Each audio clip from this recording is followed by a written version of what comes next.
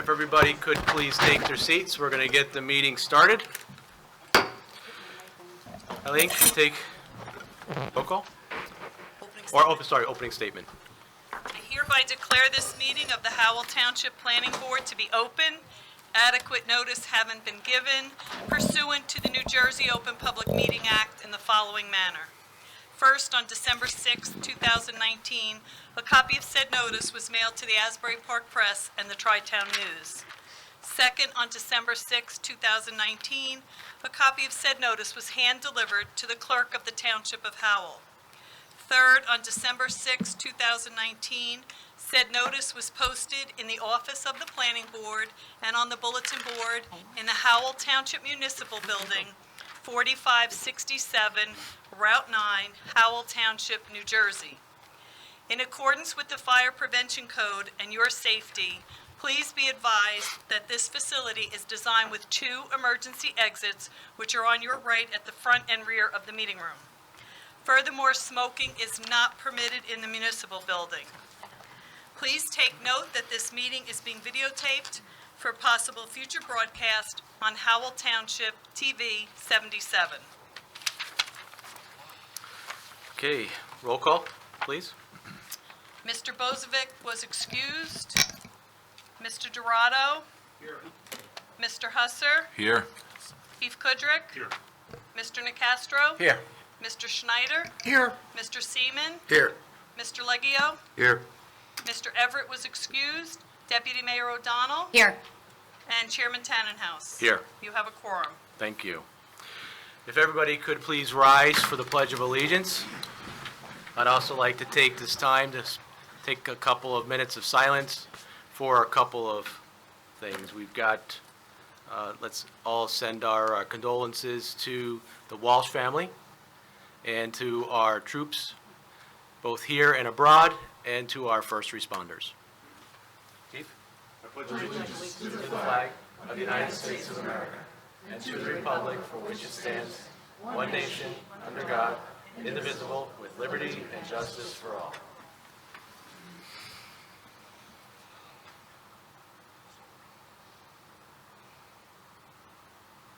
Thank you. Okay. Eileen, do we have approval of minutes? Yes, we have minutes to approve this evening. First one is the special meeting of October 10th, 2019. Okay. Who's the eligible voters? Eligible voters? Sorry. Eligible voters are Mr. Dorado, Mr. Husser, Mr. Nicastro, Mr. Snyder, Mr. Seaman, Mr. Everett's not here, and Mrs. O'Donnell, Deputy Mayor O'Donnell. I'll make a motion to accept the minutes of October 10th.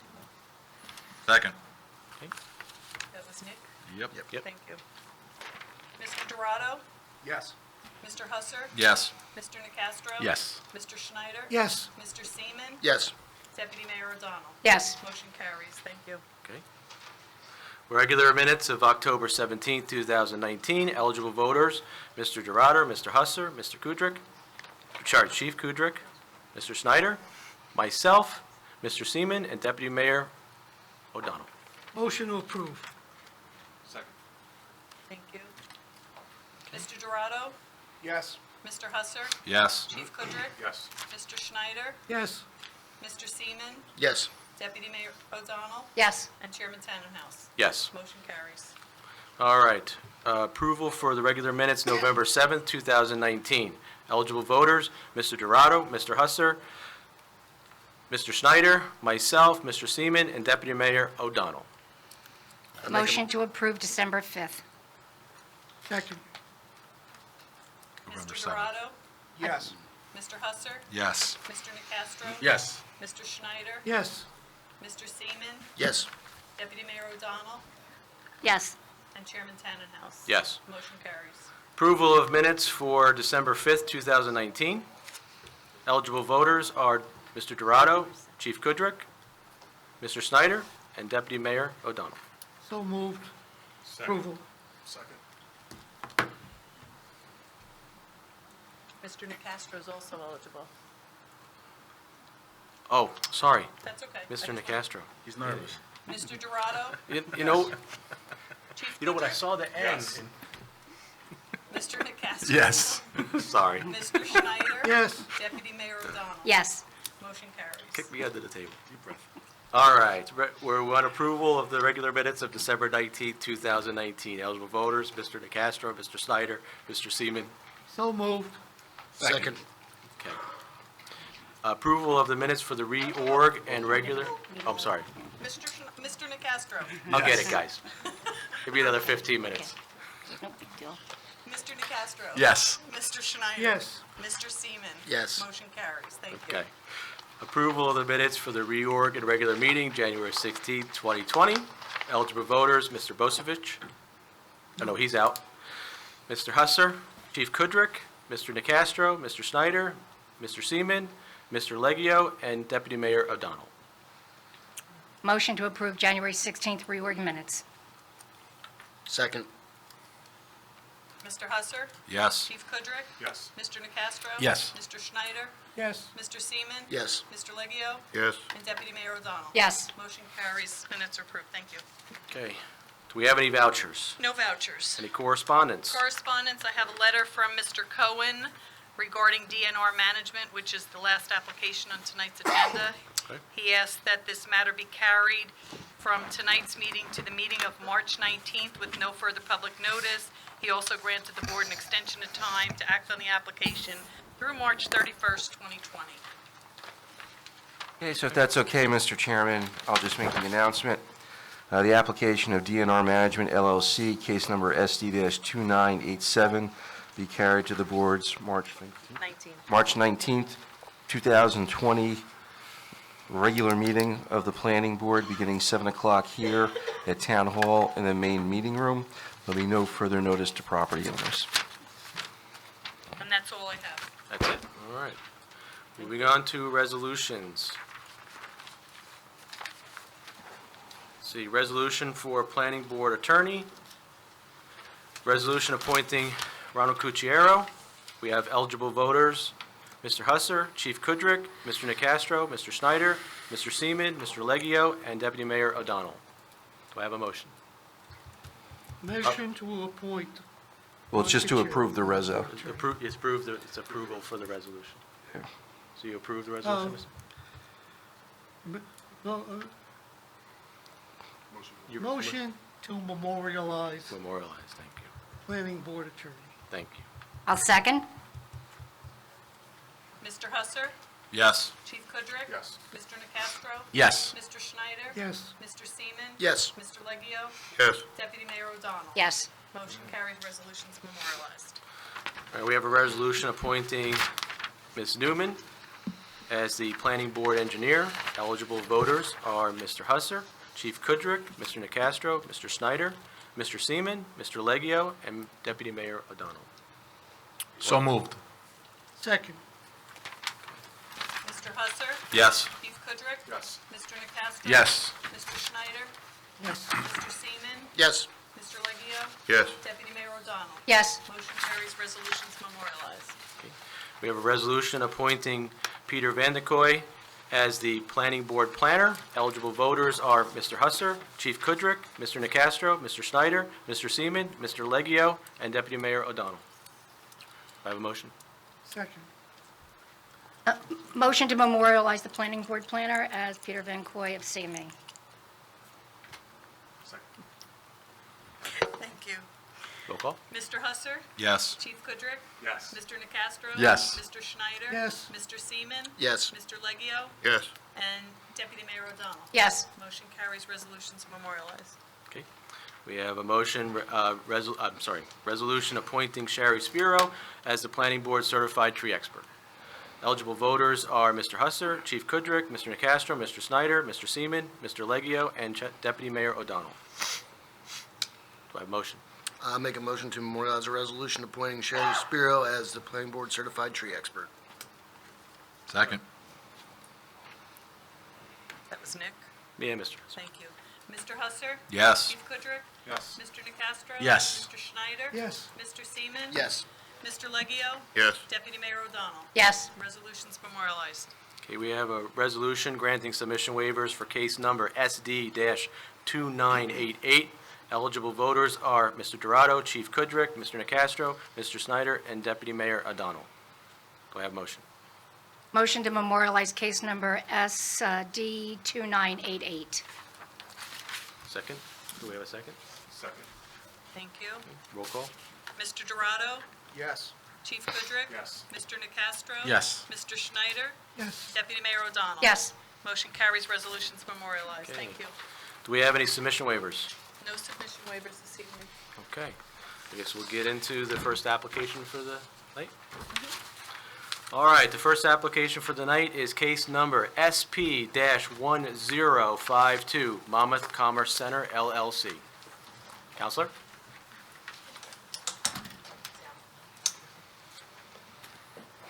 Eligible voters are Mr. Husser, Chief Kudrick, Mr. Nacastro, Mr. Schneider, Mr. Seaman, Deputy Mayor O'Donnell, myself, Mr. Dorado, Mr. Leggio, and yourself have all certified to vote.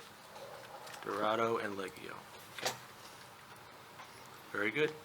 Can you go through that again, who the eligible, the ones who have... Everybody that's up there tonight is eligible. Has certified to vote? Yes. Merrill Goncher, Sills, Cummins and Gross, representing the applicant before the board this evening, Monmouth Commerce Center. My recollection is that Objectors' Counsel had reserved the right to cross-examine our traffic witness only with regard to the exhibit that was presented at the last hearing.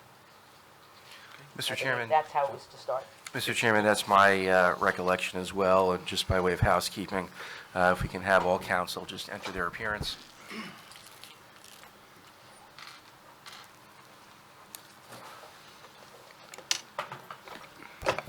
Morning, Chairman, members of the board. Craig Bossong from Florio, Perucci, Steinhardt, and Capelli on behalf of the Citizens Group Hope. Okay, and we have Mr. Taylor at the table. Mr. Taylor, I'll remind you that you remain under oath.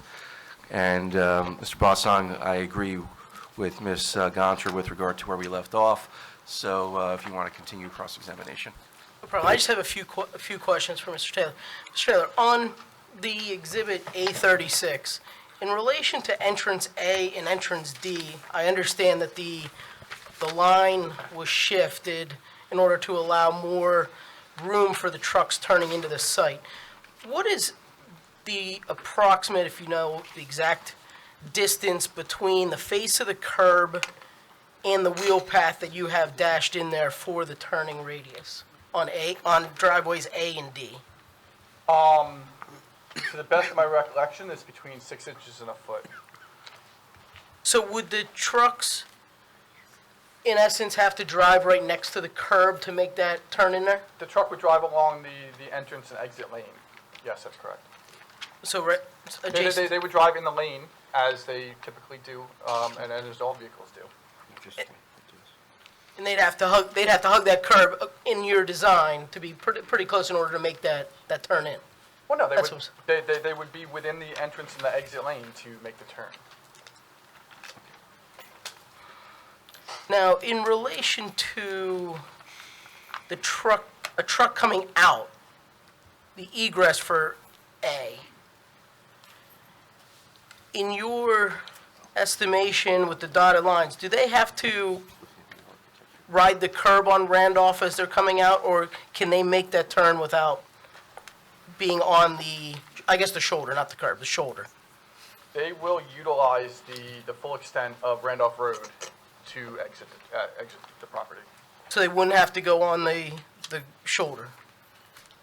No, they would utilize the entire width of Randolph Road to exit. Is that the same for the exit on D? Yes, that's correct. So the dotted line where it crosses what looks to be the drive lane is not the shoulder, or is that the shoulder? They would be utilizing the full width of Randolph Road, so yes, the shoulder. Okay. That's all I have in regards to the questions, the redirect on the cross-examination on the new exhibit. Thank you, Councilman. Okay, so I just want to be clear where we are. At this point, Ms. Goncher, without having heard the public portion yet, You have no more witnesses? We have no witnesses at this time, but we reserve the right, if additional evidence is presented, to call our witnesses by way of rebuttal or redirect. Okay. Mr. Bossong, you have no more witnesses either, correct? Correct. Okay. Then, Correct. Mr. Chairman, at this point, I recommend that we open it for the public, and I just want to make some comments Please. and give some legal counsel to the board, which I think would benefit everybody.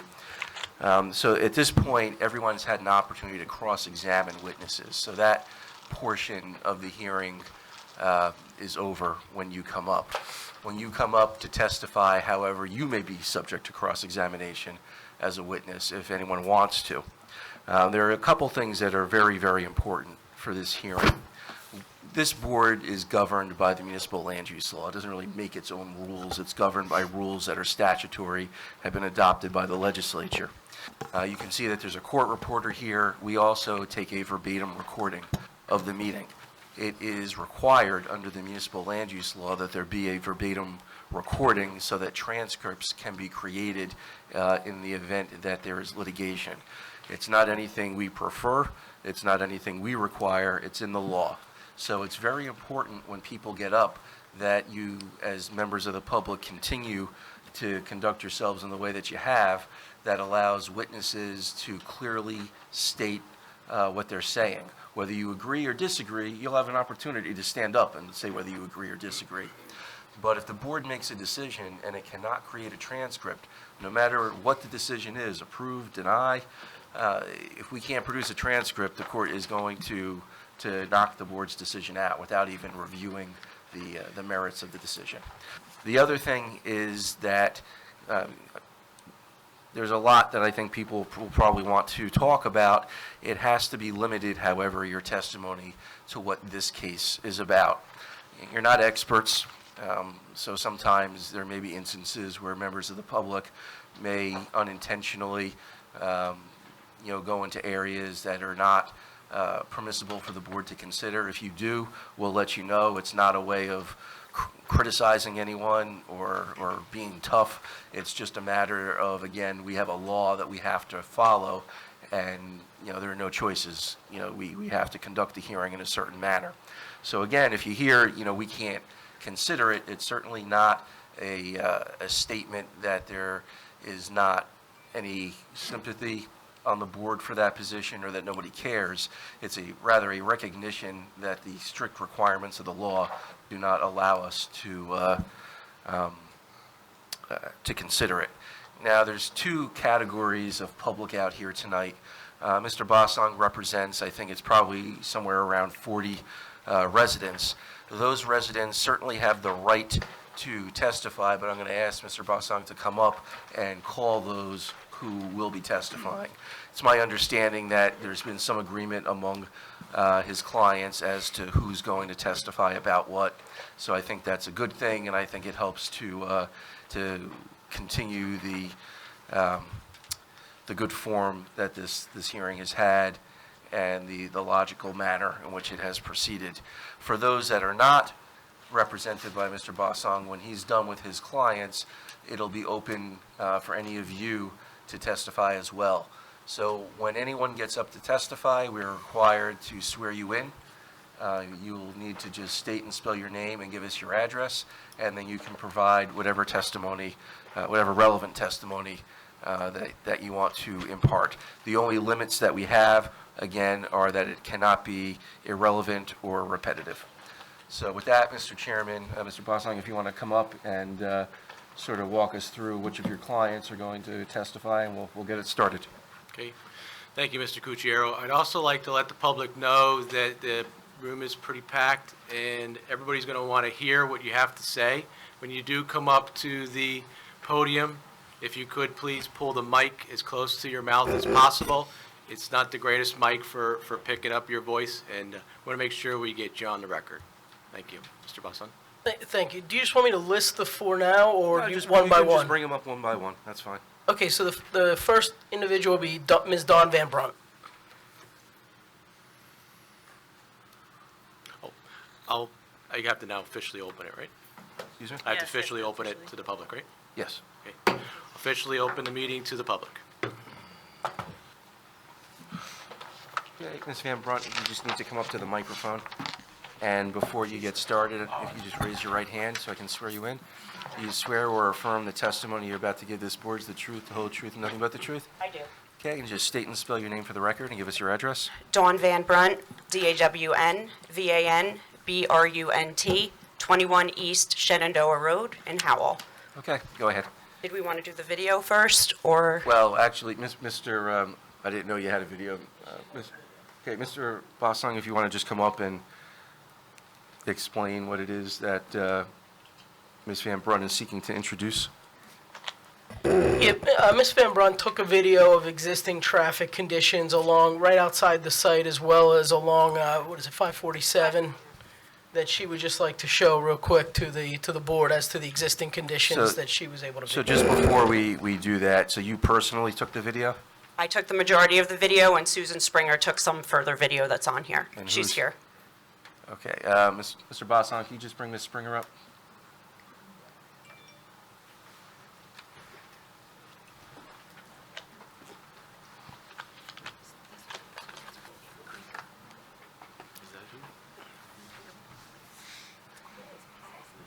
Okay, Ms. Springer, do you swear or affirm the testimony you're about to give this board is the truth, the whole truth, nothing but the truth? I do. Please state and spell your name and give us your address. Susan Springer, SUSAN-SPRINGER, 494 Lakewood Farmingdale Road, Okay, Howell. Ms. Van Brunt, when did you take the video? Over the course of the past 3-4 months, give or take, Was it all on one day or multiple No. days? a variety of different days. How many different days? Possibly 4, maybe 5. Just generally speaking, do you remember, when the videos were taken? Which months at least, or? I know one for sure was taken in December, some were taken in October.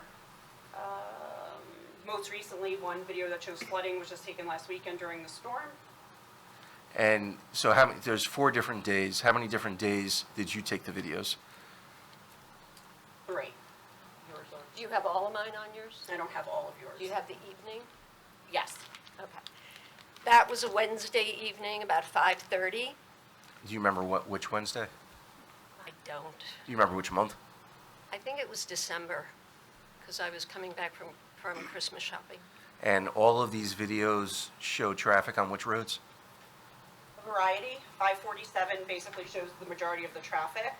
There's also some video of some tractor trailer issues. Actually, there is an additional video on here from Andre DeGarmo, now that I'm thinking about it. Who's that? Another gentleman that's with us. Is he here? Yeah, he's going to. Can he come up? Does not look like he's arrived yet. We can forego the video if it's going to create. No, it's just, we have certain, Of course. yeah, it's just called authentication. So if you don't, it's certainly up to you. I would not tell you not to proceed with it, but it's up to you. Well, there is footage on here from another gentleman that's not here yet, if you're okay with proceeding without his approval. Well, no, it's not. He has to help to authenticate I it, see. so. And I'm sure there's most likely going to be an objection or some comment from the applicant's attorney. Sure, so then, could he possibly show it, or Susan show it when she I comes up? have mine. If you want to wait, for a different person to do it later, you can Absolutely, certainly do whatever that. works best. Sure thing. All right, so we'll plan on that. Okay. All right, so Ms. Van Brunt, why don't you give your non-video testimony? Thank you, I'll just. Okay, perfect. Even better. You got it. Good evening, members of the board. Just in case you do not know me by now, my name is Dawn Van Brunt, founder of Hope. I will only take a moment of your time, as most of my concerns have already been addressed through Mr. Bossong, and I would like the audience to have the opportunity to speak their piece. I do, though, find it very vital for you to know how deeply passionate I am about Howell. At the age of 24, my husband and I were very fortunate to be able to build our home here in Howell. We chose Howell for the sprawling countryside, farms, and open space that we wanted to call home. Though Howell was very rural, we were still only an hour or so from the major cities, which was very convenient for our careers. In those 20 years, we have added 2 children to the mix and now find ourselves faced with a very, very difficult decision: to stay here in Howell or to leave. Howell is not what it once was, and we need to stop the overdevelopment now before more people face this choice. I am deeply saddened to even be challenged with the thought of leaving. I hope to stay in my home forever. It's not just a house, it is a home full of love and full of memories. It's quite unfair to even have to think about leaving. In our master plan, we stress protecting our rural areas from suburban sprawl. Suburban sprawl. Seems we are barreling down that path at a rather high rate of speed. Let's get to the elephant in the room, Monmouth Commerce Center. Why do we need a project of this size and magnitude? Not only will it be problematic on Randolph, but all of the roadways leading into the project. The roads will become way more disastrous. Traffic, pollution, noise, the trees that will be removed, the environmental concerns, the list of issues really could be endless. The SED zone does state that the project needs to be in close proximity to a railway or a highway. I personally do not consider 195, located over 5 miles away, close proximity. And that railway, no, that's not an option either. My 2 boys, my niece, and my nephew play soccer, lacrosse, football, baseball, and softball on the Maxim Fields and in Soldier Memorial Park. Do we really want hundreds of these tractor trailers barreling down 547? You're putting thousands of children in imminent danger. At any moment, one of these trucks can leave the roadway just feet from where children and their families are playing. I don't really feel safe knowing this. Do you? The traffic already is beyond horrendous at most any time of the day. It can take me nearly 21 minutes to get to these fields that I mentioned. They're barely 6 minutes from my home. Can we talk about the safety? If one of these tractor trailers does break down on one of our back roads, that road would be basically rendered impassable. On Randolph Corner, Oak Glen, tractor trailers and even smaller UPS and FedEx box trucks are cutting the turn through the grassy area due to not being able to make the tight swing now. Yes, minor road improvements are planned for Randolph, but not the roads leading in and out of this project. How do we not see this as a significant issue? You cannot only care about the 200 feet surrounding this project. I ask with all of my heart that you deny this project. Please allow Howell to stay the humble little town that I fell in love with 19 years ago when I was traveling town to town to find my forever home. Let's take back Howell and give it the outcome it deserves. Thank you very much for your time.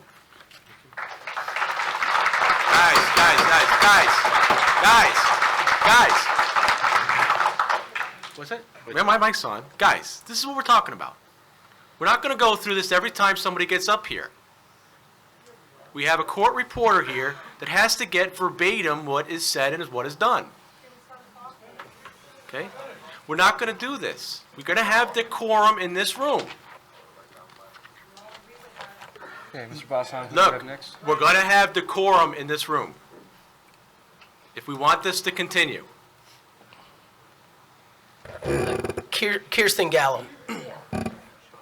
Cross-examine now before they call another witness. Are we going to have an opportunity to cross-examine each witness? Did you want to cross-examine the prior witness? That's what you say, Jack. Can we have... Did you Mr. want to Burke cross-examine Ms. Van Brunt?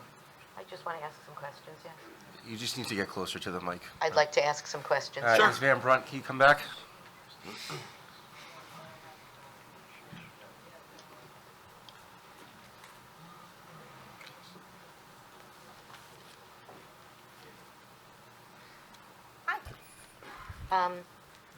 You are, do I understand that you're objecting to the use that's proposed? Correct. You understand the use is a permitted one? Yes. Okay. You indicated that one of the reasons you selected where to live was because you were an hour from major cities. Do you work in the city? I did at that time when we first moved here. I worked in New York City, Do yes. you live there now? Work there now? No. Okay. Do you live in a development? Yes, I do. Um, Parkside, Right. Do you know how many homes are in that? approximately 400. Okay, and that was built starting like in 1996, is that correct? I moved in 99, give or take, probably 96. And was the project still under development? I was one of the last homes to come in. Okay. So, do you know how large that development was in acreage? No, I don't. Can I just ask what the relevancy of where she lives, how her development is relevant to the application before the board? She's And her objecting comments? in part to our development. Okay. She's Guys, objecting in part to our development, characterizing it as suburban sprawl. sorry. Sorry, you need the mic. Yeah, you gotta unfortunately Okay, talk sorry. towards that mic, not You to the can side pull of it. that closer to you. Yeah. There you go. One of the objections or characterization of our development was that it constituted suburban sprawl, and she characterized the area as rural. So I'm asking whether where she lives is rural, she live in a development, or does she live on a farm? Okay, well, she's answered the questions now, Correct. so. So that was the purpose for asking for what she characterized Okay. as Do you have suburban an- sprawl. Do you have anything else? No, that's all. Okay. Thank you. The letter. Oh, can you, excuse me, one other question. You sent a letter to our client, did you not? I did. Yes, I did. Okay, and the focus of that letter also was, To suggest alternate uses for the property. which were, One would have been a low-income housing for disabled veterans. so residential? Mr. Chair, Yeah. that's not, first of all, it's not part of our record. Second of all, it's not what's being proposed. So discussion of private correspondence between the parties, I don't think is relevant tonight. Okay.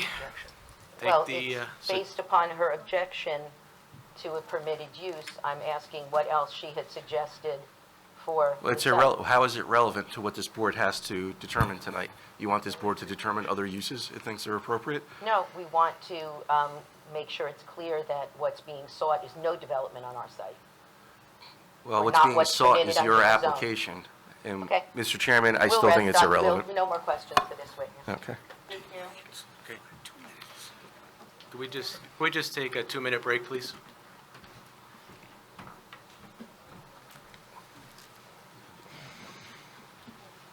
You're the chair, you get to decide. That was a question.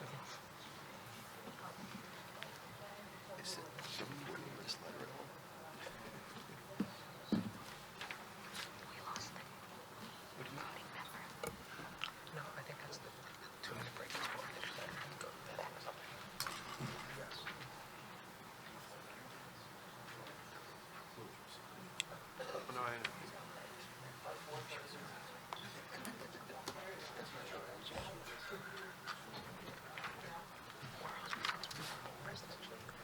But we're suburban sprawl.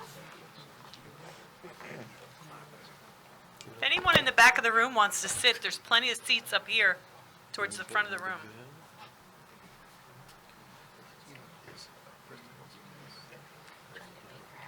How I'm gonna define. Yeah, I mean, I've got it. Can't find the numbers I wanted from.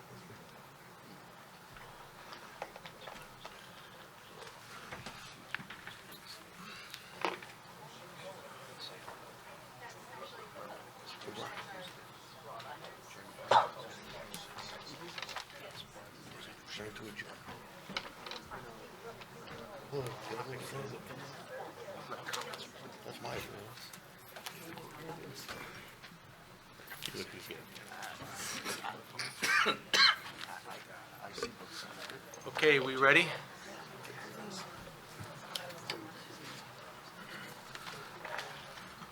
Mr. Boson, we're good? Are we good? Okay, Ms. Kirsten Gallo. got it.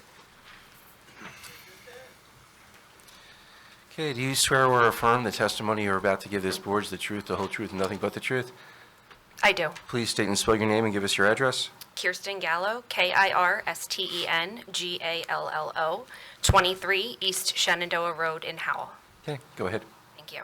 Good evening. My husband Jeff and I are residents of Parkside, which is 2 miles from the location of the proposed Commerce Center.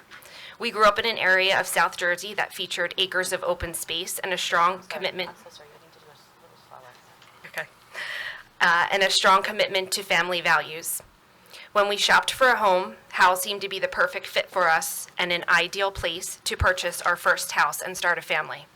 We moved here in 2013 and welcomed our first child, Rocco, last May.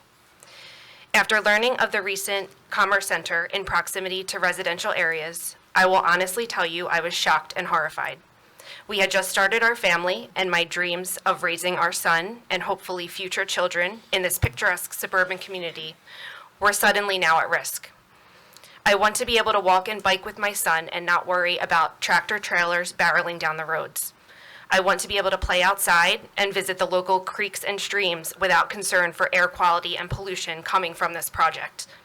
I want to be able to take my son outside at night to look at the stars and not worry that we won't see them because the light's coming from the 45-foot-tall buildings just down the road. I want to be able to travel to the grocery store, the doctor's office, or the pharmacy without having it take an hour to get there. In addition to being a wife and mother, I'm also a full-time clinical pharmacist with a Doctor of Pharmacy degree and a board certification in geriatrics. My clinical decision-making relies heavily on data, clinical trials, research, case reports, and statistical analysis. I believe studies and reports by residents and professionals have clearly demonstrated the burden this project places on the surrounding road system and the imminent dangers it would create. But as a healthcare professional and a mom, I was compelled to examine data on commerce centers and their impact on the health and the surrounding community and its residents. Trucks that carry freight to be warehoused and truck idling engines at or near warehouse sites pollute by emitting small toxic particles into the air. These particles vary in size and toxicity, from dust and soot that are 10 microns or less to particles of 2.5 microns or less that are considered dangerous, to ultrafine particles which come from fuel combustion, especially trucks and motor vehicles. Such particulate emissions from diesel vehicles and equipment have been found to contribute to significant health problems, including cardiovascular events such as stroke and heart attack, cancer, asthma, decreased lung function and capacity, reproductive health problems, and premature death. Interestingly enough, a study published just 2 weeks ago in the Journal of Allergy and Clinical Immunology found that lung-inhaled DEPs, or diesel exhaust particles, increase the risk of pneumococcal disease, also called pneumonia, and can lead to increased inflammation, tissue damage, systemic bacterial dissemination, and a loss of immunological control. In other words, these particles make adults and children very, very sick, and they lower the body's ability to fight infection. The World Health Organization estimates that air pollution is responsible for 7 million premature deaths per year, and many of these fatalities have been linked to exposure to high levels of airborne particles such as DEPs. Additional evidence has found that air pollution, specifically the fine and ultrafine particles, can directly access the nervous system and contribute to neurodevelopmental disorders and neurodegenerative diseases. For those not aware, neurodevelopmental disorders include mood disorders like depression and anxiety, behavioral disorders like ADD and ADHD, and autism spectrum disorders, while neurodegenerative diseases include Parkinson's disease and Alzheimer's. Can we raise an objection now, or do you want us to wait? Well, we've We finished would it like off. to You can object raise to your her objection in expertise to totality. testify, and we'd like to see the reports that she's relying upon. I have references that I can provide. We'd like Well- copies of the reports. I have references for what I'm referencing. Ms. Goncher, why don't we wait till she's finished, and you can ask for copies, And of every... also some qualifications of expertise in this area. I'm not a qualified expert. I will tell you that right now. This is just my personal So the research. question at the beginning was not a question as to whether you should object now or wait. You want to object now? Is that what I'm to take from it? If she's relying on reports, we should be provided with them. No. At the very beginning, you said, do you want me to raise my objection now or wait? And I said, why don't we wait? And you proceeded to raise your objection. So I'm saying it really wasn't a question. You want to raise the objections now. If that's the case, we'll do it. So what specific objections do you have, or do you just have questions with regard to receiving documents and whether she's qualified to present the data that she's presenting? How it's being, if this is being taken as expert, she's just indicated that she's not, so that answers one of the questions. Well, the board never accepted her as an expert either. We'll carry the rest of our objections. Okay. so- All right, so you can continue. Thank you. The amount of information I found regarding the deleterious effects of traffic and truck-related air pollution on health was staggering. Sorry. The amount of information I found regarding the deleterious effects of traffic and truck-related air pollution on health was staggering. As the mother of an 8-month-old, I can honestly tell you I was terrified the more I researched and the more I read. And that is only air pollution. That didn't include water systems, soil, and other environmental components, and how they will be affected by this proposed project and subsequently impact the health of Howell residents and visitors. I could go on and on citing study after study, but I simply ask you to look at this proposal not as planning board members, but as parents, grandparents, sisters and brothers, aunts and uncles. Think of your health and the health of the people that you love. This Commerce Center at this location is not only a bad plan, it's irresponsible and detrimental to the environment and the health of our community. There is no reason to approve it, only reasons to deny it. The proposed Monmouth Commerce Center doesn't only change the landscape of the project site, it changes the landscape of the town and its residents. Please think about the residents of Howell, the faces you see sitting here tonight, those like me, my husband, and my son, who have only been here for a few years but see a future for our family, and those who have been here for decades because they love this community so much. Thank you. Okay, just stay up there because there's going to be some questions from Ms. Goncher.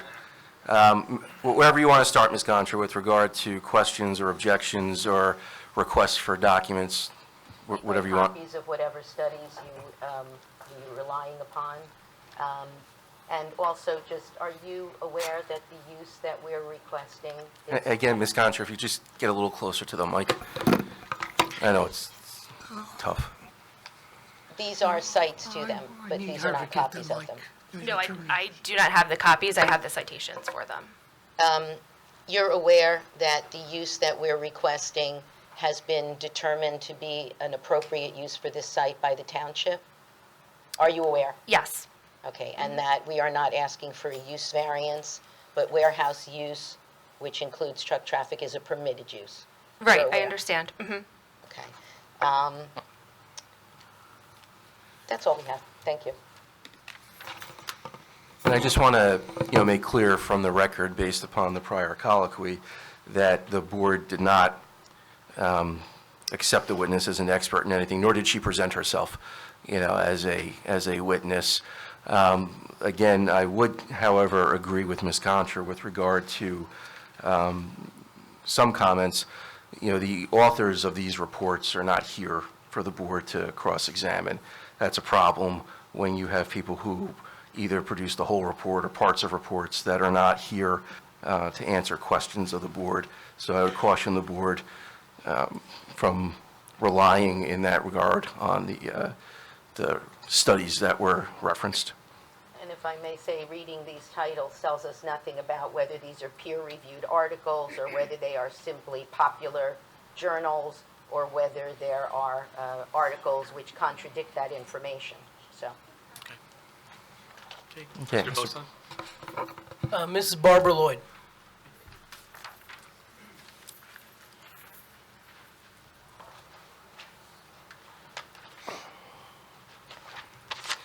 Hey, do you swear or affirm the testimony you are about to give this board is the truth, the whole truth, and nothing but the truth?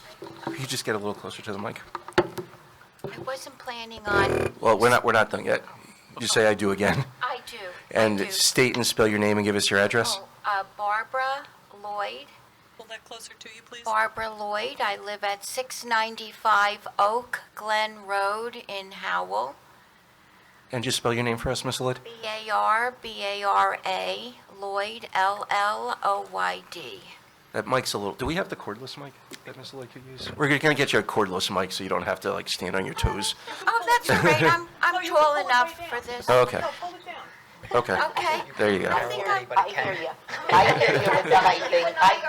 I hear you. That's the only thing is our height. Our height. We're both short. Okay. I have been living in Howell since 1975. I do not live in a development. I don't have any problems with the developments around me. I think it's a wonderful thing that we used our open space for houses and for families to come and enjoy the town that we have. I have a problem. I live on Oakland Road. I'm not an expert in anything. I'm not trying to be an expert in anything.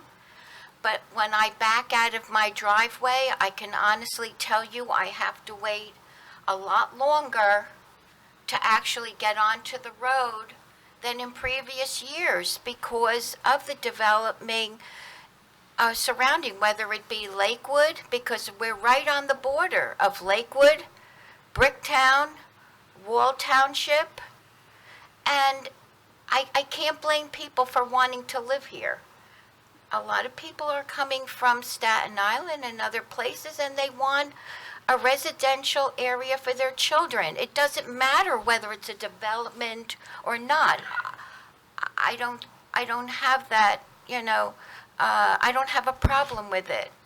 But I have a problem with industrial sites moving down the street in the middle of all this residential living.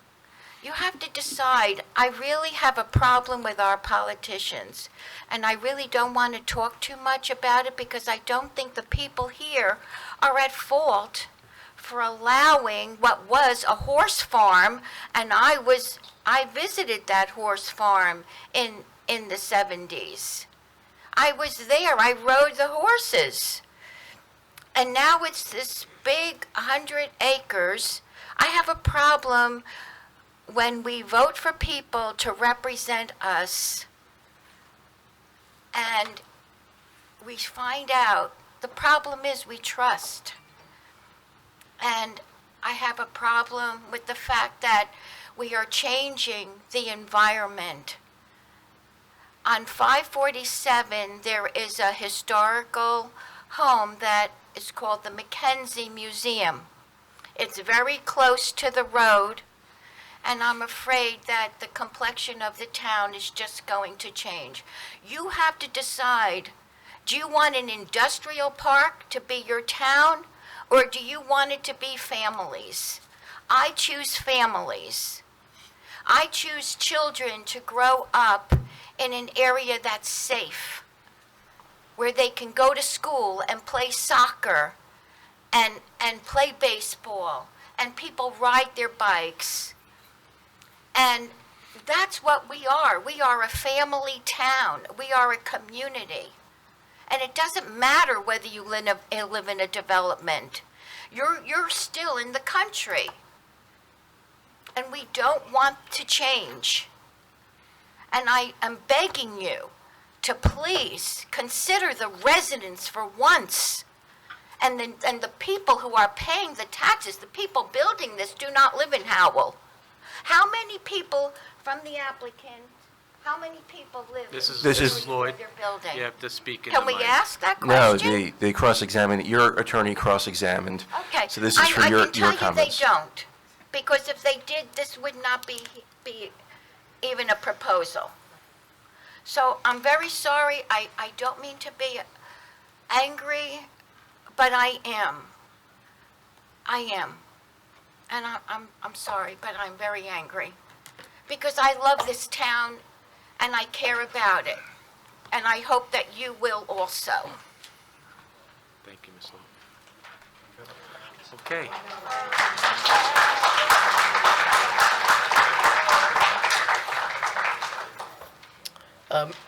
Mr. Andre DeGarmo, he's the last person that needs to authenticate the last piece of the video.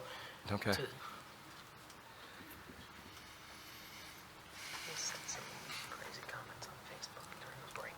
Okay, do you swear or affirm the testimony you're about to give this board is the truth, the whole truth, and nothing but the truth? I do. Please state and spell your name for the record and give us your address. Andre DeGarmo, A-N-D-R-E, D-E, capital G-A-R-M-E-A-U-X. Mr. DeGarmo, have you, I'm sorry, give us your address. My primary residence is 34 Porter Road. My business address, which is Highland Kennels, is 1424 Maxim Southern Road. I've been here for 42 years. Okay, are you, you weren't here yet, but have you been brought up to speed on why you need to talk to us? We're trying to authenticate the video.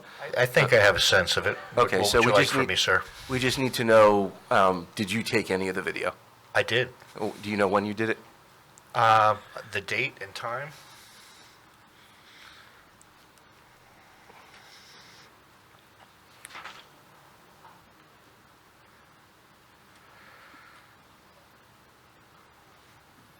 January 16th at 10:48 PM.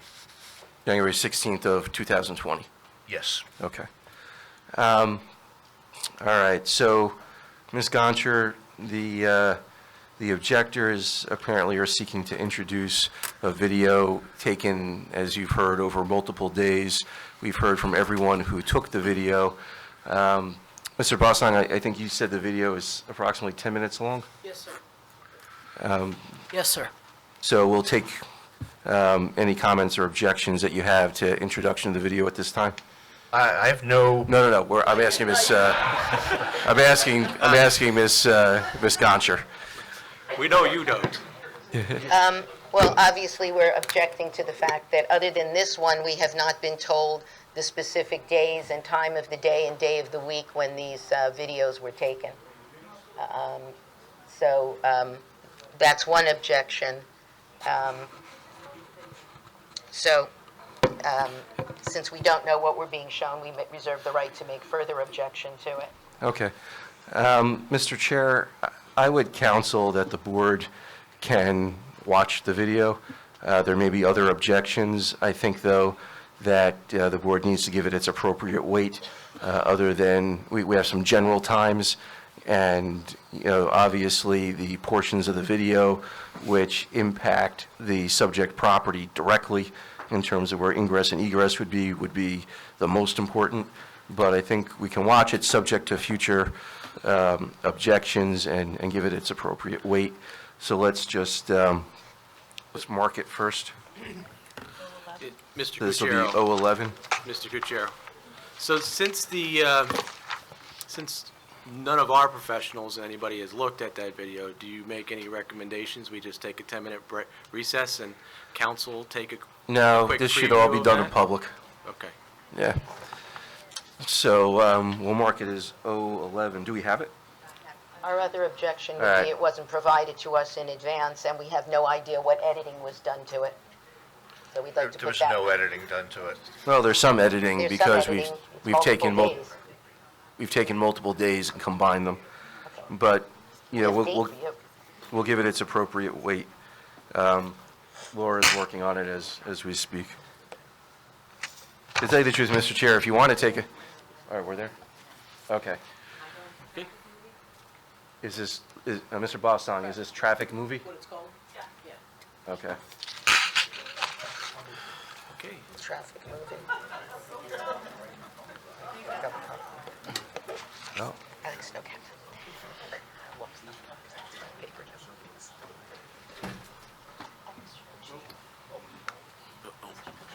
what?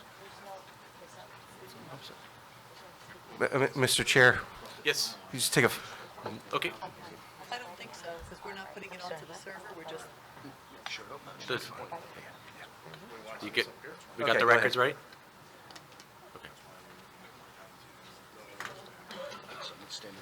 Sorry, Laura. He's just not a good-looking guy with a gun. He's got a break, too.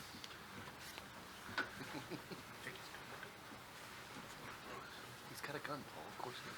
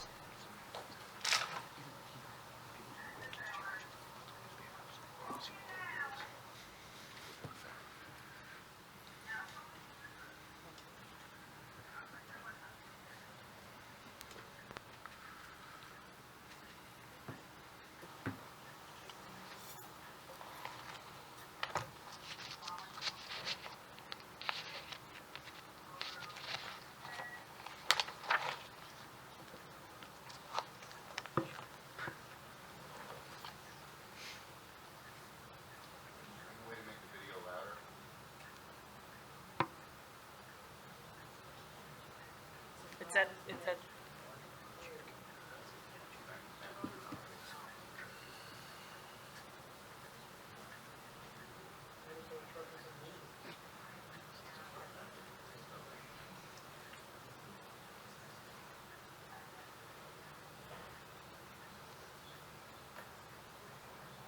they holding up traffic, taking pictures?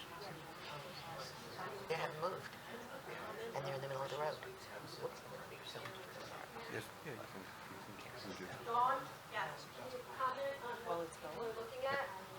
And I'll do my portion, and you can do your portion? You take that. Hold on. Okay, wait, Just remember, we still have a court reporter. So you come up to the mic and speak, very deliberately so we can get it. Sure, absolutely. This was a video that I shot. Monmouth Commerce Center is to my right. I am on Oak Glen to make a left onto Allenwood Lakewood, and I could not because this tractor trailer was trying to I thought originally it was broken down, but it was actually driving in reverse because it missed their turn to make the left onto Oak Glen.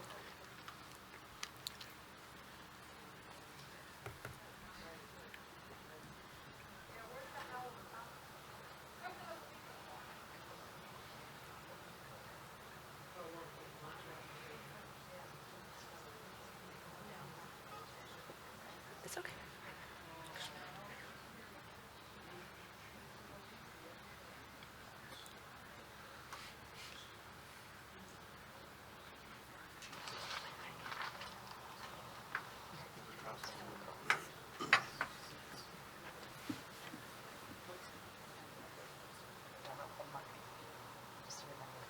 This was Andre's video.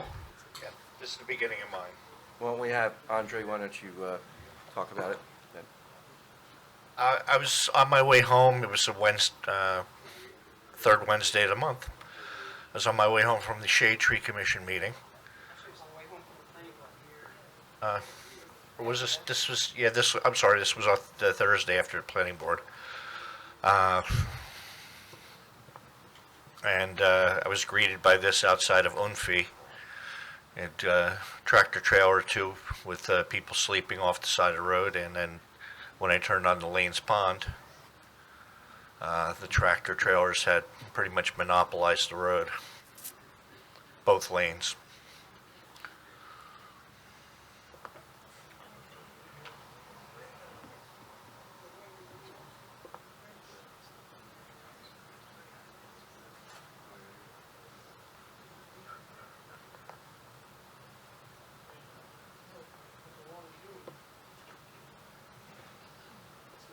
Okay, this is me, Just for purposes of the record, just state your name again. Susan Springer. Okay, go ahead.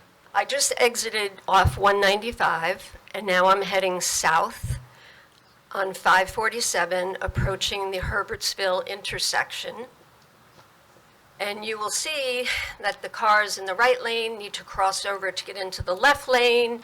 The left lane needs to cross over to get into the right lane. It's a very short distance for all that crisscrossing. And you'll see when we get up to the light at Herbertsville, the backup for people to do the left on Herbertsville, and then the backup as I proceed south to our farm. You can see headlights as far as you can see. I believe it goes as far down as Soldier Field. This is where it gets really fun, right here. See all the cars coming from the left, coming from the right. Now let's add, tractor trailers. We take our lives in our hands. Mr. Kuchara, is that testimony, are they commenting on? This is testimony. Telling us what's on there? They're testifying Okay. in the same way that your experts, when they refer to exhibits, were testifying. So it's just another minute and we'll get up to the light at Herbertsville. Again, all these cars are trying to make the left, and as I proceed straight, proceeding south on 947 towards Lakewood, you're just going to see white headlights as far as you can see. I finally turned off into our farm because I just wanted to get off the road. And this is not a Friday afternoon. This is a Wednesday at about 5:30. These are all the cars backed up trying to get up to 195. So let's throw a couple hundred tractor trailers in.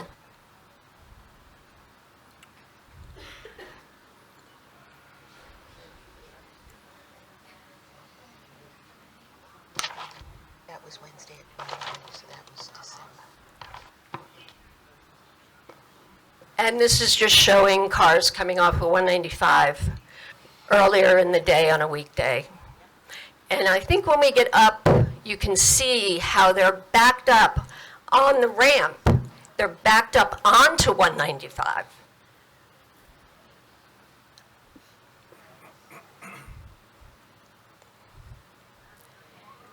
And I have concern for our police officers who have to deal with this stuff.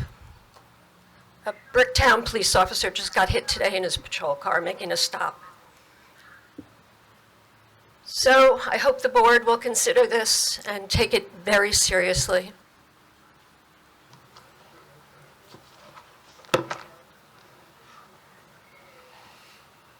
The only thing I would like to say is that we have a 68-page accident report here from the Howell Police Department.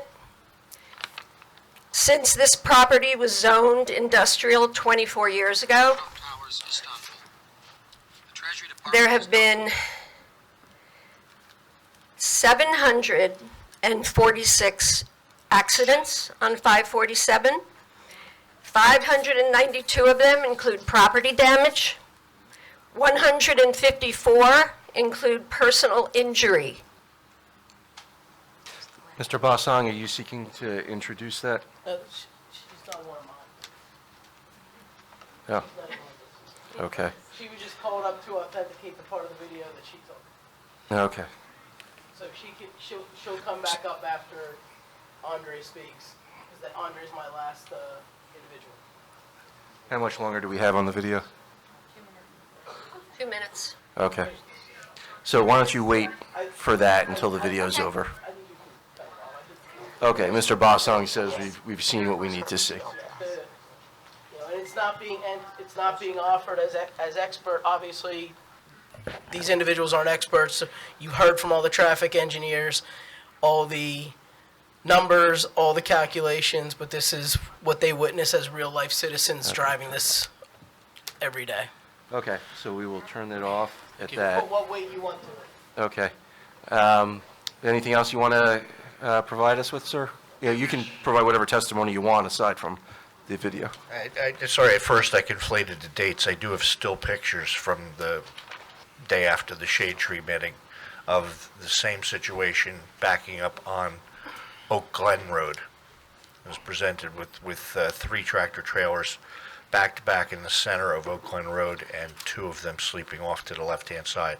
And I'd gladly provide that picture to you via airdrop or during the break here, print it out. Well, whatever you'd like. Mr. Bossong? So there's some still pictures, I guess? Intersection of Herbertsville Road and 547, the backups that she showed as you come off 105 and all that, is the county's aware of it, and they're looking into improving that intersection. They haven't come up with any preferred design alternatives at this point, but they're actively studying. Don't worry about that. Okay. Yeah. All right. Well, you've testified to what you've seen.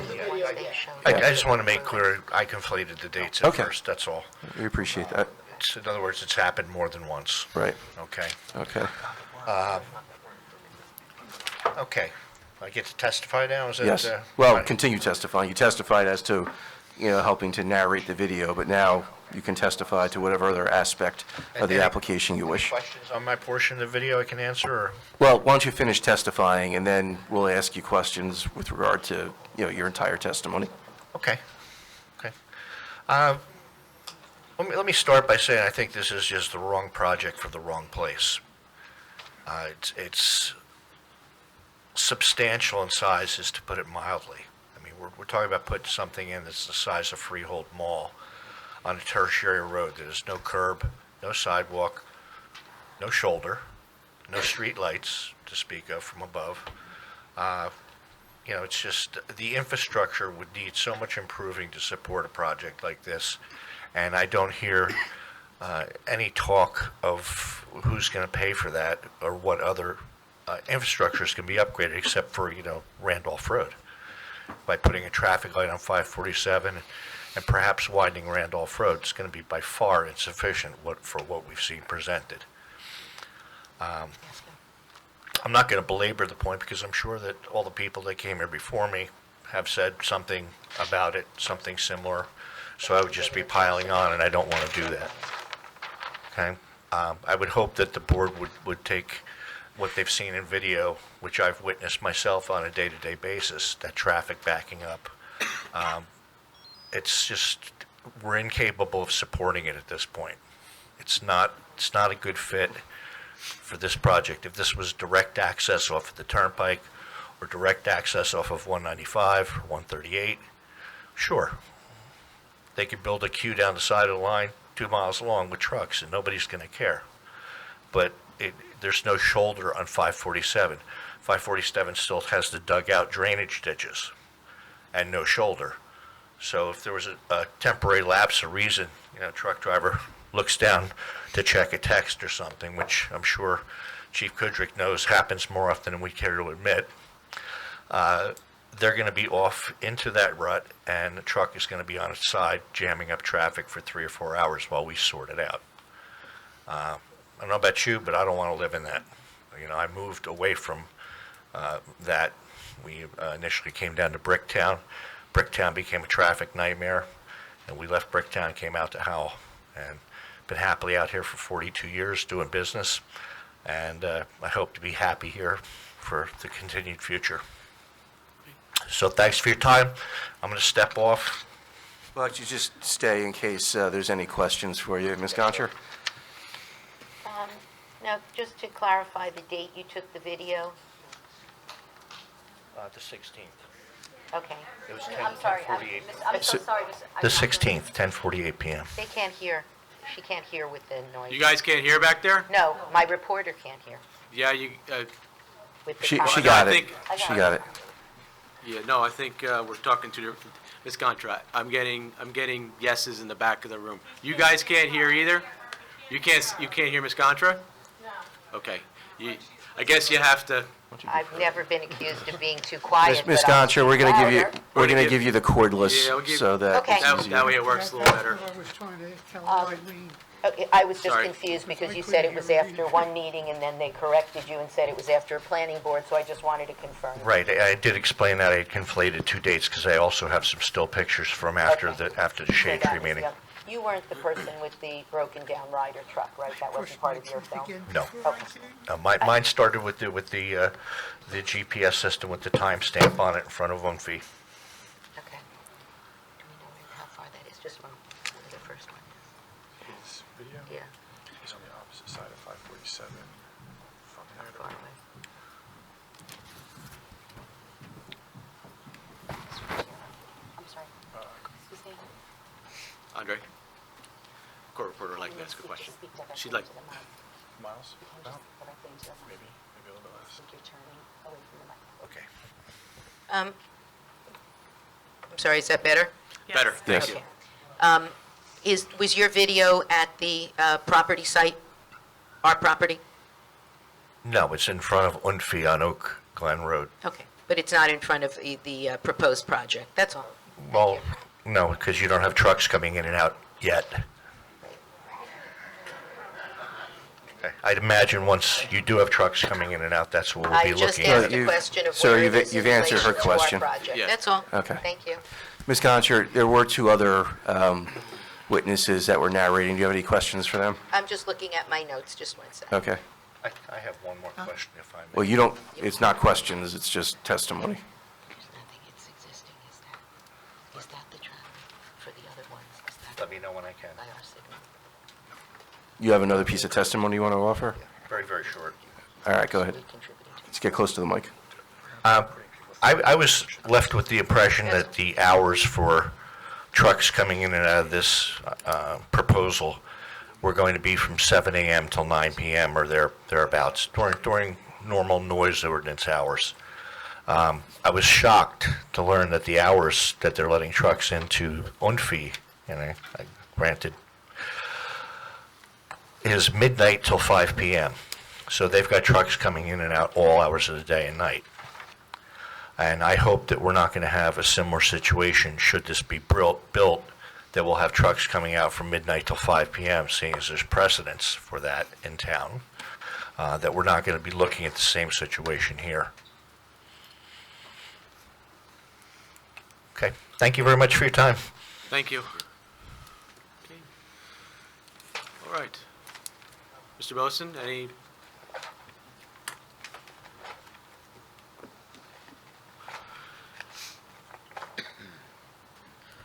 Subject to anybody else in the group actually wanting to jump up and, based on testimony, that's all I have in regards to my members right now. Okay. So just, Mr. Chairman, before we open it up to the non-Hope members of the public, let's just allow Ms. Gonchar to another couple minutes to look through her notes to see if she does have any questions for the other two witnesses that testified with regard to the videotape. Video. No, we're good, thank you. Okay. So then at this Okay. time, Mr. Chair, for non-Hope members of the public. Okay, great. So anybody in the public who is not associated with Hope, please come up. State your name. Okay, sir, do you swear or affirm the testimony you're about to give this board is the truth, the whole truth, nothing but the truth? I do. Please state and spell your name for the record. Tina Smilek, Tina, last name Smilek, And your address? 33 Charles Street, Howell, New Jersey. Okay, go ahead. Throughout this hearing, many concerns were brought up by both the board and the public. Okay. Because you're reading. No problem. Yeah. Do you need me to start over, or you're? No, you're fine. Okay. Just to name a few, approximately 30,000 trees or 70 acres of forest will be removed, which could negatively affect the natural absorption of the rainwater and send polluted runoff into our water supply. We were told one tractor-trailer truck every 2 minutes, affecting our roadways, traffic, and air quality. A traffic study done by one company and interpreted by a different company that couldn't answer any questions on how the numbers were obtained. We had a planner who only overseen one other project that was remotely close to the size of this project. A plan that was said to have no tenants, and then they put up a witness that testifies that says that he will be one of the tenants of the property. A resident opposed the project that changes his stance and now has a settlement contract for sale of his property with one of the main tenants of the project who testified in the hearing. Parking for 706 vehicles and 142 trailer parking spaces, 234 loaded spaces, yet the number of parking spots comes nowhere close to the number of traffic in this traffic study. I'm truly not sure how many access drives there are now because I believe it changed, but there are issues with the direction of the traffic, who will oversee the traffic pattern, and serious issues with whether our first responders will be able to enter the premises safely without issues of outgoing traffic. On top of all these issues, the county has just completed a new traffic study for Randolph Road area, which they still haven't released to anybody in the township. Their engineers are now reviewing it. We also have a councilman who stated that the council might be interested in doing their own traffic study for the town. Every one of you up there has a job to do, and we understand that.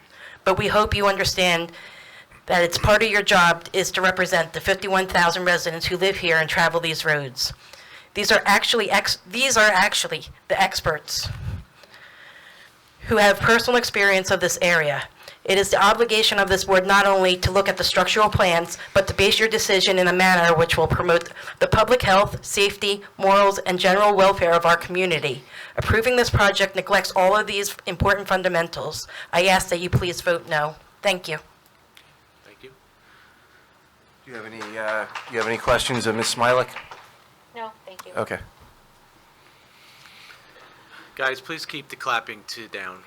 Yeah, sir, you swear or affirm the testimony you're about to give this board is the truth, the whole truth, and nothing but the truth? I do. Please state and spell your name for the record.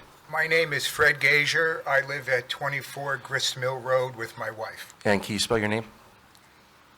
Spell your name. Gasior. Okay, go ahead. I just want to offer a couple things. I'm a retired trooper. I spent 25 years in the state police. I've weighed over 100 trucks and inspected over 100 trucks. The trucks are dangerous. Trucks on local roads are very dangerous. I've worked on the turnpike. There's a reason why the turnpike separates the trucks from the cars.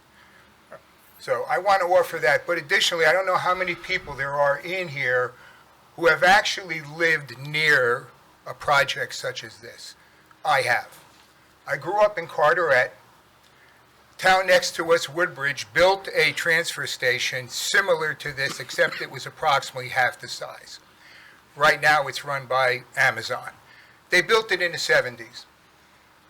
Over the course of years after they built this project, I watched the changes in our neighborhood. And here's what happened.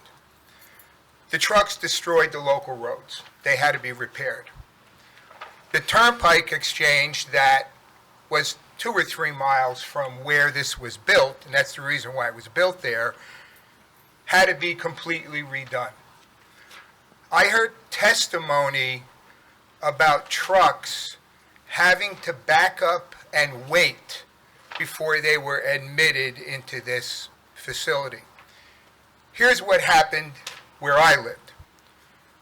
Those trucks sat, and there was a gigantic cloud of diesel smoke over that whole area for miles,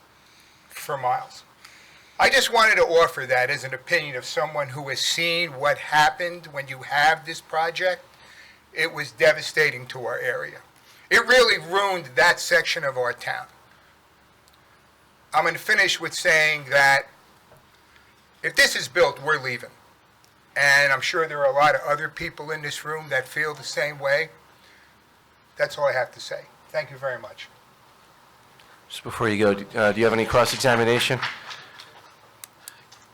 No. Okay. Guys, stop. Okay, sir, do you swear or affirm? Ron, give me a second. Sure. Come on. We asked you guys to please stop with the clapping every time someone comes up. I know that everybody's very passionate about this. If we're going to get through everybody that wants to speak, we need everybody to have some decorum in this room. Please keep the clapping down to nothing. Please, sir. Okay, sir, do you swear or affirm the testimony you're about to give this board is the truth, the whole truth, and nothing but the truth? I do. Please state and spell your name for the record. Ron Springer, RONSPRINGER, 494 Lakewood, Farmingdale Road. Okay, go ahead. At the last meeting, I was able to ask Mr. Taylor a question on the backed up traffic from the Herbertsville light all the way up to Soldier Field.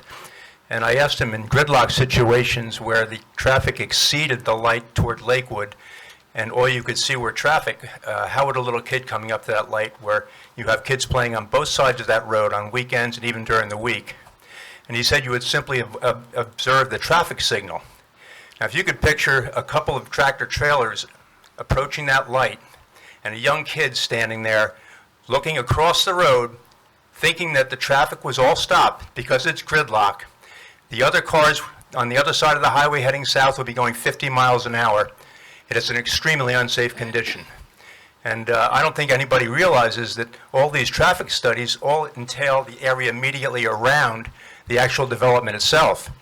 But the county has been concerned about the Herbertsville intersection for years. They actually did a study 10 years ago, and there's an ongoing study going on right now because they're concerned because that intersection can't handle the traffic. Now we're trying to propose that we're going to add to that traffic by the amounts that we've seen from all of these studies. I think it's ridiculous. The other thing is I have a farm about 500 feet from the intersection on Herbertsville Road, and my house was built before World War II. It's maybe about 30 feet off of the road. When a truck goes by my front of my house heading south in the morning, when I'm drinking my coffee, I can actually see ripples in my coffee. If they decide to engine brake, there's nobody left sleeping in the house. And there's so many little houses along that road with no shoulder that were built years ago. I have a structural crack in the front of my foundation. My neighbor has a structural crack. It's from the vibration from these trucks. And if you put that much traffic on the road, and I think that the officer just testified, really suggested how serious it is when you put that kind of traffic on a small county road with no shoulder. So I'm really concerned about it, and he said he was leaving. I spent 20 years of my life, I'm 70 years old right now, making a farm that I think is fairly beautiful. It's an asset to the community. And if you put that many trucks in front of my farm, I'm thinking I'm going to leave too, because it just destroys the whole character of why most of the people came to this town.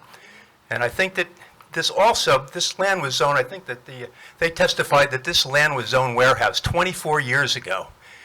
And 24 years ago, the Lakewood's population has more than doubled. Is it possible that in the review of these master plans, somebody lets something fall through the cracks and they don't really get a true feel for how much traffic is increasing each year and what this little isolated piece of land really means? And you look at Lakewood, if anybody's familiar with Lakewood, it's probably one of the fastest growing townships in Ocean County. New Hampshire Avenue is just going crazy. These are all more cars, more trucks.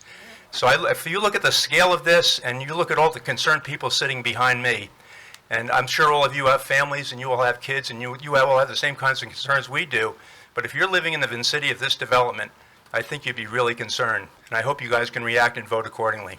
Thank you very much. Thank you. Okay, next.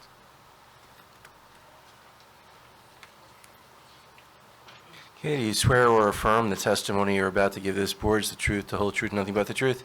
I do. Okay, state and spell your name for the record. John McNulty, M-C-N-U-L-T-Y, Howell Township, Your specific address, Mr. McNulty? 4 and 12 Arnold Boulevard. Okay, go ahead. I'm going to deviate from what I wrote down because of what I've heard so far. I'm going to give you a little bit of background.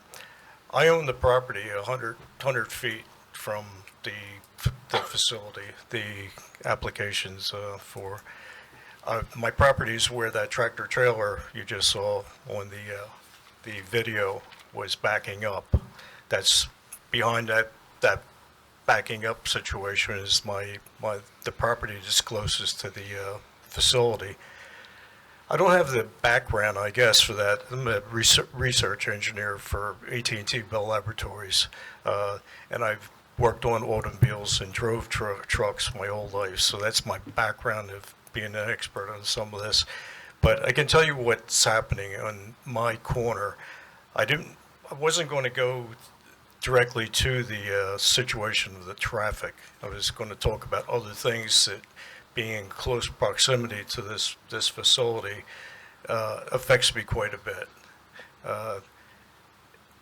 But what I will say is I'm concerned about the traffic that could possibly exist by a truck driver coming out of the facility and making a turn to the right and coming down Randolph to Oak Glen, turning on Lakewood Elmwood Road, going like northeast, I believe that is, and then turning on the corner that I own, that corner of Lakewood Elmwood Road and Arnold Boulevard, and at that point can find its way, if he had a GPS, back to the Parkway, 195, and some other access roads that would maybe eliminate his waiting time if there's a big traffic jam.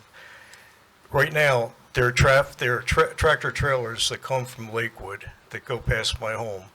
The corner that I'm speaking about is the corner of Lakewood Elmwood Road and Arnold Boulevard. The corner of my property, the lawn that I installed, is completely gone there, and the only thing that doesn't stop it from completely eroding is the telephone pole. The tractor trailers rub up against the box trailers, rub up against the telephone pole. It keeps them into the roadway. But they can't make that turn if they don't go real wide into the opposite direction towards the church that's there and come across, or back up the traffic on Arnold Boulevard to be able to do it, or go across the lawn, or go across my neighbor's lawn. It's a situation, it's not enviable. The other situation I'm concerned about is what happens with tractor trailers doing what that one in the video did. That area there where where he backed up or she backed up is a berm that I have that goes into the wooded area on my property. But a tractor trailer can come up on that and park there and idle for a while if he just had no other place to park or just wanted to stop or wanted to do something else or if there was a breakdown. In doing so, he's going to ruin my property in some way, damage it. So there are a number of other examples of what's going on there, what could go on with that. What I really wanted to talk about is that the situations that are other problems or issues that I may have with the facility. I just put down some issues like health, for instance. The air quality, what is that and how it's going to be monitored and how will we know what we're breathing there with the tremendous number of tractor trailers I hear. I used to drive a tractor trailer, I used to drive a box truck when I was in college, and I know at that point they did belch out a lot of bad odor and particles that I don't think I would want to breathe on a constant basis. You have the situation with noise that comes from the tractor trailers. You've heard some other people in the audience or people have spoke already about noise and vibrations and stuff like that. Jake braking, things like that that come with tractor trailers.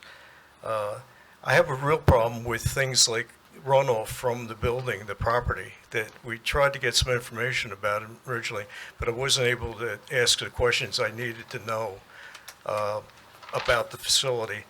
I have two wells. One is a shallow well, and one is a deep well. Pretty deep, probably approaches 200 feet. Who's going to monitor that for my well water? What is going to happen with that? Am I responsible for that, or is somebody else responsible? Put a baseline and work on it on a yearly basis, I would assume, or some basis, be able to check the condition of what I'm drinking and my family's drinking. You have some other issues, the safety issues, the accidents that can occur at that intersection of Lakewood Elmwood and Arnold Boulevard. I don't have the data on it to tell you how many there have been, but there's a lot. There's a situation where people don't see the stop sign or go through the stop sign. There's undulations in the road coming in I guess it would be the south direction on Lakewood Elmwood Road, and you can't see cars coming out of the Arnold Boulevard thing at some point, and you have that kind of problem. With tractor trailers causing that, you have a much more intense situation for having a possibility of an accident. And emergency issues and stuff for me, my family, and anything else as far as if there's tractor trailer traffic or tractor trailers in the access roads there could be a fire situation that's not being able to be addressed as quickly as one might want. The speed on the road that we have is 35 miles an hour, the Arnold Boulevard. That's always more, people are going over there. There are police that put a radar device in the road once in a while, and that's picked up. But when you have people that are trying to get somewhere and they have tractor trailers, there's no passing on the road, by the way. But I guarantee, I assume that people that have a need to go to somewhere fast, they're going to go around the tractor trailers on the road and break the law, but also cause a serious safety issue. We have property damage. I told you about the situation with tractor trailers that have already damaged the property, so I have an experience with that. But it's just a situation where, as you heard the gentleman before talk about what tractor trailers do to the highway and to the bridges and to the structures around there. They're significant, as I guess all I could say about that. The other thing that I'd like to say is the financial issues, associated with this. What's going to happen to our property values with this thing there?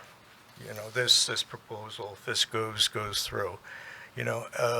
I would suggest, from what you heard from other people, if it's ruined communities or ruined the atmosphere that people want to be in, it could very well be the same thing here. And then what we're going to wind up with is something, our investment in the people that have young families, this is probably the biggest investment they have.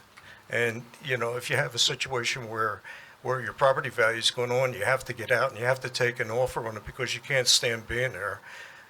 It's a situation where that's not a good situation for the people or the neighbors that are in the area. Liability insurance too. If somebody with the tractor trailer decides he's going to park as that one did or back up or whatever, if something happens, they're on your property and they get hurt, am I liable for that kind of problem? That with the amount of people and all. And we haven't even talked about the situation where the number of employees are going to be potentially in this facility. Each one will probably have a car, or every two of them will have a car, and the traffic associated with that. And I don't think they're restricted from going left down to my intersection at my corner. There's a security expense too. I had a situation where there was a sign outside that was put, and it was vandalized lately, and it's associated with this whole situation here, and that bothered me. I don't want to have to put cameras up and have security people around all the time to protect my property. It's fairly big, and it's one of those things I'd rather not have. Never had to have it before. The big thing is the quality of life. It's going to be for an old guy like me. I don't like to be stressed out. And the fact of the matter is that this is going to cause me a heartache. It's going to cause me, I've tried to keep my place.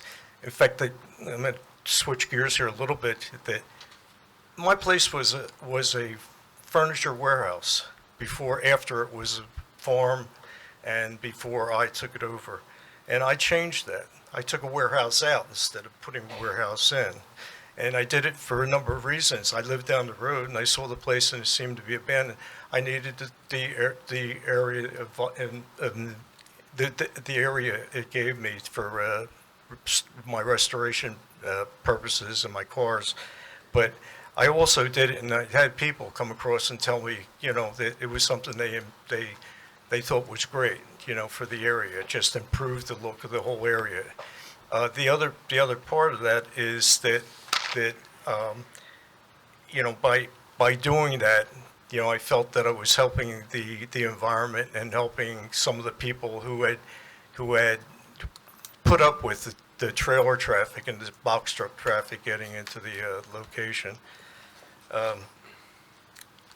I guess the only other thing I'd like to say, there's some of these notes that I've been talking too long, and I apologize for that. But what's the problem I have with this whole thing since it started is I don't know, or you don't know, or we don't know what we don't know. What's going to happen when it says all the things that we're talking about what the traffic's going to be, what the design of the facility is going to be, how everything's going to work so good, but you don't know until it's there. That's why I asked the question last time about if it was some kind of engineering project. I could look at the data and do a fault analysis. A fault would be where a driver decides to go to his GPS and then turn around, make a U-turn where he's not supposed to go. So I don't know what it's going to be like. I don't think anybody here does. We're speculating based on speculation of what's going to go on for the design. What's going to happen? Mr. McNulty, could I ask you, do you have any direct testimony? Do you have any? You're saying some speculations here. No, Is there any way to? No, not about that. It's speculation. That's the problem. But the speculation on the other side is what I'm trying to explain. Okay. I think that the speculation, nobody knows what's going to happen in this place, and that's what I have a problem with. Anyway, I spoke, a fair amount of time, took people's time, and I didn't want to do that, but I actually had a short talk, but I wanted to say some of the things that they said. Okay. The one thing I would say is they hope that the home and farm suburb that some of us enjoyed in Howell, in my case for 40 years, continues to exist, and progress and money doesn't replace it. Thank you. Sorry. No worries. Thank you. Next. You swear or affirm the testimony you're about to give this board is the truth, the whole truth, and nothing but the truth? I do. Please state and spell your name and give us your address. Gary Shunk, S-H-U-N-K, live at 542 Newton's Corner Road, at the corner of Easy Street. I've lived there 40 years. When I built my house, it was all woods all around. There was no Ramtown development. There was no 195. I had 10 cars going in front of my house every day. Now I have 10 cars every minute, along with trucks, tandem dump trucks full of sand. I ended up with a tractor trailer in my front yard, 1 foot from my house, because, you know, that's the big accident site there, right, Chief? One of the most dangerous intersections in Howell, I think. Well, you can't ask the chief any questions, but you can certainly testify. I'm sure he'll agree with me. If he doesn't, he can talk to me later. Whatever you guys want to do, but right now, it's just testimony from you. Okay. The traffic is unbelievable there. And I can just imagine these trucks are going to be coming from all directions to this monstrosity. And they're going to be coming through the back roads of Howell. They're going to be coming on Newton's Corner Road. They're going to be on Easy Street. They're going to be on Ramtown Greenville Road and Allenwood Lakewood Road. And we have a lot of streams that run through there. And we have bridges, some of them pretty old. And I'm sure they can't hold more than 10 tons. And I'm sure some of these tractor trailers are going to be 30, 40 tons fully loaded. So I don't know how we're going to deal with that. But if you need my help, I'll be out there with a video camera watching these trucks as they go over these bridges that are rated for 10 tons. There's nothing more I can say. It's just that you look at this map and you say, look at the size of that thing. Holy mackerel. And I'm a tree hugger too, and I hate to see all those trees go, but I know there's nothing we can do about it. But I hope you all vote right.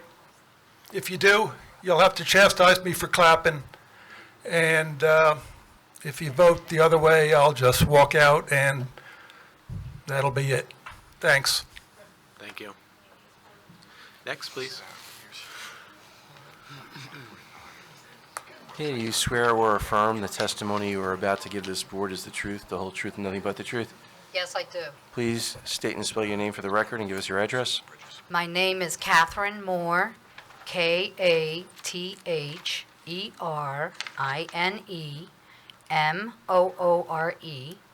My address is 757 Oak Glen Road. Okay, go ahead, Ms. Moore. My property is located about 1,000 feet from this facility. On the right. It's the third house from the right. One of the biggest concerns that my husband and I, as homeowners, have is when commercial developers begin purchasing plots of land close to us, is whether or not the project's plan will significantly increase the amount of vehicles, trucks, and tractor trailers traffic in the area. A sure way to hurt our property values and reduce buyer interest in our neighborhoods is to make them hard to access due to constant traffic and noise pollution. This is posing to be a big challenge with every passing day and is a threat to the safety and health of the people who are living in this community. It has been scientifically proved that noise more than 85 decibels can cause hearing impairment and does not meet the standards set for a healthy environment.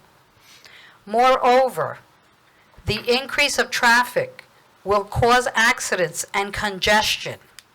From my experience as a commuter I have learned what causes traffic congestion. Too many vehicles for the roadway. Obstacles in the road causing blockage and merger. Traffic signal out of sync many times on purpose or occasionally when the computers are malfunctioning. Inadequate green time. As a Howell resident, I have the quality of life that I believe is exceptional. The township is such a special place to live. I love Howell Township. Much of the township is dedicated to open space, much of which is publicly owned and offers a wide assortment of both passive, active recreational, and outdoor activities for families to enjoy. In the August meeting, the traffic engineer named Mr. Justin Taylor stated that Randolph Road was a long stretch of road that led to nowhere. I couldn't ask him then, but I wanted to tell him to show some civility, as Randolph Road leads to my home and the homes of my friends and neighbors and to our community, a community of hardworking middle-class Americans. I do feel that to fully appreciate the context of what is happening today, we must first understand where we were yesterday. Because when tomorrow arrives and we look back on today, we will be viewing our legacy. I implore this planning board to deny this application and ask themselves, is this the legacy you want to leave behind? To consider deeply, where is my quality of life and the quality of life for our community? What is it going to be? Deny, because we are worth it. Thank you. Thank you. Okay. Okay, you swear or affirm the testimony you're about to give this board is the truth, the whole truth, and nothing but the truth? I do. Please state and spell your name for the record. Mike Bernstein, 3 Colleen Court, Howell. And just spell your name for the reporter. Bernstein. Go ahead, Mr. Bernstein. My testimony is more about the process that you guys are going through with this. Just because you can do something doesn't mean you should, okay? That section of Ramtown is an island. The reason that there isn't anything like this there now already is because you cannot get to it. And to take this a little bit further, the applicant produces their experts and they sell you a package of goods that you get to vote on. We saw this before with the West Farms project. After you all voted on it, it got changed by the township engineers. Now that project is nothing short of a disaster. Everything that surrounds it is destroyed, all of their home values. We have no guarantee that that's not going to happen with this project, and it wouldn't be your fault. Okay? It wouldn't, because it changes after the fact. I would bring up the fact that I have heard in these meetings that they have said that they're not responsible for anything other than what you see right there. That's all that they're responsible for. It doesn't matter to me if they widen the driveways, move the driveways. It just doesn't matter because you cannot get to it. And all of you are looking at this from the wrong perspective. You should be zooming out on this so you can see everything that this project's going to affect. There's another term that was used. It's minor degradation regarding the intersection of 547 and Herbertsville Road. There'll be some minor degradation. That's how you should be looking at it. There's going to be some minor degradation. Every night at rush hour, it's 10, 15 minutes to get through that light. Every night, okay? What is the minor degradation going to do? It doesn't mean it's going to take 25 minutes to get through that light. Doesn't mean it's going to take a half an hour. And to back up Mr. McNulty, whatever, I'm sorry, I apologize about your name. That's what we're talking about. There's just too many unknowns for you to be able to approve this. Because we don't know the true effects that it's going to have on everything that surrounds this. The other thing, and I've watched it tonight specifically, is from what I've just said, they don't give specifics. They will not give you specifics on how bad this is going to mess us up. How much traffic is actually going to be going down 547. They don't give it. They give broad terms. Again, minor degradation with no explanation of this. Yet, when Ms. Gallo was sitting here speaking and she quoted you on what the air quality was going to be, they demanded specifics. You guys got to demand the specifics too. We can't have this many trucks going past Soldier Memorial Field. The other gentleman that has the nice farm, it is nice. He's going to lose a lot. He's right. Maybe some of your kids playing on those soccer fields. Whose kid's going to get hit first? You can't have that many trucks going down that road. This needs to be examined from 10,000 feet, not 5, the way that they're presenting it to you.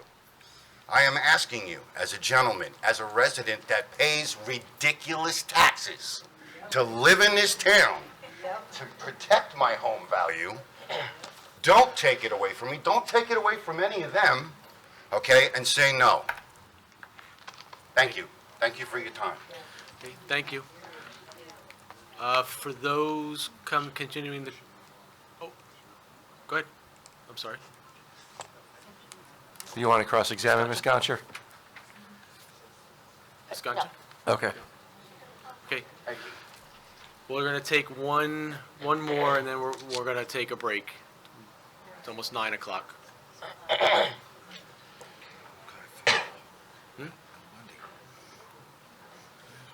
Okay, do you swear or affirm the testimony you're about to give this board is the truth, the whole truth, and nothing but the truth? I do. Please state and spell your name for the record. Carl Reichenbecker, Reichенbecher, And your address? 41 Brook Road in Howell. Okay, go ahead. Okay, for any of you folks who do get thrilled by the sound of Jake brakes, feel free to come and sit on my front porch. You need to speak closer to the I'm sorry. microphone so we can catch you. If you Thank like the sound of Jake brakes, come and sit on my front porch. Any time of day or night, 3 o'clock in the morning, 3 o'clock in the afternoon, and these guys are wailing. How about the Lakewood school buses racing through? Because it's quicker for them to get from New Hampshire Avenue around to the other part of Lakewood than go through Lakewood. So they go in front of my house. You add now and by the way, I might have missed it, but there is another facility out there someplace, isn't there? That you guys are thinking about putting in? The commercial, residential Well, dump? again, it's not time to ask the board questions, but Well, okay, is there another facility? this is your time to testify, so if you My believe there is understanding one. is there is. Okay. And traffic studies are not being done. That facility said that they were going to put 200 to 300 trucks a day on the road. Now, when these folks did their survey, they went back a block. So all these folks have been coming up here with traffic problems and 18-wheeler problems, okay? This is not just by accident, okay? This is for real. We see it, okay? My big thing also is the water quality. You're going to cut down 30,000 trees. That's a lot of water stored in the ground, a lot of water in our wells, just a lot of water from Mother Nature. We need to look into that, and where is all the runoff going to go when it doesn't have any place like the roots of these trees to go? It's going to go into the river, which happens to be, by the way, the drinking water for parts of Howell, parts of Lakewood, all of Bricktown, all of Point Pleasant and Point Pleasant Borough, which I also understand there's at least 1 or 2 letters I know from Brick Utilities challenging this whole project going in. They don't particularly want their water dumped in. Now, they come up every 2 weeks and do their survey, their water test in front of my house. So I know this is an ongoing thing, and they stock the river. So I don't think there's enough being looked into.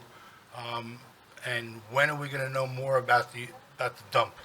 Because that's a big factor. I think what else? Yeah, I mean, I think that's really it. I mean, the traffic is ridiculous now on Brook Road, okay? And it's not going to get any better. And when these trucks are coming in and out of there, you're looking at I don't know what you call it, the dirt dump, whatever it is, on the corner of Randolph and 547.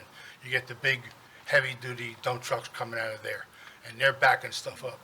Nobody took into account, too, that the wonderful Friday afternoons, when the Jewish clientele of that whole shopping center clear out and back traffic up all over the place. So that's what I've got. I hope you guys look out for us. That's what your job is here to do, is to take care of us. All right? We're not asking for much. I mean, I moved to Howell originally, I don't know how many years ago. Both my kids went to Howell High School. My son's a teacher in Howell High School. We like being in Howell. I'm 72 years old. I was planning on retiring here, but I don't know if I can with these hoots and whistles across the street from me. So please, look into it. Think about, would you want to live in our houses with these trucks going by? Thank you. Thank you. Anything else? Yeah, we're going to do a 5-minute break, and then we'll reconvene the public portion of the meeting. Professionals? The planning board will now reconvene. Everybody could please take their seats. Ladies and gentlemen, we'd like to take your seats. We want to try to get this moving forward. Counselor, are you ready? Okay. Planning board will now reconvene. Please, come. Okay, just sir, before you start, okay, everybody in the back, we're back on the record, so the court reporter needs to hear. Yeah, if you need to have a conversation or continue your discussion, just please take it out into the hallway. Okay, do you swear or affirm the testimony you're about to give this board is the truth, the whole truth, and nothing but the truth? I do. Please state and spell your name and give us your address. Chris Garrick, Garrick, 25 Firestone Drive, Howell. Okay, go ahead. I've heard a lot of testimony tonight, and I kind of think that some of it is putting the cart before the horse. I just want to give you a quick rundown about why I feel this way. Last spring, I'm outside. I'm a pretty avid outdoorsman, and literally on my back patio, I find this odd frog that I've never seen before.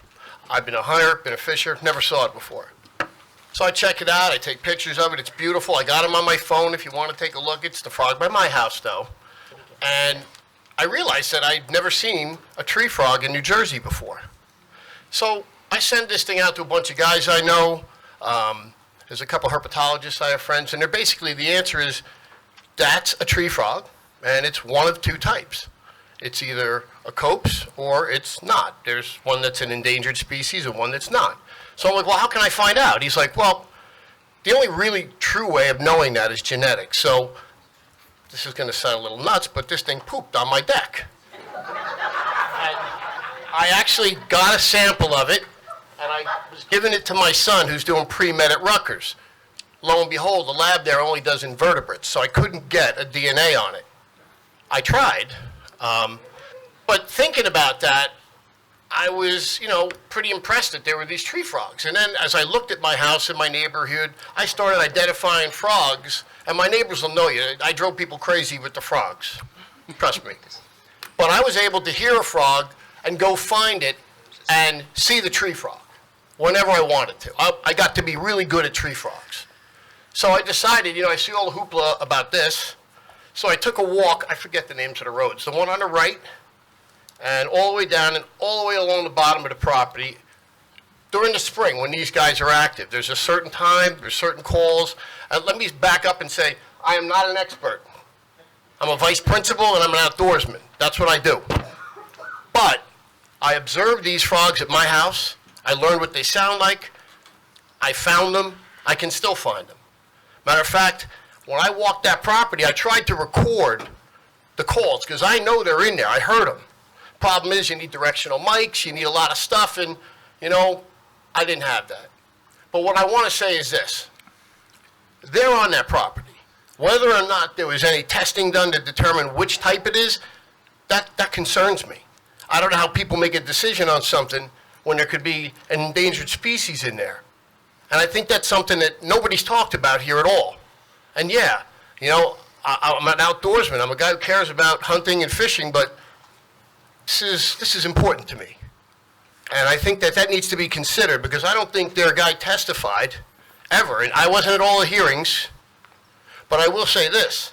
I did call and leave the guy a message and tell him, I think there's tree frogs in there. I never heard nothing back. And that's my testimony. Thank you, sir. Any cross-examination, Ms. Gonchar? Can I have your address again, sir? I'm sorry, I missed it. 25 Firestone Drive.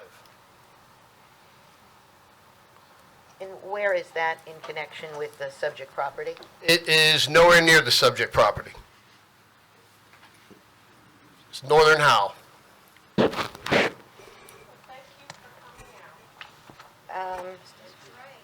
All right, have you had an opportunity to read the documentation that's on file, the information that was submitted? I read some of what I was able to get, but I didn't read anything that I remember about anything about tree frogs.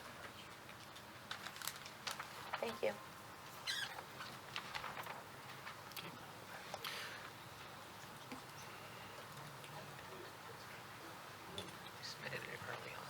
Okay, do you swear or affirm the testimony you're about to give this board is the truth, the whole truth, and nothing but the truth? I do. Please state and spell your name and give us your address.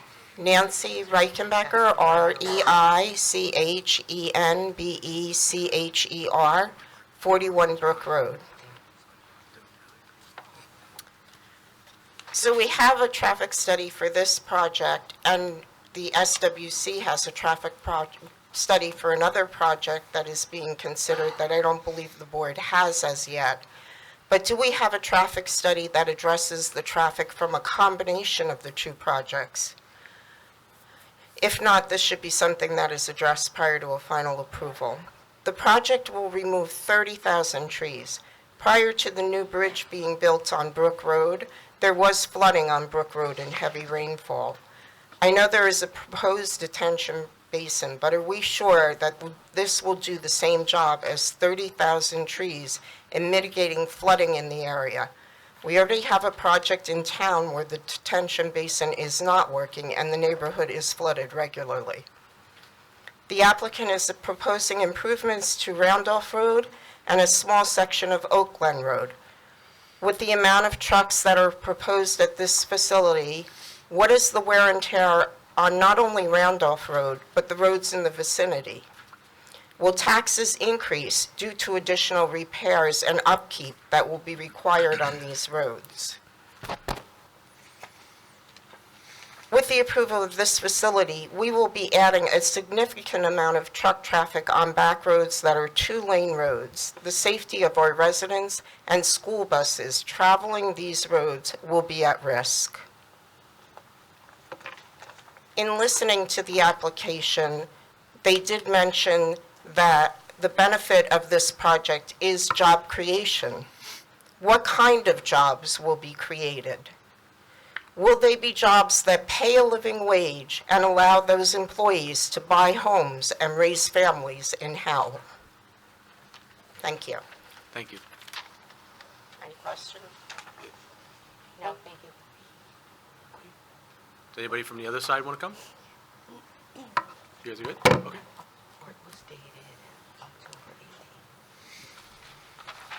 Okay, you swear or affirm the testimony you're about to give this board is the truth, the whole truth, and nothing but the truth? Yes. Please state and spell your name for the record. Michelle November, Michelle, November like the month, November. I reside at 74 Cascades Avenue. Okay, go ahead, Ms. November. Okay. And can everybody hear her? Can you hear me?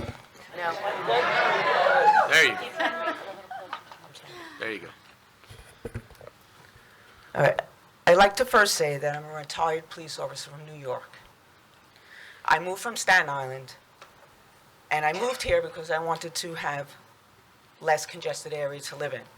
I have to put my glasses on to look at you, but to read not, I'm sorry. I was actually certified in noise pollution, truck enforcement, and DOE, among other experiences I had as a police officer in New York, not New Jersey. Anyway, in regards to all of this, I wrote many summonses for trucks, mechanical tires, unlawful wrong class. Actually, my very first arrest was for an unlicensed operator of a man driving a box truck. Also, my concerns are safety, overloading, not correct logs. There's tons of different things in regards to tractor trailers. I actually worked a lot in Staten Island, and in regards to that, I actually had to back tractor trailers down hills and roadways that they weren't supposed to be in. Signage was displayed, they chose not to obey. I actually had to close roadways to back them down because they couldn't make the turn around. I also worked in all aspects of Staten Island. It was a little bigger than the township of Howell. I actually dealt with a lot of motor vehicle accidents involving passenger, commercial, school vehicles.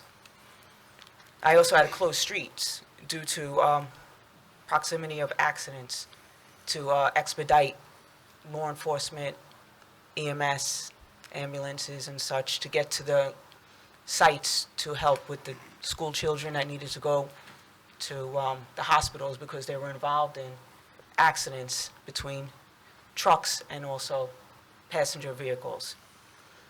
Also in regards to spillback, I don't know if anybody's familiar with Howland Hook in Staten Island. It's not a warehouse, but it's where they transport all different types of containers. They drop them off, they go overseas or wherever and such, and all the queuing of the trucks down by the Goethals Bridge. From my experience, it was excessive for the queues. I know idling for a resident is 3 minutes or less, and then you get a summons. So queuing trucks on the sides of roads, unless it's under 25 degrees, they're allowed 15 minutes. Well, 3 minutes is more than or actually less than what I think the semi-trailers will be doing. As also, in regards to quality of life issues, I've also wrote a lot of summonses for those. Because as these tractor trailer drivers are queuing on his shoulders, or what have you, whatever is left of them, where are they going to the bathroom while they're waiting to be queued? That creates public lewdness because they're going on the side of the road. They're not going to find a location to go to the bathroom and miss their queue. They want to get in and get out, and whatever it takes.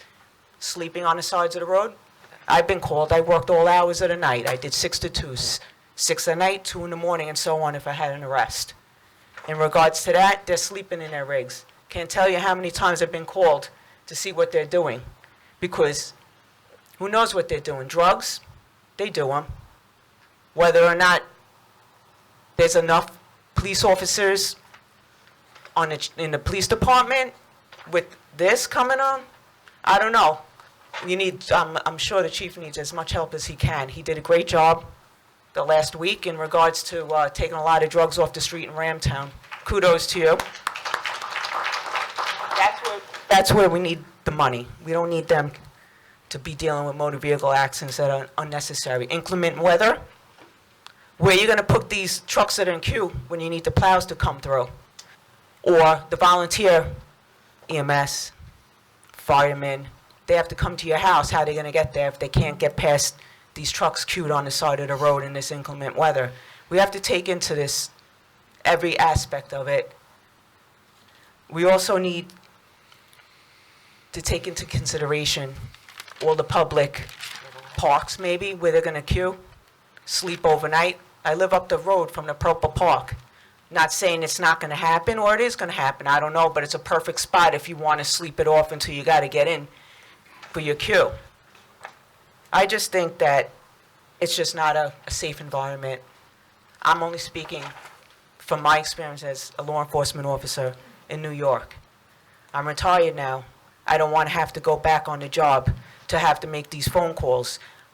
We had a motorist and a pedestrian right at the corner of Cascades Avenue, Lakewood Allen Road. I have a Ring doorbell. I had an officer come to my house to review the tape, looking for the guy that left the scene. I had a supervisor to make sure that the cop did the right thing. I know how it goes.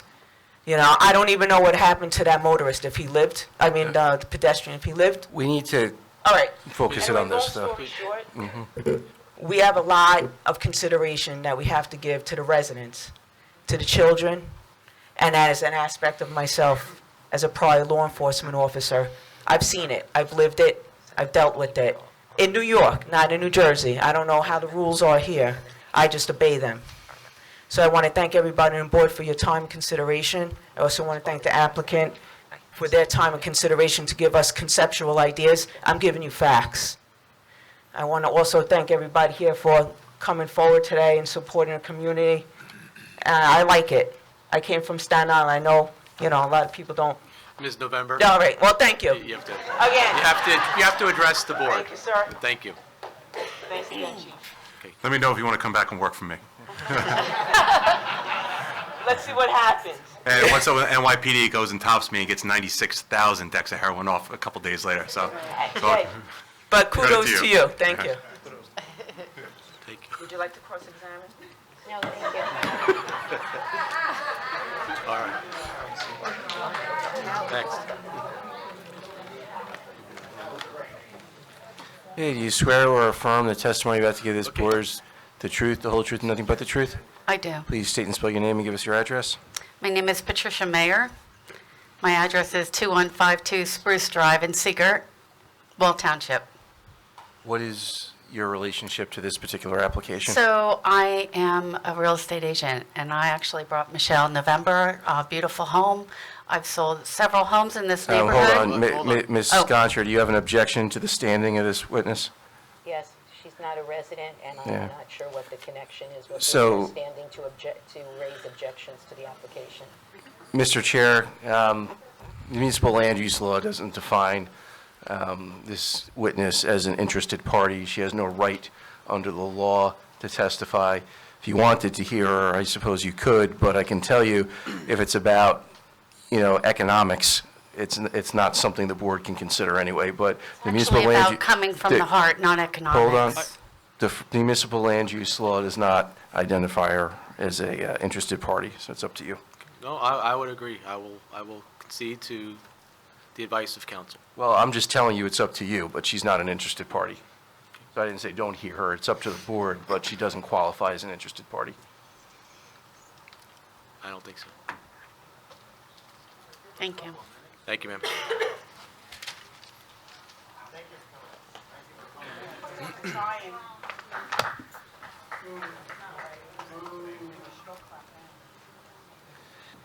Hey, do you swear or affirm the testimony you're about to give this board is the truth, the whole truth, nothing but the truth? I do. Please state and spell your name for the record and give us your address. Joan Osborne, Osborne, 28 Bronia Street in Howell. I'm sorry, 28. Bronia, Bronia. I wanted to talk to the board about this leap of faith that you're being asked to make tonight. I've been to, I think, all of the hearings on this application, and it's clear to me that in asking for a preliminary and final at one time on all the 4 phases of this project that they're anticipating, that they are asking you to accept that everything is going to work exactly as they plan. And I think that the board should know, at least the people that have been on it for a while, that a lot of times when a preliminary is granted separate from a final approval, when they come back, there's a lot of things that they have to change. So, there's probably a reason they want to do it this way, because if they build part of it and then they come back for the next phase, you're probably going to be asking for a lot more things because you will have lived with what occurred. The reason I call it a leap of faith is because the traffic information that we've been given is based on them taking a traffic count of what's existing and then adding a projection of what will exist after the project is built. And that projection is based on looking at other projects that are reported in the Institute of Traffic Engineering. And when I asked questions to the traffic engineer way back, I think in August, there was a lot of information he didn't have about what those supposedly similar projects were. Do you know where they were? Do you know when they were built? Do you know if there was a railroad near them? Do you know if it was in a suburb like ours, in a suburb that's right next to a really big and growing city, in a suburb where you're going to be building, 2,500 new houses that year? The answer to all that was no. We don't know what those were, but we know that they're similar. And do you know that there is a lot of difference between how warehousing was being done in 1980 versus how it's being done now? So if you're looking at studies to generate your projected traffic number that were from even 1980, 1990, even 2000, it's going to be a really different number than how they're running these businesses today.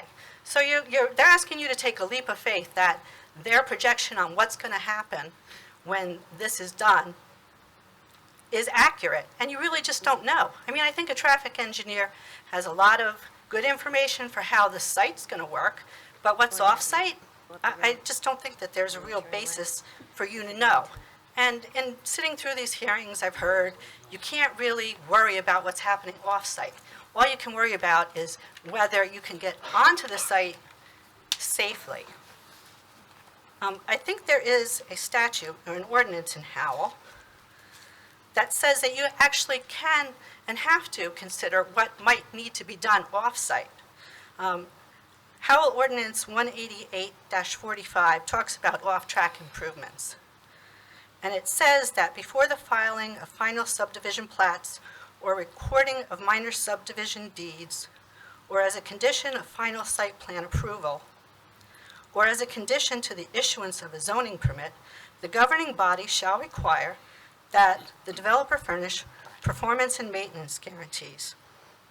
And as to site plans, the developer shall be required, I'm sorry, I'm reading the wrong section. Let me go down a little bit.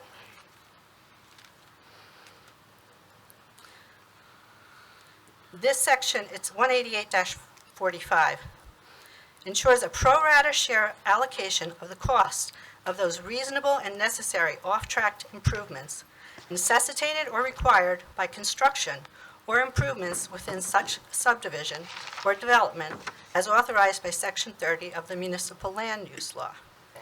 An applicant may be required by the municipal agency as a condition of final subdivision or site plan approval to contribute or pay his pro rata share of the cost of providing those reasonable and necessary improvements located outside the property limits of the subdivision or development, which are necessitated or required by construction or by improvements within such subdivision or development.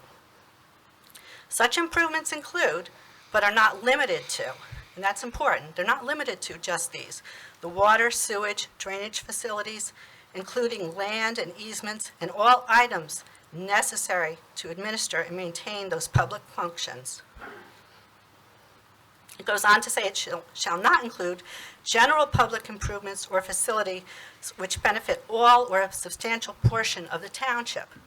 So I don't know if making the road improvements that are required to actually make this a safe place for everyone who's going to be in that area would fall within this ordinance. And I imagine Mr. Cucchiaro will tell you that or give you an opinion on that. But I think that because the applicant is saying they are going to make some road improvements, that it would be applicable. That you should have to make all the improvements that are necessary to make this safe for trucks, safe for existing residents, and you can do it now. Because if you approve this with a final approval at this point, you're losing that opportunity that you have to make them pay a share. Because if it gets approved the way it is now, we're all paying for it because it's going to get done. I mean, if this gets here and creates a nightmare, it's going to get fixed. The question is, who's going to pay for it? And if they have their final already, they're off the hook. They got to make a nice profit. They got to reduce the values of the residential properties. And we're all stuck with paying the bill for it. So I would ask that you not take the leap of faith that they're asking you that everything they said about traffic is going to be accurate and that only these few little things that they're willing to do will fix everything. And so I don't want to repeat what other people have said. I will just stop there, and I thank you for your time. Thank you. Mr. Chair, I just want to comment on some of that. Because I think there was, no, I just want to comment on. I may have, but. So there was some conflation of different theories. So when we're talking about on-site and off-site, and this is very important, you know, there's a lot of testimony that the board should deny something because of off-site. traffic. And the references to on-site were in that regard, what the board has power to look at with regard to denying an application. The leading case is the Dunkin' Donuts versus North Brunswick zoning board case. And what it said was that basically when you have a permitted use, traffic has already been considered by the governing body. However, what has not been considered and determined by the governing body is the safety of ingress and egress to a particular site. So when we're looking at on-site and off-site in the context of whether you should approve or not approve something, if you're not going to approve a permitted use, which, based upon traffic, that is what you are evaluating. With regard to the pro rata contribution, I think the applicant put it on the record early on that they would make a pro rata contribution. It's also whether you get preliminary or final. If there's a condition that says you have to do a pro rata contribution, you have to do it. I'm not saying that preliminary and final should be granted here, but the pro rata concept also only comes about if you approve the application. If you deny it, then there is no pro rata, the application is denied. But if you approve it, we always, talk about a pro rata contribution. We don't determine the numbers. We determine we say there's going to be a pro rata obligation. That's done through future developers agreements with town personnel rather than here at the board. But I want to be very clear with regard to if you are looking as to whether something can be approved or denied based upon traffic for a permitted use, the pro rata contribution doesn't speak to that. The safety of the ingress and egress does. Thank you. Okay, Counselor? Yeah, have you looked at the, of Section 42 of the land use law with regard to what can be included in an off-site contribution? Nope. Okay.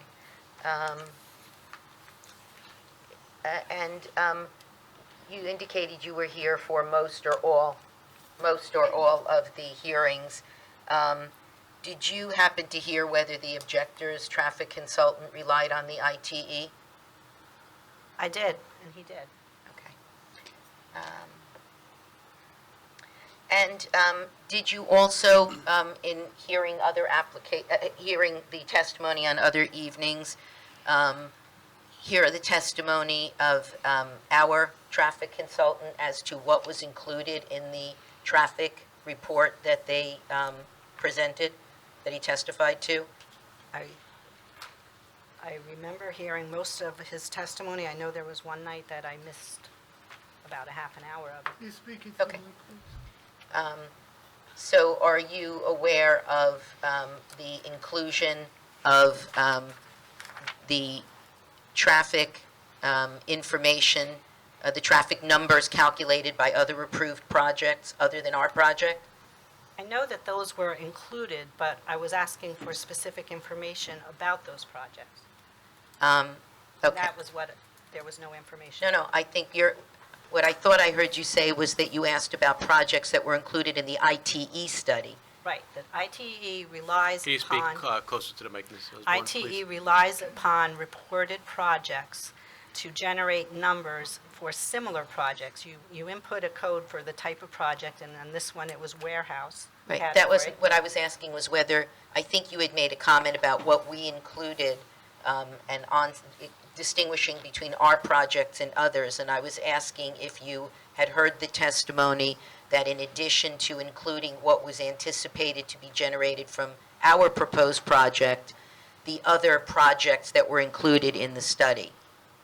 And again, what I was referring to was I understand that they look and they generate the number for your project based on projects that the ITE has accumulated. And I asked at the time whether the traffic engineer had obtained those specific examples, or any examples from ITE, so he could be sure that the projects that he was getting those numbers for were analogous to what was going to be built here in this location. Just out of curiosity, did you ask the objectors traffic consultant who relied on the same information, if he obtained that information? No, I did not ask him that. I understand Thank you. that that's what they rely on, but I wanted to place on the record that while you rely on it, it's really not that clear that it is reliable.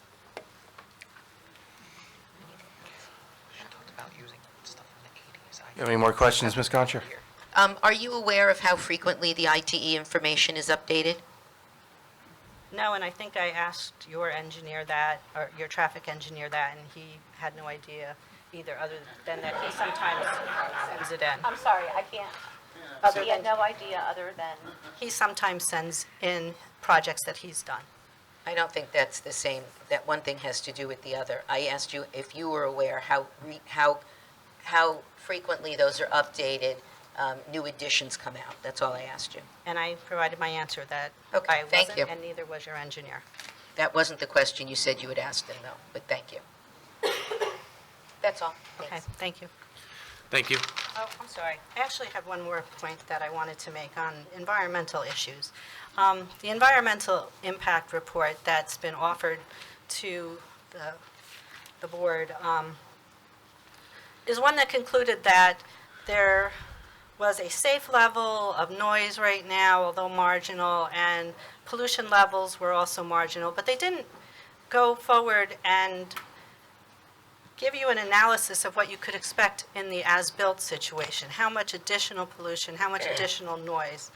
And, you know, that was pointed out, and they didn't bring anyone to testify about that. And it just begs the question, if he was going to say something good, he would have been here.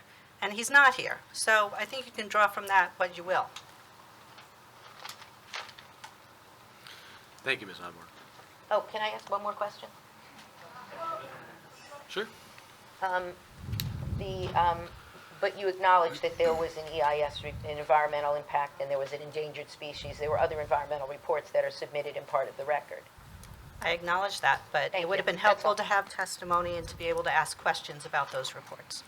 I'm sorry, were you out at the site, the Environmental Commission site inspection that was done back in April? I was there, but I'm here speaking not for the Environmental Commission, because we did submit our report on that. I'm speaking as a citizen. I appreciate that, but I'm also, you said that you would have appreciated the opportunity to ask questions, and I'm just wondering, since he was on that walk as well, whether you had an opportunity to ask questions. Well, that wouldn't have been part of this record, so, and I wasn't going to reveal what issues I had. So, no, I didn't ask him questions about that at that Thank you. time. Okay, thank you.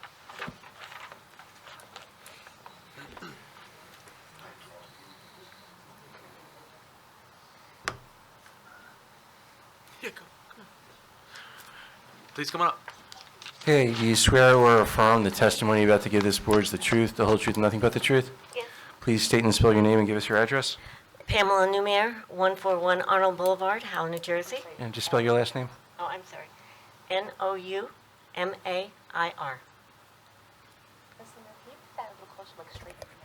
Okay, all right. I live on Arnold Boulevard, which will be right around the corner from this site. I know that there's no infrastructure made to really carry the traffic load that is here. The trucks that are going to be coming down, it's all been mentioned before, about 547. And they also mention a railroad track. The train track goes across Squonkam Road, and it goes across, I know at this end, Lanes Mill Road. How much traffic, is that going to increase train traffic and stop the roadways? Stop, school buses, stop traffic on those things? I mean, I shouldn't be asking the question. I just feel that this is going to, if they're going to be using that for transporting items, but also about the infrastructure, is the traffic going to be coming from the north, south here, or are they going to be trying to come up New Hampshire Road and come across Lakewood Avenue Road and then up our street, which is 35 miles an hour? Because from the south, if any trucks are coming from the south, it's all bumper to bumper already. They can't come up New Hampshire. They can't come up County Line Road, Route 9, from the south. I mean, how are they going to get to that site? It's just a matter of, I know that if they come up New Hampshire, they got to go across Ridge, and then they got to come across Lakewood, what is that?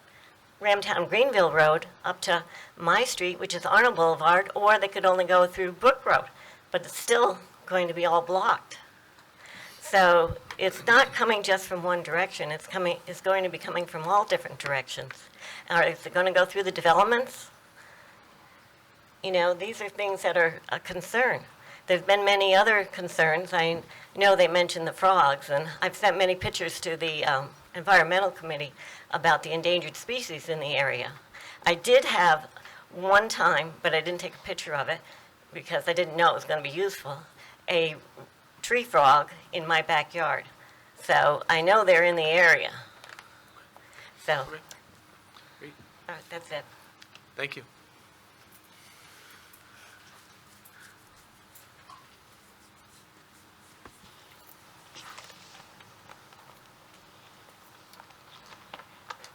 Okay, sir, do you swear or affirm the testimony you're about to give this board is the truth, the whole truth, nothing but the truth? Yes. Please state and spell your name and give us your address. Paul Rayberger, 147 Arnold Boulevard. And just spell your last name. Rehberger. Okay, Mr. Rayberger, go ahead. Yeah, I just wondering, has anybody taken into consideration, I mean, you're talking about 150 full trucks coming in, 150 empties going out. Has anybody taken into consideration the 300 straight body, 30,000-pound trucks it's going to take to get that product out of there? I mean, these things are going to be filtering out through all the back roads. There's already a major problem. They're already using these roads, the same very roads that they want to go on, as a truck route into the Lakewood Industrial Park. That's what everybody's been talking about tonight. It's already, I've been to the town council meetings. I brought in pictures. I showed buses stacked, filled with little kids. And I think Mr. McNulty even mentioned the trucks can't even make that right-hand turn on a boulevard without not only crossing the main road, but into the opposing lane. So, I mean, the last thing we need to do is to add more trucks on these roads. So I just wanted to take that into consideration. I've asked the Howell Township Police Department, take a look at it, try to get some weight restriction out there. They never did. They never did it. So that's my concern. I think that needs to be taken into consideration when you make a decision here tonight. There's no control where these trucks are going to go. That's it. Thank you. Well, just any cross-examination, Ms. Goncher? No, thank you. Okay.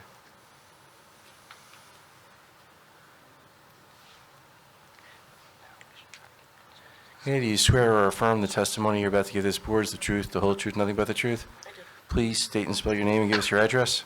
Samantha Friedman, F-R-I-E-D-E-M-A-N, 42 East Shenandoah Road. Hi, so I've lived in Howell for about 20 years now. We originally lived in Adelphia Greens up north by Freehold.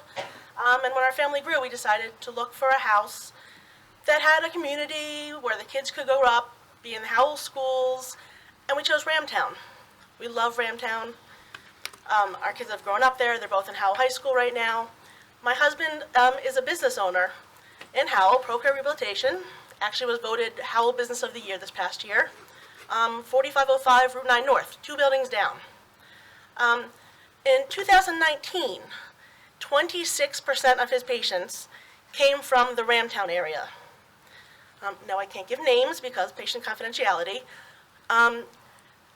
If this project is approved, there's a very good chance that 26% of his patients, that really is our livelihood. We're both physical therapists.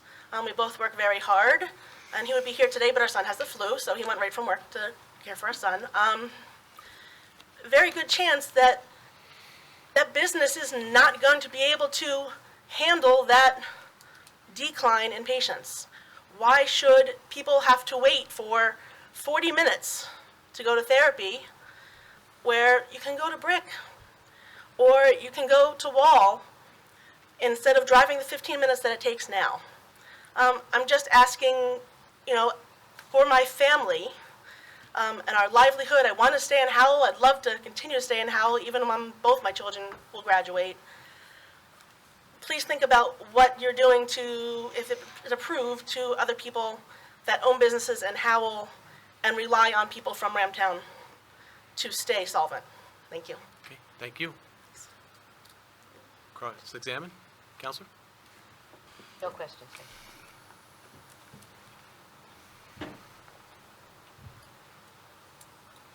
Okay, do you swear or affirm the testimony you're about to give this board is the truth, the whole truth, and nothing but the truth? Yes, sir. Please state and spell your name for the record and give us your address. Marissa Lamonte Polson, hyphenated last name Lamonte dash Paulsen. And your address? 17 Freedom Court, Howell, New Jersey. Okay, go ahead. Hi, everyone. I live 5 miles from the proposed site.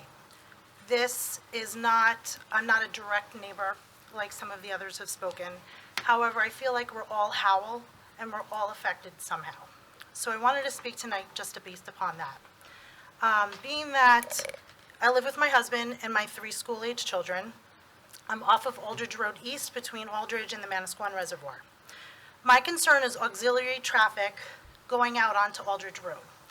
Right now, I stand out on Aldridge Road because the bus routes have been changed due to consolidation of the routes and a restructuring of where the bus stops are. We now no longer get picked up because we were a cul-de-sac, and I stand out on Aldridge Road with my 3 young children waiting for the bus. It has been enlightening, to say the least, when you're standing there and you feel the physical wind going by you of just a car, let alone the tractor trailers. Currently, I do see tractor trailers going by because we have the Haddon House and various, cut-throughs for back in the area already. So I can only imagine with the increased volume that this might bring, which is what's concerning to me. I feel like that these tractor trailer drivers are going to be looking for auxiliary exits to get out because already we know that there's existing traffic, as you saw from the movies. They're going to be looking for other roads, Locust Road, Aldridge Road, anything that gives them an outlet back to Route 9 that they can get onto 195 in a better way, because we're all trying to save time and get somewhere quicker. These roads are also going to be affected. So you have your immediate neighbors who are ultimately affected, but we're all Howell. So if you're 5 miles away, or you're crossing town to go to basketball at Middle School South, and you're from Adelphia, we're all affected. So please don't just think of this as what's going to happen to the immediate neighborhood, not to devalue them because they are at utmost concern, but to understand that the Howell at large, it's going to be a problem for all of us. So right now, watching these vehicles go by, I recall incidents back to 2003, 2001, these horrible accidents on Aldridge Road that I happened to pass driving home. We saw a mail truck stopping, delivering mail, get hit by a car. The mail truck was hit with such force due to the speed limit on Aldridge Road, the mail truck actually wound up on the front lawn of a resident. I believe the car driver died. I could be incorrect. I believe it was fatal. A few years later, there was another accident on the intersection of Pinewood and Aldridge Road. That was fatal. These are car-on-car or car-on-mail truck accidents. Could we envision a car-on-tractor trailer or a car-on-tractor trailer child on the corner waiting for their bus, or a tractor trailer on bus? These are the things that are my concern, that I actually think is not just this may happen. It's a likelihood. We have kids now with the restructuring of the bus routes standing on main roads that they never did before. This might have been proposed and in the works for quite some time now, but these bus route reconfigurations is as of this school year. So this is new information, this is new data that should be taken into consideration. I don't know when the traffic study was done, but it may not have been if it was after September 2019, the school bus routes have changed. Then if it was previous to 2019. So that's something to take into consideration, I think, significantly. You have kids standing out on Aldridge Road, You have kids standing out on Randolph. You have kids standing out on Oak Glen because the buses no longer come down short roads, cul-de-sac roads, or roads with no other outlets. We are now standing out on these main corners. So that is my concern today, and I just wanted to voice the opinion from the school-age children, from school bus facts, from Aldridge Road, auxiliary roads, and to know that whether you're an immediate neighbor affected or 5 miles away or across town completely, we're all going to be affected somehow, negatively. Thank you. Thank you. Ms. Concha? No. Okay. Thank you. Please come up. Okay, you swear or affirm the testimony you're about to give this board is the truth, the whole truth, nothing but the truth? Yes, sir. Please state and spell your name for the record. John Gurzo, Gurzo, 707 Oak Glen Road. Okay, go ahead, Mr. Gurzo. Thank you. I'm retired. I can live anywhere I want to live. Check comes in the mail every month, goes into the bank account. I don't have to stay here. I've been here for 44 years. Why have I stayed?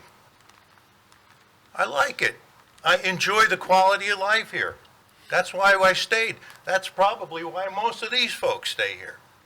They enjoy the quality of the life here. When something negatively affects the quality of life that we all enjoy, we have to think twice.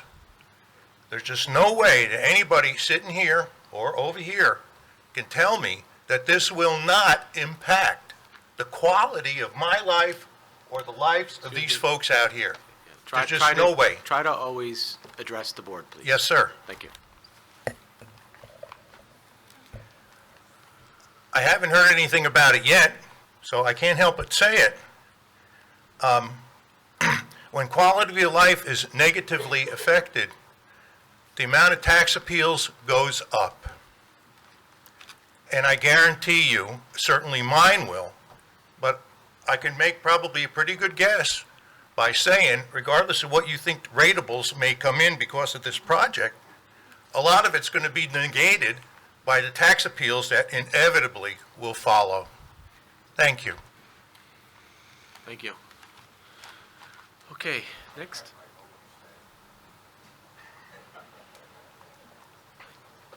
Okay, you swear or affirm the testimony you're about to give this board is the truth, the whole truth, nothing but the truth? Yes. Please state and spell your name for the record.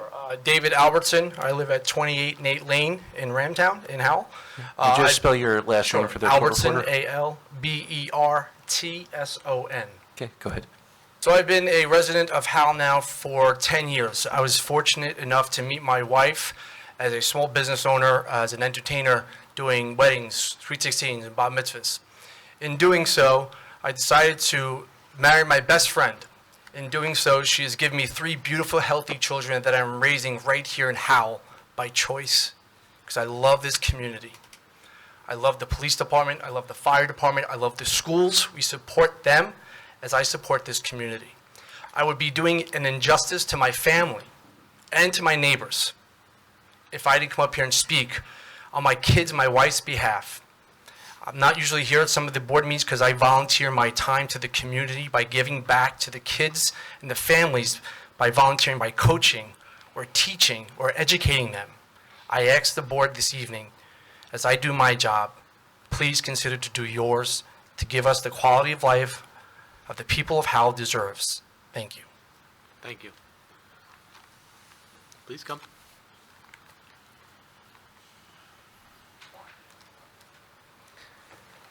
Okay, you swear or affirm the testimony you're about to give this board is the truth, the whole truth, nothing but the truth? Yes. Please state and spell your name for the record. Mark Parisi, Marcparisi. And your address? 2 Castle Court. Okay, go ahead. All right. I just first wanted to comment on something that Joan Osborne brought up regarding the pro rata share for offsite improvements. I was thinking while I was hearing her speak that if it turns out that improvements are necessary on County Road 547, such as widening to add shoulders or lanes, it's my understanding the county has jurisdiction on that road. So it would seem that this board would lack the jurisdiction to require this applicant to pay any pro rata share towards any improvements on a county road. So, and I don't even know how we could require the county to agree to any such improvements that would cost them money. Well, what I said was pro rata contributions. There are contributions that could be made that are under the town's jurisdiction. So to the extent that there are improvements that could be made under the town's jurisdiction, there will be a pro rata requirement. There's a pending county application, and the county will determine, you know, whether there's going to be an approval, and if there's going to be an approval, if there's going to be a pro rata contribution. But I would not in any way, shape, or form advise this board to make a determination that somehow we had no jurisdiction over anything.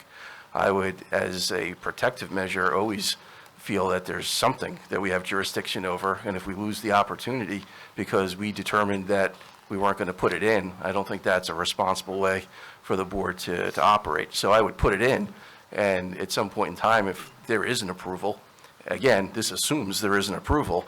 If the applicant wants to challenge that, they can challenge it, but I wouldn't allow the board to miss its opportunity to require a pro rata contribution for anything that might be within the town's jurisdiction. All right, thank you for that clarification. So I prepared a comment that I'd like to read tonight. Dear Chairman and board members, the entities seeking to purchase this property have put forth an application to develop it as intensely as possible. Okay, sure. Would you like me to start over? Okay. Dear Chairman and board members, the entities seeking to purchase this property have put forth an application to develop it as intensely as possible. They have done so on a prayer this board will approve it, and if not, maybe a reviewing court will. I find it important this board knows that a court's review of your decision is limited. A court must give deference to your decision because you have peculiar knowledge of local conditions, and as such, a court will not substitute its judgment. A court will not only overturn your decision if it finds you have abused your discretion. So let's look at what is within your discretion. It's within your discretion to decide whether or not this application will cause unsafe traffic conditions as tractor trailers travel into oncoming traffic lanes as they come and go from the site. And I will add, our school districts provide busing to approximately 6,000 students per day, and more than 50 of these bus routes utilize the rural roadways around this site. It's within your jurisdiction to decide this application will cause substantial traffic impacts on a county road, and you will not usurp the jurisdiction of the county planning board that has yet to make a determination whether or not to signalize the intersection of Randolph Road and County Road 547. And I will add, it is my belief the county is carefully evaluating the imminent traffic impacts of both this application and the pending application for the waste transfer station, and whether County Road 547 was designed to handle the proposed volume of tractor-trailer traffic. It's within your jurisdiction to decide whether or not this applicant should be allowed the benefit of using approximately 25 acres of constrained land in the riparian buffer as part of its calculations to conform with the limits for maximum impervious coverage. It's within your jurisdiction to decide whether or not this applicant should be allowed to clear-cut nearly all of the 30,000 trees on the 70 acres proposed to be developed, and if this is careful planning done in a managed manner in accordance with our woodlands management ordinances. As you deliberate tonight and consider the evidence and testimony put forth by both the applicant and the objector, I ask that where evidence and testimony conflicted, you carefully weigh the veracity of the testimony and evidence put forth by the applicant and the secondary gain derived from it. I also want you to think about the fact that this applicant could have put forth or amended this application to scale down the impacts that concern so many. They could have redesigned the site plans in a responsible, community-friendly manner, seeking only to build perhaps maybe a third of the warehouses, which would have meant a third of the traffic, or a third of the trees cut down, and a third of the impacts, but they haven't. It is my hope you will deny this application and ultimately shift the burden onto the applicant to argue that you abused your discretion. And at such time this matter ends up in court, it is my hope that the township and the county will file as interveners to protect their interest and the interest of these residents. I will end with this. This board must not approve this application and set a precedent for future applications like this. Some things are worth standing up to, and this is one of them. Thank you. Thank Do you have you. any questions? Nope. Thank you. Thank you.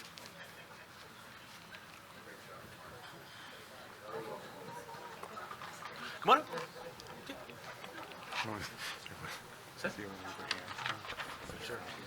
You swear or affirm the testimony you're about to give this board is the truth, the whole truth, nothing but the truth? Yes.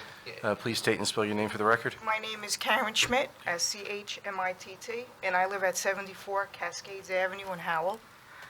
Ma'am, could you just hold, just so we can get a gauge for the time that it's going to take for the rest of the night, is there anybody else that's wishing to speak? Okay, thank you. I promise I'm going to be very, very quick. I, too, am a New York City detective, retired. Michelle and I moved down to Howell 3 years ago for a better quality of life. Pollution is very, very important to your quality of life. I am a 9/11 survivor. I was told that the air quality was good to breathe. That was a load of shit. It wasn't. A lot of us died and a lot of us are sick. So when you make your decision, make sure you think about the quality of life and the pollution that these tractor trailers are going to bring to the community. Thank you. Thank you. Okay, please come. Okay, do you swear or affirm the testimony you're about to give this board is the truth, the whole truth, nothing but the truth? Yes. Please state and spell your name for the record and give us your address. Pat Heaney, Heaney, 56 Vienna Road. I'd like to address some of the sustainability issues with this project. When I look at the plans, I don't see much in the way of green infrastructure. I don't see much in the way of sustainability, sustainable design. I look over on the wall, you have a sustainable Jersey plaque over there on the wall, which is supposed to mean something in our community. It means we care about sustainability. And I question that we're not insisting on sustainable design here. For example, let's start with stormwater, first and foremost. The stormwater plan for this could have been created in the last century. We have available to us green infrastructure. We have stormwater management techniques that can be used that aren't being put into effect. We could have things like porous pavement, bioswales. We could have green roofs that allow for transpiration, the porous pavement and the bioswales, and rain gardens that allow for infiltration rather than stormwater runoff. I don't see us insisting on this, and we should be. There are different certifications available, river-friendly certification. Why are we not insisting? Or why are the applicants not going for river-friendly certification? I'm a resident. I have river-friendly resident status. They could go for river-friendly business status. That's one of the certifications available in New Jersey. So let's do that. I'd much rather you say, no, we're not going to have this. I agree with all my neighbors. Let's not have this at all. Please vote no. But if you're going to allow these kind of things to be built, let's at least do it right. Let's use these technologies that are available to us. Let's insist on working with the U.S. Green Building Council and getting LEED certified buildings in our town. I don't know why we're not doing this. It's backward thinking. We need to think forward. We need to think this way to protect our citizens and to protect our waters. Thank you very much. Thank you. Questions? Did you happen to review, or did you hear the testimony from the architect with regard to the sustainable features? No, I wasn't here that early in the, All right. no. So you wouldn't know that they're constructing the building to accommodate solar panels, or that they're using recycled materials and LED lighting and... That's great to hear. Okay. But I still would like to see the LEED certification and the river-friendly certifications. Thank you. Thank you. Thank you. Please. Interesting. Come on up. Okay, do you swear or affirm the testimony you're about to give this board is the truth, the whole truth, nothing but the truth? I do. Please state and spell your name for the record and give us your address. My name is Lina, Lina, Docasal, Docasal. I live at 64 Danella Way in Howell, New Jersey. I've been a resident here for approximately 23 years. And when we first moved out, me and my husband out here, we wanted to raise our kids in a really nice environment because we lived in the city. So we wanted a safe environment for our kids to come out here and smell the fresh air and have them safe in our areas. So when we came out here, we're like, oh my goodness, the only thing we hear is our refrigerator. I don't hear anything else. There was no police, there was no fire alarms, there was nothing out here, and it was so great. But then slowly, eventually, there was more people moving, more people, more building. That's great, that's awesome. More businesses, but then the trucks were going through Oakland like crazy. While my kids were on the corner, scared for their lives. But now, like, I have even family that actually, friends that have younger kids that actually go ride bikes across the street from us is a beautiful horse farm. And they're scared to have their kids actually cross that street because there is no stop sign. There is nothing there to guide them across the street. Anybody and anything could get hit because those people drive not 40 miles per hour. They're doing 50 to 60, 70 miles per hour. They don't really care. So the Howell has become busier and busier. And my friends were like, where are you moving to? The boondocks? I'm like, no, it's really a nice, small community. But now it's gotten bigger and bigger. But then we moved out here because of the fresh air and the greenery around us. But there is no more greeneries. All the greeneries are going there. Like all the trees, you're just taking everything away. And it's becoming more of living in the city than living, in the boondocks where we really, the farmers. It's nice to go get eggs, fresh eggs, or, fresh fruits from the farmers. But slowly, they're going to be leaving because the big boys is coming in, and we have to go ahead and buy our things from the big boys. So even the little papa shops are closing up because all the big stores are moving in here. I mean, I understand tax reasons. You guys are, making more money for us. But then what happens to the roads? The roads that these trucks are actually going on. Right now, some of these streets with these potholes are ridiculous. They're just totally ridiculous. And we can't even get them fixed. So just imagine all the trucks that are going to come through. And wait, not even the trucks, even the people that are going to be working in that place. How many cars are going to be working, going to that place to go ahead and park their cars there and go home, back and forth, back and forth? That's even more people going through our little tiny Howell, little Howell. Now it's a big Howell. And I think, a lot of people are moving from the cities and from Long Island, Staten Island, because they hear it from our families that it was such a great community. Even Howell High School, anybody that is sick, we all chip in to make them, to have a wonderful life here in Howell and to enjoy the life in Howell. And that's why we're here. We want even my grandchildren. I would love to stay here to see my grandchildren grow up and love the teachers, love the cops, love everybody here. They're just very warm-hearted people that live in this community. And we just don't want them to go away, because they go away, then, there's nothing here for us to be here for. So we really want you to consider of having a bigger places here that are built, and it's not going to do anything for us. It's just, we're going to end up paying more taxes than ever, and then we're going to leave. A lot of us are going to leave because they're just more and more and more and more. And, the businesses are not paying or work, and your job is not giving you enough money to pay everything.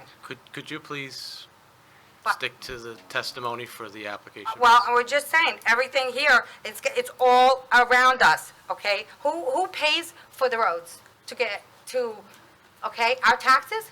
Does it go to the school? Does it go to our properties, our roadways to be fixed? Because some of those roads kill my car, and I'm sure it kills a lot of people's cars too, and they're not fixed. So that's what, it's all about the trucks and taking all those beautiful trees down. It just really, and there's not going to be any more. Even, the reservoir. Sooner or later, they're going to be taking over the reservoir too. So, I mean, there's nothing left for us. Okay. Thank you very much. Thank Have a you. great night. Ms. Concha.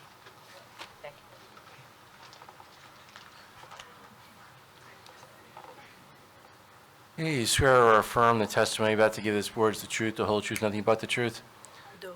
Get closer to the mic. Please state and spell your name for the record. My name is Joselma Souza Santos. Please spell it. Euzelma. Last name Santos, Santos. And your address? 768 Oak Glen Road, Howell, New Jersey. Okay, go ahead. I'm here to talk about the chaos that my life can become if this project goes through. My son has a special need. He's sensitive to loud noises. He does not have any notion about his safety. He needs a lot of care at home and out. He has at least 2 therapies daily after school on Route 9. He has problems with social skills and transitions. He doesn't know another home. He's born there. He is my biggest worry. But I would be selfish if I don't mention my neighbor across the street who watches their grandchildren. My other neighbor who has 5 kids between 5 to 13. The list goes on and on. Oak Glen Road has a lot of kids. And we are all at risk to losing our peaceful neighborhood to greed. We choose to live on a street that does not have a sewer, city water, just recently installed natural gas. We pay for garbage, to clean our septic tanks, to treat our water, to maintain our wells, to trim our trees. And yes, we pay taxes. All that because we want to live in contact with the nature and in peace. I want to also include the 6,240 residents of Town per the 2000 census. They all work and drive to their rents around these roads and keep all this store next to Route 9 alive. My main concern is the alpha traffic that will result from this project. The safety of all the kids and all the school buses that take our kids. For the families who enjoy Purple Park and Soldier Park, like me. A big concern is our water from the well and the stream in my own backyard. There is also concern about the impact on the soil after cutting all those trees. There is concern about the wild animals. I have in my backyard deer, wild turkeys, skunks, groundhogs, snakes, turtles, etc. They don't have a voice. The possibility of this small bridge above the stream near to my driveway collapsing due to increase the traffic terrified me. This project is extremely dangerous for our residents and families of Oak Glen Road and surround roads.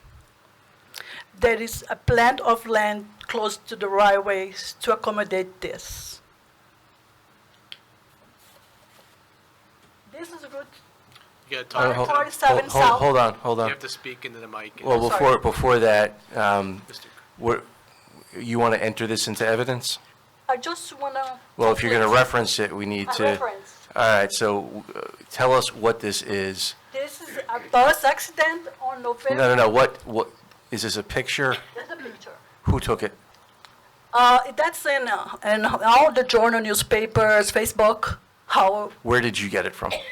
This is what I get from the Facebook. You got this from Facebook? But this is from the newspaper. I also have it. No, well, I'm asking where you got it from. What Facebook page did you get it from? Regular web. I don't. Asbury Park Press. Okay, do you know when it was? This happened. I'm gonna complete. This is Route 5. No, you have to tell me, there are rules that we have to follow in order to consider things. So when did you take this from Facebook? Do you know what date it was? I get on the same day that happened, November What? 25th. Okay. Because my son November was in 10, that bus. 2019?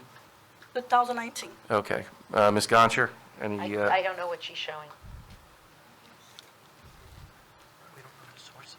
So I thought, are you testifying that it was Facebook or Asbury Park Press? Where did Well, I think she was testifying that she got it from the Asbury Park Press's Facebook page. Is that correct? Yeah, that's correct. Okay. Well, hold on. Wait, Ms. Goncher, anything else? I should keep trying to get back. Oh, sorry. Well, why don't, let her talk about it. Yeah. I have no idea what the... That's the Route 547 South, 250, November 25th, 2019. My son was in that bus, and 6 kids, five kids and plus my son. They are all special need. That accident was caused by a distracted driver. What do you think if a trailer was behind that bus? Truck or trailer, don't stop faster. Do you think my son will be alive? That's what I want to show. As a Howell resident, is a taxpayer, and an investor, and Howell, I ask to please to say no to that project. Thank you. Hold on, ma'am. We need to mark that as evidence. Hold on, these people. What? Okay. I'll try to pull it off. And it was a car, wasn't it? So we're gonna mark. Leave that with us. So we're gonna mark as P1 a photo exhibit of school bus accident. Thank you. What, Ron, I can't hear. Photo exhibit of school bus accident taken from the Asbury Park Press's Facebook page. And what was it marked? P1, P for public, 1. That's relevant. Okay, just before we go on to the next witness, Mr. Chairman, Mr. Acasano wants to see if he can get a new date for his application. That's the Sure. Smith Sorry, Family Properties. What do we have available? Ms. Urbano? I'd ask for February 20th, Mr. Chairman.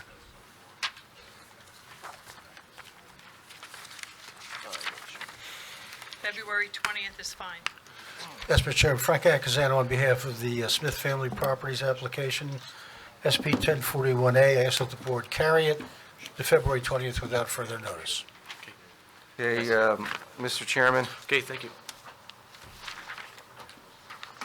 So the application of Smith Family Properties LLC, case number SP-1041A, be carried to the board's February 20th, 2020 meeting, beginning 7:30 here at the main meeting room in Town Hall. I'm sorry, 7 o'clock. There'll be no further notice to property owners. Thank you very much, ladies and gentlemen. Thank you. Have a good night. Okay, do we have anybody else from the public that would like to come up and speak?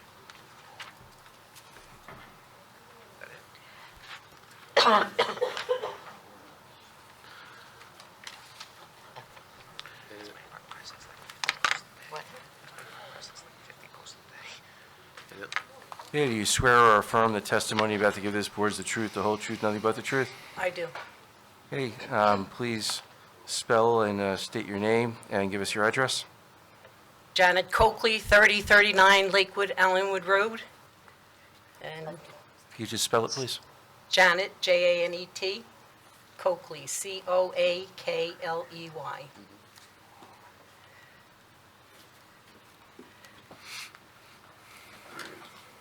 So I wanted to first mention that I've lived in Howell for 33 years. When I moved here, I purchased an existing 5-acre horse farm, and it is with a single home, and it is still a 5-acre horse farm. When I came here, I could ride a horse down Lakewood Allenwood Road with no problem. I could drive a pony cart anywhere in the area. You expect development, but you don't expect this. When the master plan review was conducted, was commented earlier that was 24 years ago, I spoke regarding this specific property being zoned SED, and I objected to it.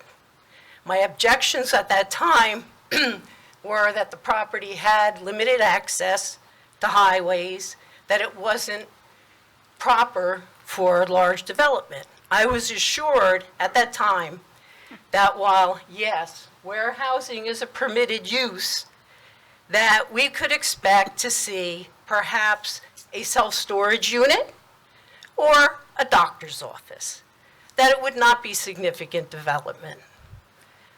Clearly, that was not what this applicant is proposing. But it is also clear that that was not what the township anticipated.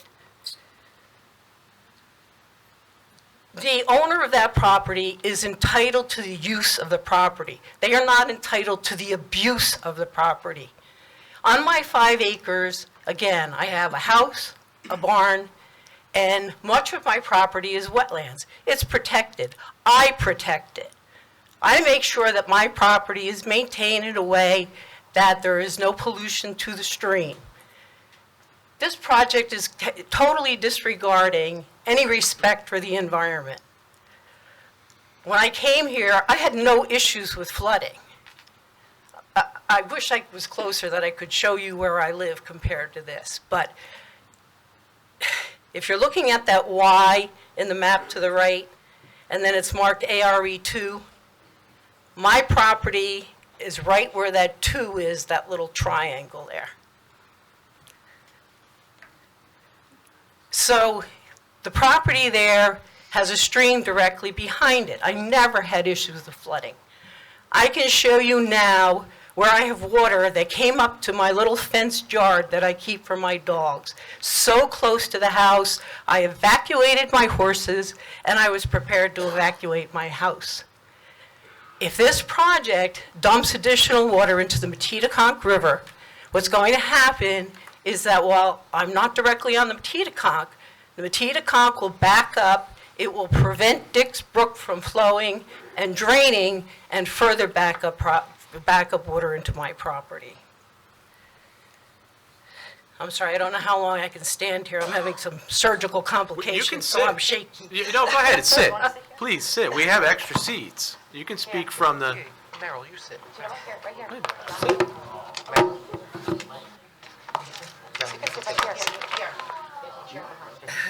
Okay. Do you want to sit here? Wherever. You get the table. Here. Wait. Okay. Sorry about that. No, no My worries. leg's just totally shaking because I'm in such pain. That'll help, thank you.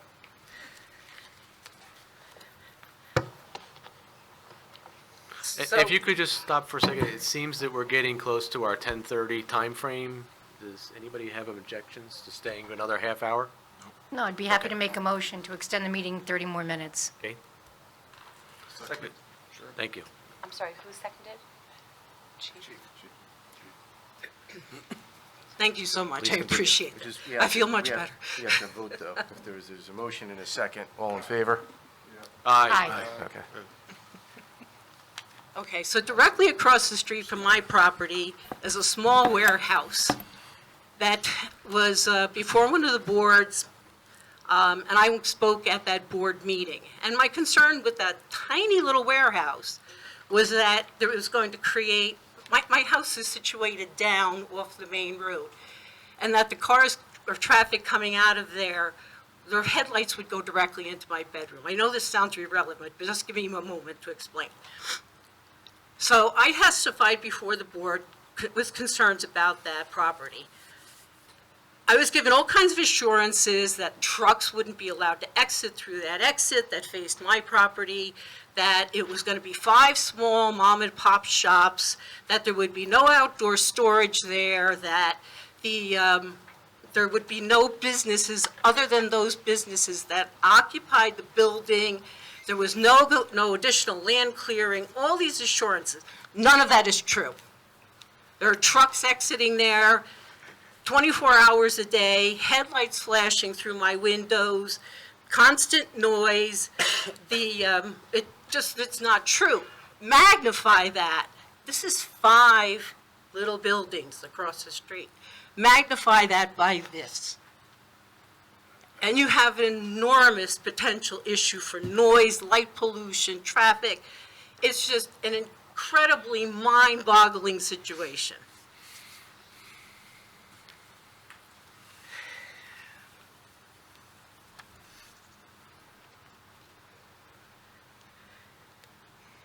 I'm very concerned. I mentioned the concern with flooding. It's not just my property. There are adjacent properties. I see the water coming up into their backyards. Brook Road is an issue. Potentially Arnold Boulevard.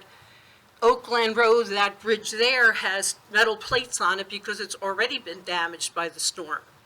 So the potential for damage to all these bridges, when we had Hurricane Sandy, I was literally landlocked in my house because all the bridges around me were closed, all of them.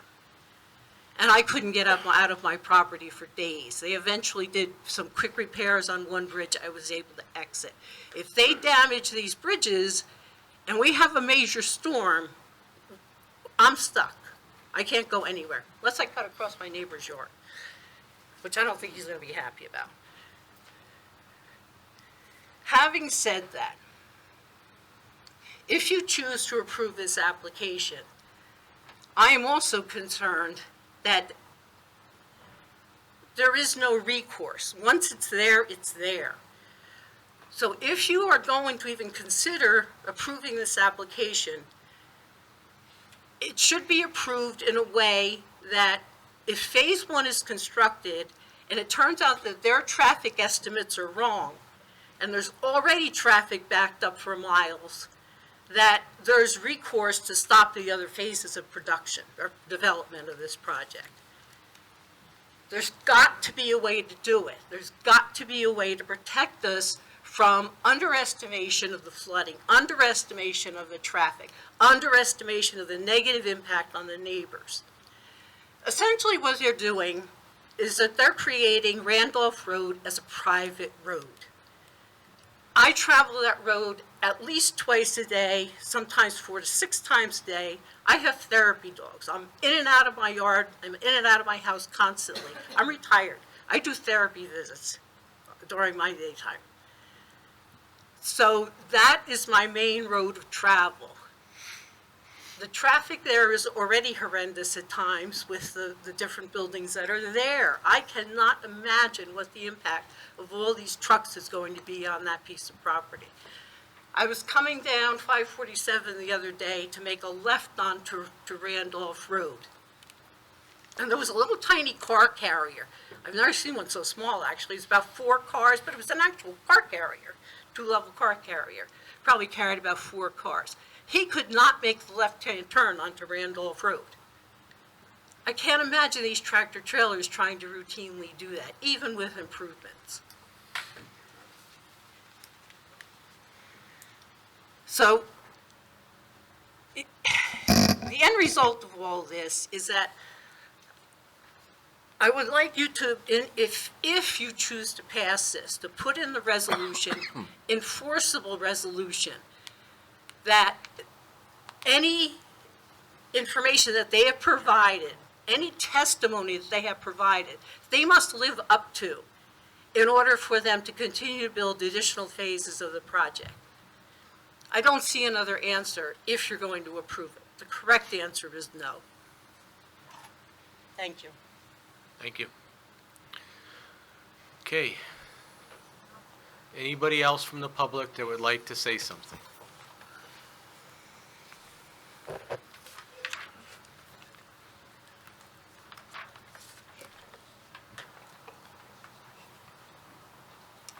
Hey, sir, do you swear or affirm the testimony you're about to give this board is the truth, the whole truth, nothing but the truth? I do. Please state and spell your name for the record. SCHULZ, 149 Yellowbrook Road, Farmingdale. Go ahead. Mr. Nicastro, you got to wake up. I'm here, I'm listening, don't worry. I hear you loud and clear. It doesn't look like it. Looks could be deceiving. They're not.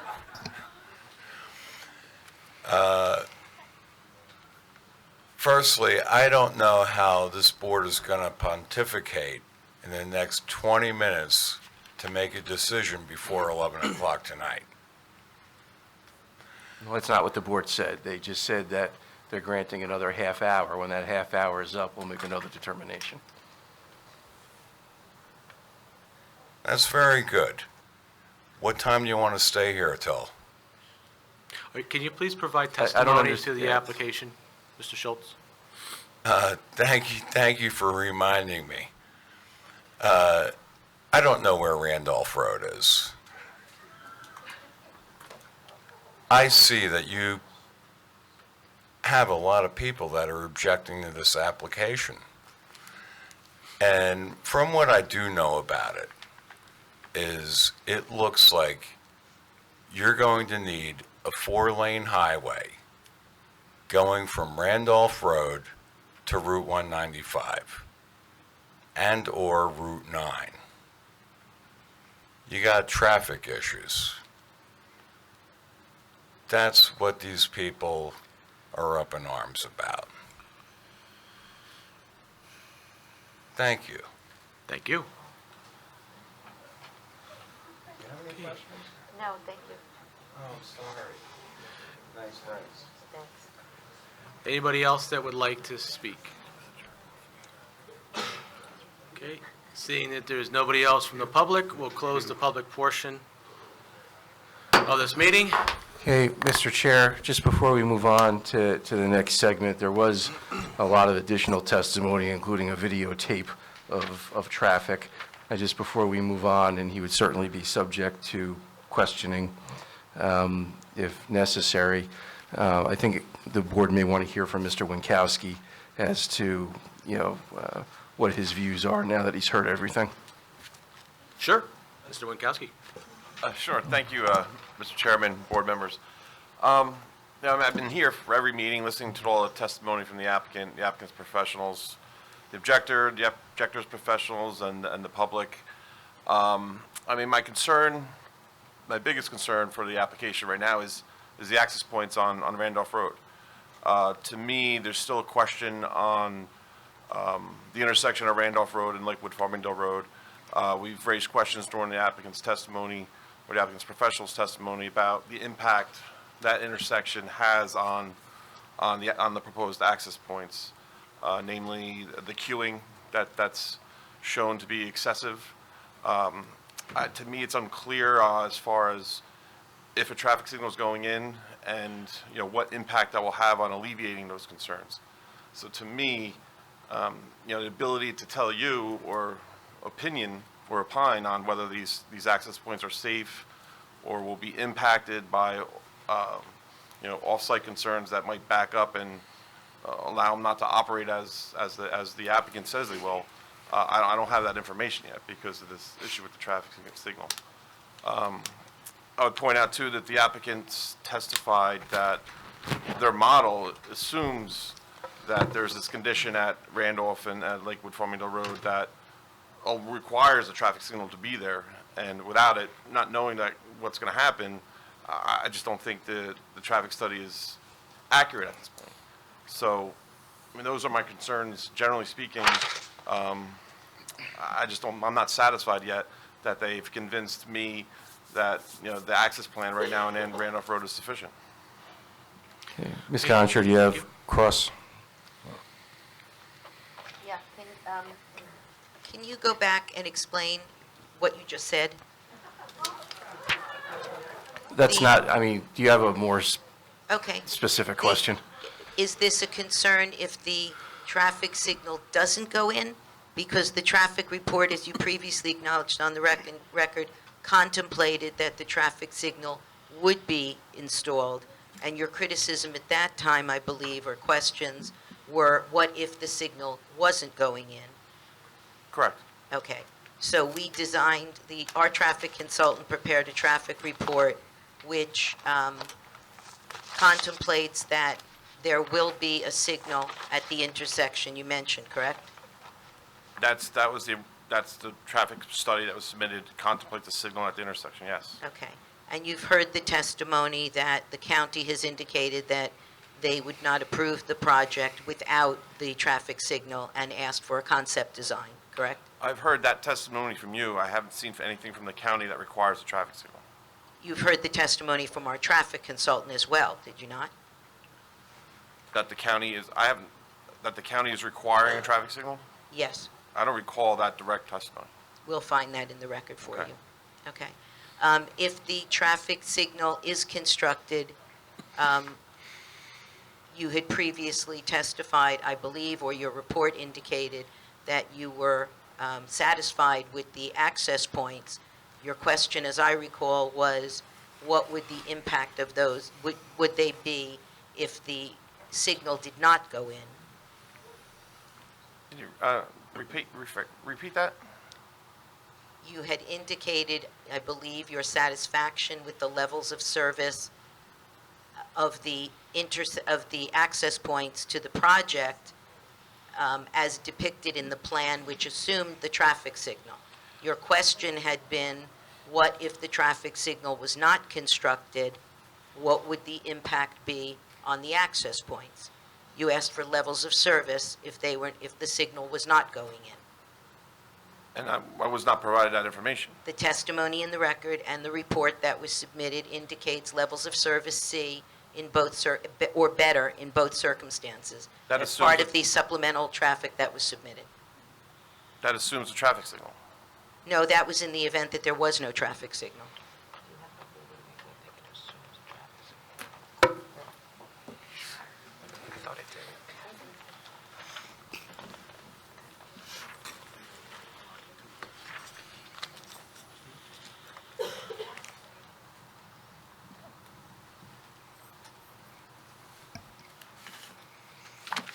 Mr. Chairman, Yes. I just want to make sure I understand, because at some point in time, I'm going to have to harmonize everything that goes on here, no matter what the board does.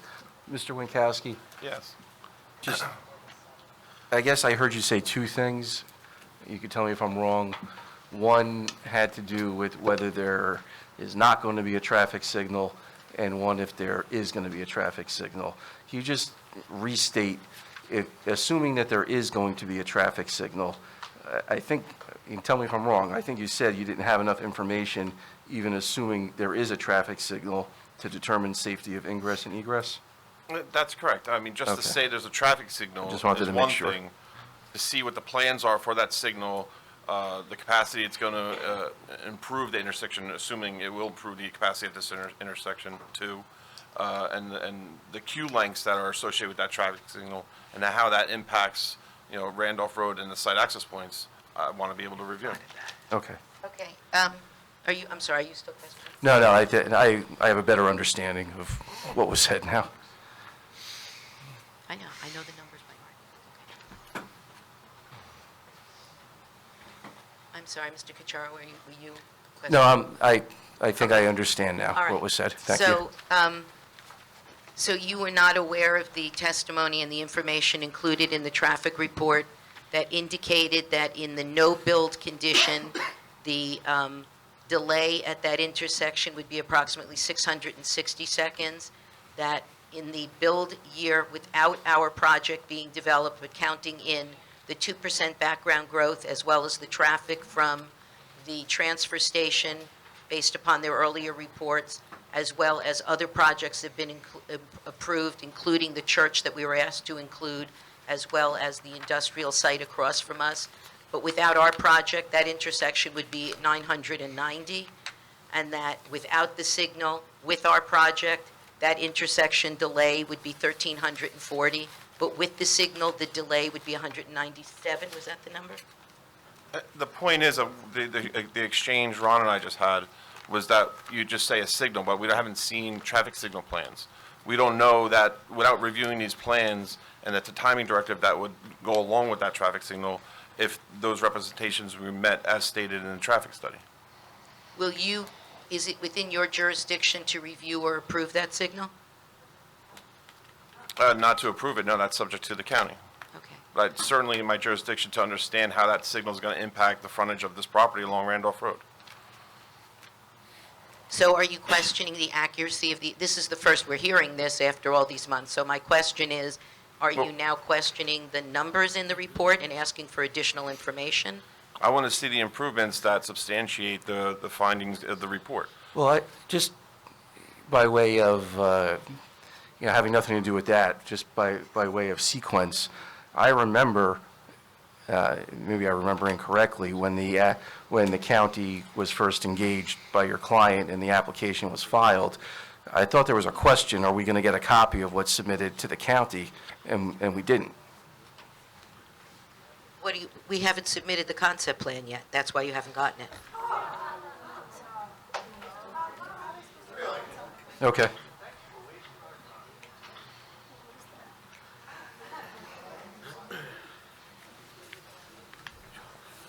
We made a representation on the record, which I thought is what we had been asked, that we would pay for the construction of the traffic signal that had been at issue initially.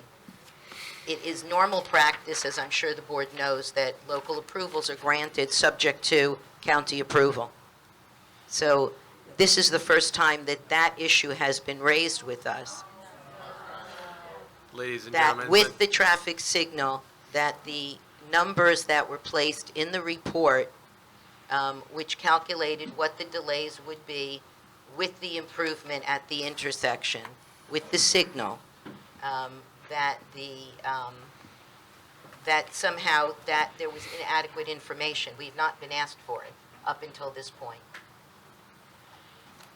Okay, Council. Is there a question? Okay. So I want to understand what the issue is. So are you taking the position that you're not in a position to evaluate the driveways? Well, let me ask you this. Is there a possible scenario where putting in that signal would result in stacking of 54 cars to 1,340 feet with the signal at the intersection? My concern is if the signal doesn't achieve the capacity and the level of service that I think is reasonable, that would allow the distribution of the site to meet the assumptions that were in the traffic study. The traffic study assumes 100% of the truck traffic is going to be going to and from Lakewood Farmingdale Road. It also assumes approximately 80% of the auto trips are going to be going to and from Lakewood Farmingdale Road. So, if you could put a traffic signal and still have a level of service D or E on the side street, which could deter people from actually meeting that distribution, plan. The driveways are designed such to manipulate and direct traffic to go to the left. And if there is that delay down there still, and they may be encouraged to go right just because they want to avoid the delay, that is certainly an unsafe condition in my mind. And you've heard from the public. Why is that an unsafe condition? Auto vehicles making a right out of the site, would they be turning onto a public street? Because the turning movements. My question, would they be turning onto a public street? They would be turning onto a public street without adequate turning radiuses designed on the plan that's currently proposed. If a So are you asking for an Hold on. He has a right to finish answering the question. The right turn movement has a 5-foot radius, which is nowhere near accommodating of a tractor trailer. That tractor trailer is certainly going to have to go, most likely in my opinion, off-road on the opposite side of Randolph Road and into oncoming traffic in order to make that right turn. And passenger vehicles, a turning radius of a passenger vehicle is approximately 13 feet. So 5 foot is still pretty narrow, but could be accommodated by a passenger vehicle, assuming it's low volume and limited. But, I think that number would increase if there's a concern to the left of substantial delay or queuing. Is that reflected in a report anywhere, since we submitted these numbers 6 months ago? Or a year, well, It was, yeah, in the information that you've been providing to us during the hearings, not before the hearings, we've represented to you, we were concerned that if the traffic signal go in, that there'd be increased volumes to the right towards Oakland Road, and that was never responded to. No, I think what you asked us was, and we'll check the transcript, if the traffic signal did not go in before we committed to it, then what would the impact be of cars leaving and going right on the street? The reason that it was designed is because we were advised, as we've put in the record, that the township was desirous of having us direct the traffic left out of the site. Sure. Otherwise, we would have not designed it in that manner, and this, after almost a year, this is the first time that this is being raised in the scenario where the traffic signal is committed to go in, But and the is there a question, though? Yeah, the question is, then, do you want us to provide the alternate plan? We're in a position to do that. We started doing it, and then we didn't do it because we were led to understand that with the signal, those concerns dissipated. And we'll find the transcript sections and cite them back to you. Well, So the question is, at the 11th hour, to have a question raised that was addressed in the record, that's why we're asking for additional time, if there's an opportunity to put that information in. I believe that you'll find in the record as well, a question or request from myself to your traffic engineer as, would the distribution be the same as currently assumed in the traffic report if the traffic signal was not there? And I believe he testified it wouldn't, that you would agree that there would be a high percentage directed towards Oakland Road, and I believe the board chairman at the time asked for that analysis, and I don't believe that analysis was ever submitted.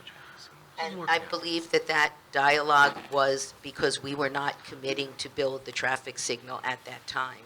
Subsequently, when the traffic signal was agreed to, when the county indicated they would not approve the project without it, and we made a commitment on the record that we would construct it, as well as the other improvements, our understanding was the concern about cars going out to the right because there was no signal had been addressed because there was going to be a signal. Now I believe what you're questioning is whether even with the signal, the information was adequate. And what I'm saying is this is the first time we're asking that question. It's a different question of if there's no signal, what will happen, as opposed to you're now, at the first time we're hearing, if there is a signal, you need additional information to assess the access points. Can I just ask a question? If a concept plan doesn't exist, what would you give Mr. Winkowski? What do you mean? When the plan is designed, he has to see it, we would give it to him. When the concept plan is designed. So you couldn't give him anything now, then, with No. regard to, okay. I just wanted to make sure I understood. Again, I want to make sure after all these Right. hearings, I understand the The sequence. county works on its own timeline. Yes. And so we are working through the process with them. In order to do a concept plan, there's survey work that needs to be done and other work that's anticipates the No, design. I understand all that. And then, again, I just try to make sure that I am understanding everything. Mr. Winkowski, the information that you say you do not have that does not allow you to come to a conclusion with regard to safety right now, that information is what would be in the concept plan that the applicant is working on with the county that doesn't exist right now. Correct. Okay. I just want to make sure I understand it. Okay. But if we can understand it, if you can explain to us so we know what information we should be trying to get, what exactly is it that is required? The traffic signal plans, timing directive, geometry, all that's going, and the queuing and capacity that will be provided at that intersection in the build condition. So you're not asking that it be built first? No.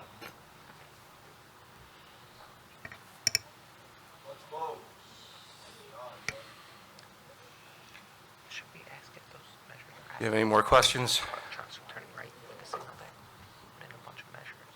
Do you recall what the level of service at the access points is, per the report?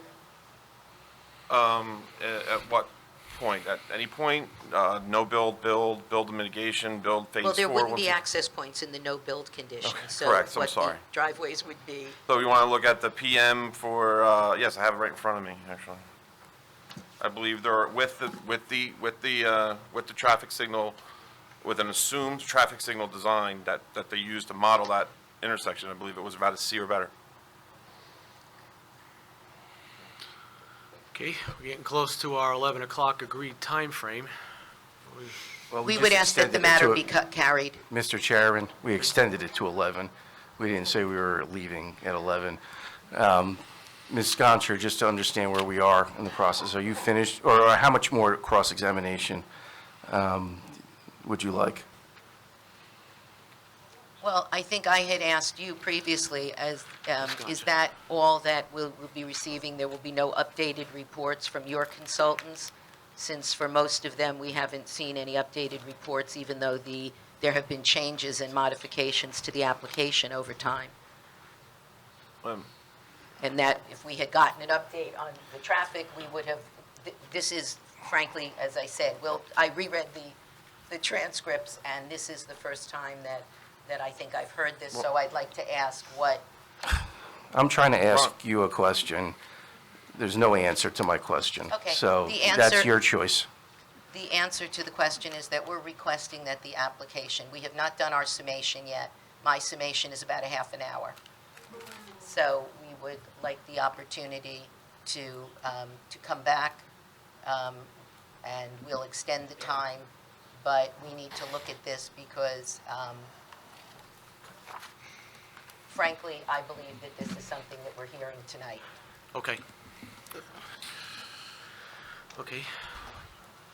Does anybody in the board have any questions? I don't know if Objectors Council had a summation. I didn't want to say that I was the only thing, but I don't know what their plan is. No, I mean, I'm assuming the objector has a summation.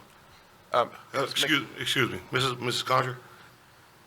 This whole process that has been going on for the last year Yes. has revolved around the major traffic issues with this project, Absolutely. okay? Whether it's Randolph Road to 547, to Brook, to Lakewood Allenwood, to Oakland, to 195, whatever. The issue is that this project is going to bring to Howell South, okay? The Ramtown section of Howell, okay? So we sit up here and we listen to the testimony, okay? The fine citizens of Howell came here with their concerns, okay? And then we talk in circles, that you didn't hear this last time we were here, that you never heard this prior to this meeting, which, that's impossible. Because it's been brought up over and over and over, so. You're absolutely right. Okay. The traffic signal has been a major issue. We started out by indicating we could not commit to it because it was not within our jurisdiction to do so. And furthermore, because under the state statute which governs the board, we are only obligated to contribute our fair share contribution. And therefore, we were not in a position to say anything beyond that. And by the way, that is what this board has assessed, or what, I'm sorry, not the board, the township has assessed against other developers also contributing to traffic in the same area. Once we were at the county and got them to respond to us, which we had made efforts for a number of months, once they took the position that they would approve the traffic signal, we came back and we said we would build it. All of the intersection improvements and the signal. That's beyond the other improvements that have always been part of the plan for other intersections. What I'm saying is, we have had lots of discussion about that, but not a discussion. The question about the levels of service, as I understand it, and I will review the transcript again, were questions about how that would operate if the traffic signal was not put in. Not a question about whether the material in the traffic report was accurate if the signal was constructed. That's what I said, was to me a new question. Mr. Chair, Yes. Mr. Winkowski just has one thing he wanted to raise from his report. Yeah, in our July 26, 2019 report is our review number 2. And this is actually information that was in our first report, just carried over.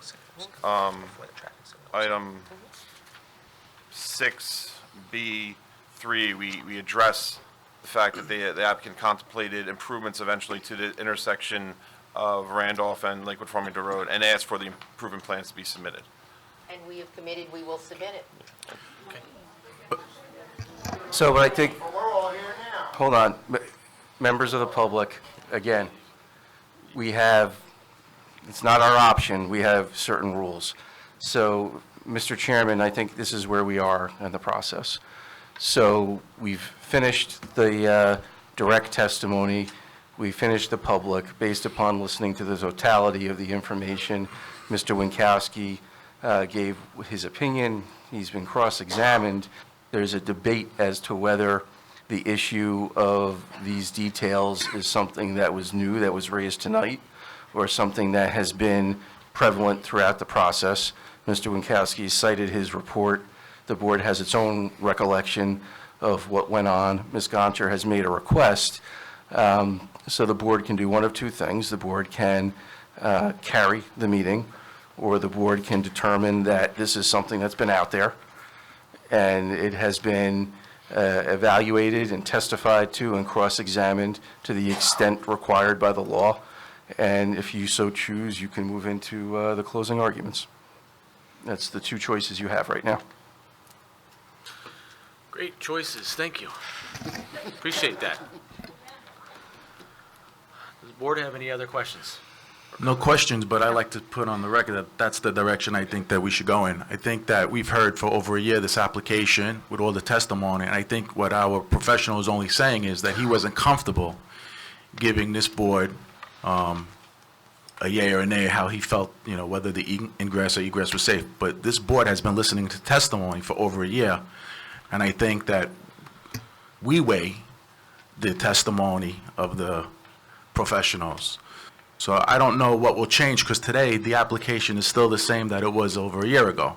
If anything was to change with that traffic light, you would be submitting a whole new plan or a new design or something different than what's today. So my hope would be that we would make a decision today. I don't think that we need to have any more. So So I presume that we move into a summation from the attorneys? Mr. Chair? If that's the board's decision. That would be my preference. Anybody else got any comments? And we would, if that's the way you're going, you would start with the objector's attorney. So take 5 and make it happen. We've got a stenographer that probably can't feel her fingers, so. Let's start. You need 5 minutes? Okay, we'll take 5 minutes. Okay. We'll get the meeting started again. Thank you. Ms. Contra? Well, we're going to renew our request. We will have the concept plans ready in a month, and we ask, after all this time, adjournments, delays, accommodations to other scheduling, we are making a request, which we believe within the time frame is reasonable, that if that's the item that your traffic consultant requires now, and I will say that there are other items in the same letter that requested that, which asked for plans and were intended, and my traffic consultant believes were understood to be conditioned. If the approval was granted, those plans would be provided. And I can give you the other items. They were other intersection improvements. The May 7, 2019 letter, item 9 on page 8, roadway improvement plan should be provided for the improvements to Randolph and Oak Glen Road. Then there are a list of items in terms of milling the road. That was understood to be, if the approval was granted, those plans would be provided. The same language is used, should be provided, with respect to the plans with regard to the intersection where the signal is proposed to be provided by my client. In those circumstances, given that the same language was used and no one has said to us that we expected to have that before the board acted, we are asking that the board grant a 30-day extension, allow us to provide that to the traffic consultant so that he can make that analysis. The board. Chair, so it's, I'm sorry, Ms. Gontra, is that? Thank you, Ms. Contra. So, I'm sorry. Essentially, it's the same issue. You know, Ms. Gonchar has given her request again with a little bit more information and argument in support of it. It's still to the board as to whether it wishes to proceed to summation tonight. Okay. I know there's a few on the board that expressed the desire to go to summation. Are you prepared to go to summation tonight?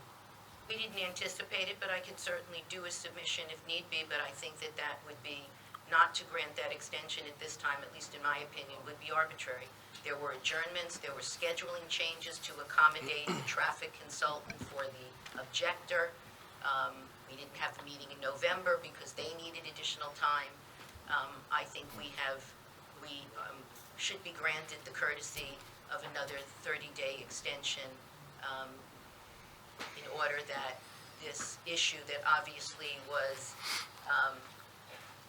not understood to be other than a condition of approval, since county approval is generally made a condition of approval.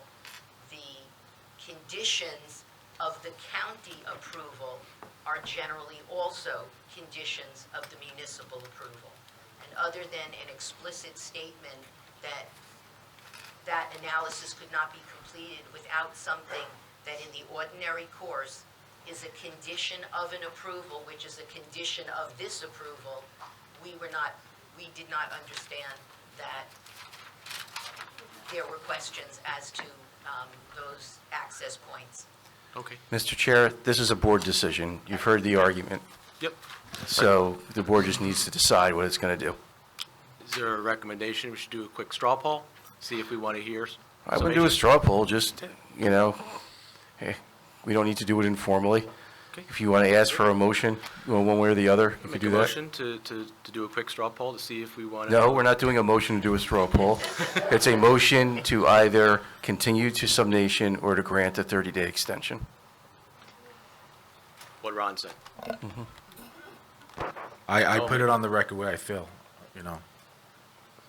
So that's a motion to Motion to go move to to summation. summation. Is there a second? Yes, second. Take roll. Roll call. Mr. Dorado? Yes. Mr. Husser? No. Chief Kudrick? No. Mr. Nacastro? Yes. Mr. Schneider? No. Mr. Seaman? Yes. Mr. Leggio? No. Deputy Mayor O'Donnell? Yes. The vote was to go to summation, no? Yes, the motion is to go to summation. So a yes is to go to summation, a no is to give a 30-day extension. Would be the extension. All right, Do- yes. We're not done yet. Do we want to, Point of sorry, info- guys, if I could just say for a second, it's late at night. No. Do we want to redo the roll call? No, I need a point of information at this point in time. Before we went on break, he said I wanted to go to summation.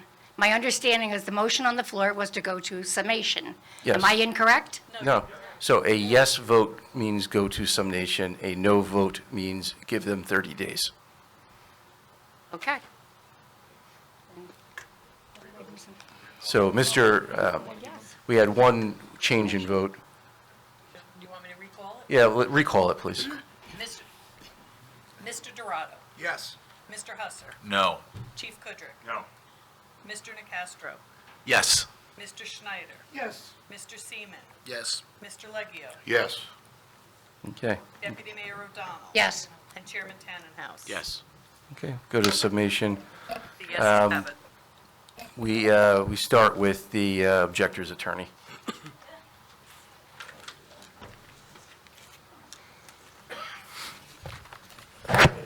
Thank Thank you, Chairman and members of the board. As you know, my name's Craig Bossong from the law firm Florio, Perucci, Steinhardt, and Capelli, and I'm representing the citizens group called HOPE. Planning board is known as the gatekeepers for development in municipalities in New Jersey. By their very own makeup, they work together with the mayor and council to guide development. The mayor or the mayor's designee sits on the board, a council member sits on the board, an official of the municipality also sits on the board. The remaining members are duly appointed residents of the community, and I commend all members for their service to the community and taking the times out of their busy lives to consider these applications that come before them as they perform this important public service. I represent a couple planning boards in northern New Jersey, so I completely understand the time commitment and dedication that everyone has to put in, which is mostly during the evening hours when you could be home with your family to properly perform the functions required. I also understand the process, the considerations, the rights that the applicants have, as well as the rights of the residents to speak up and have their voices heard. Just because an application is brought before a board, just because concessions are made by developers or questions answered, doesn't mean that every single application needs to be approved. You have the right and sometimes the duty to deny applications that just aren't right for your community. You have the right to stand up for your fellow residents and neighbors and not give in to overzealous and gluttonous developers who are just looking to maximize their investment return. You are obligated to consider the positive, to consider every single application on its own merits and pursuant to the law, and to consider the positive and negative aspects of the proposal. I'm certain your board attorney has advised you on all applications that require C variances. The board needs to weigh the entire application, needs to consider whether this development is right for the community, needs to consider the negative impact that this development will have, not just to the surrounding areas, but to the community itself, and especially the public good. You need to determine that the benefits of the project or the deviations being requested substantially outweigh the detriments that the project is going to create, and that there will not be a substantial detriment, and that the development will not be a substantial detriment to the public good. I think everyone can agree that it is indisputable that there will be detriments to the public good caused by this project. There will be negative consequences caused, and you as a board must consider whether the positive outweigh the negative. My opinion, it doesn't even come close with this project. And on behalf of my clients, I ask that you deny this application this evening. You've heard two traffic experts discuss the traffic impact associated with this development. I understand that all the numbers thrown around is mind-numbing, and I'm not going to rehash those. But one thing is certain, there will be a substantial increase in traffic, especially tractor-trailers. There will be a substantial increase in risk to the public safety, and not only in and around this site, but throughout the approximate 5-mile route till these trucks hit a major roadway. Everyone agrees that the intersection of 547 and Randolph needs to be signalized as a result of this project. And as you've heard, that intersection is controlled by the county. The developer, up until this evening, when I reviewed everything, did not definitively say that they will pay for the entire cost to upgrade that intersection to make the project work. I did not hear them definitively say that they will pay for the property surrounding the intersection that will either have to be voluntarily given to the county or acquired by eminent domain to make the intersection improvements work. Despite being asked at the time my traffic engineer testified, they've refused to even provide this board a concept plan so this board would be aware of the amount of the improvements that would need to be made to make this intersection work to accommodate the development. Because of that, my clients paid our traffic engineer to prepare a concept idea just so that this board would have an idea of what needs to be done at that intersection. But until the county comes around to doing something, which I believe there's been ancillary testimony that it's not in the county's 5-year plan, if this development is built prior to any of those improvements, this township will have to deal with those consequences. The residents will have to live with the failing intersection, which will now be exacerbated by the substantial increase in traffic and will be in gridlock for who knows how long. It's undeniable that there will also be an exorbitant increase in tractor-trailer traffic around the development and the community. You don't have to take my word for it or our traffic engineer. The applicant's own expert told you that they anticipate one tractor-trailer every 2 minutes. Their counts for peak hour traffic is one tractor trailer every 2 minutes. So in essence, the peak traffic will be the entire day for tractor trailers. Now, if we're located in Elizabeth or Kearney, wouldn't be out of the ordinary. But this is Howell, and in particular, this section of Howell. It definitely seems like a substantial detriment to the citizens' quality of life and the public good. Now, we understand that this is a permitted use for the site. However, the applicant is requesting 2 variances. The variances relate to a buffer zone between the project and the residential neighborhood, as well as truck storage. I've not heard any reason put forth by the applicant as to why they could not comply with the buffer requirements.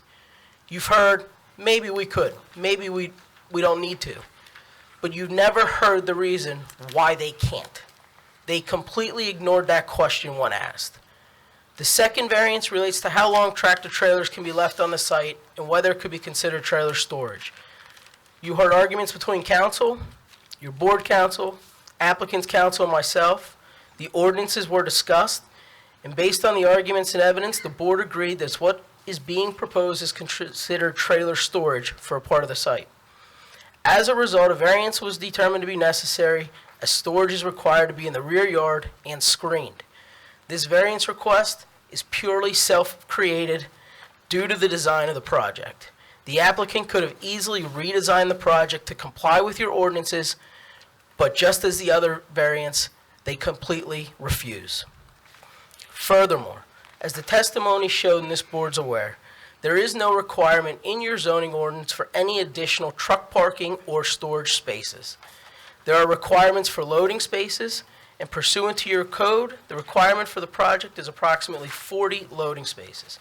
Applicant is proposing 234, 6 times as many loading spaces as required. In addition, they want to add these 142 tractor trailer parking spaces or storage spaces. In essence, they are providing trailer spaces for almost 10 times the amount of trailer trucks that are required under your zoning code. Why? I can only surmise that this is clearly excessive and extreme. I asked the representative of the applicant why they needed that many spots. His only response was something along the lines of, "That's the industry." The arrogance was nauseating.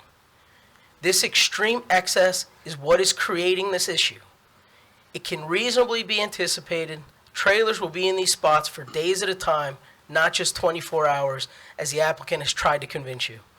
No matter what the applicant says regarding time limits or anything, it just won't happen. It's not believable, let alone whether it could even reasonably be enforced. When you're providing 6 times the number of loading stalls, there's no need for additional parking spaces. The area where those trailer storage spots could be a green area. Trees could be planted there. They could assist in redesigning the site to allow for larger aisle widths, which would allow for safer passage of trucks and cars. But has the applicant indicated that they would be inclined to amend their plans for something like that? Absolutely not. They want everything as is. They're creating this hardship, and it is your typical self-created hardship for which they're not entitled to these variances. They're overdeveloping this property. They're taking advantage of the required environmental buffer in relation to the lot coverage to design the absolute maximum size structures that they want without any regard to the residents and the citizens of Howell. If these spots are necessary, they could be relocated to the rear of the property and be completely screened as the ordinance requires. But once again, it's not what they want. They want to create this hardship, tell this board that they need this variance, and then tell the residents and citizens of this great township to just deal with it. As I said before, this board needs to weigh all the factors in the application. They need to decide this application on its own face and its own merits and its own facts. This board needs to decide if this development is right for the township of Howell at this time. Is this board going to grant the variances that are required for this monstrosity of a development? Allow potential gridlock to ensue on their roadways? Allow for a tractor trailer every 2 minutes? Or is this board going to listen to the residents in this area, stick up for those residents, and do what is right for the public good, and say that the minor benefit of this project is not worth the substantial and disastrous detriment that will ensue if this project is built? I thank the board for their time.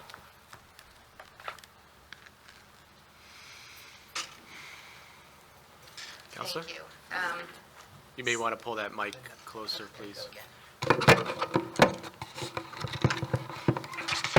Thank you. Since counsel for the objector started out by telling you that he represents boards, then he should know the law. The standard for a complying use is not whether there is a substantial benefit to a municipality. That determination has already been made by your township. When they zoned the property for the use that we're proposing, the municipality made a determination that this was the right use for this site and the extent of development was appropriate at this location.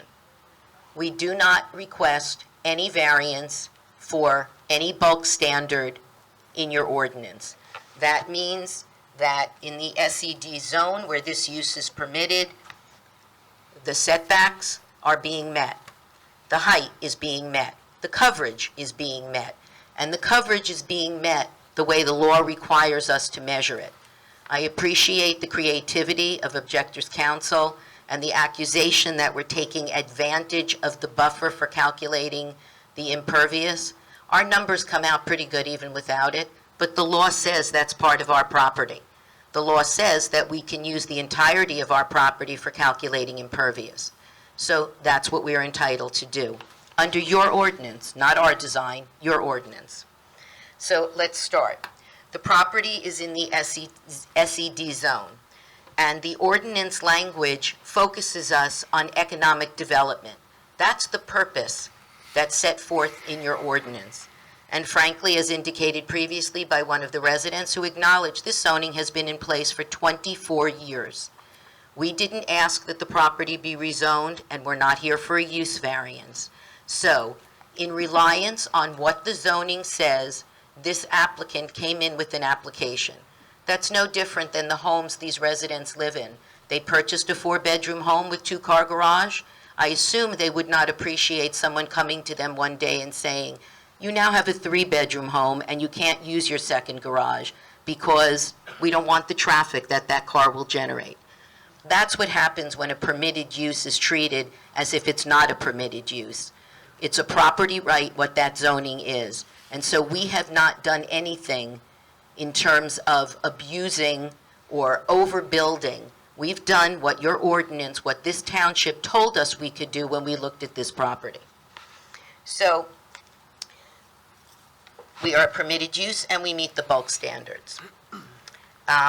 We are proposing 1,242,000 square feet in multiple buildings ranging in size from 85,000 square feet to 150,000 square feet.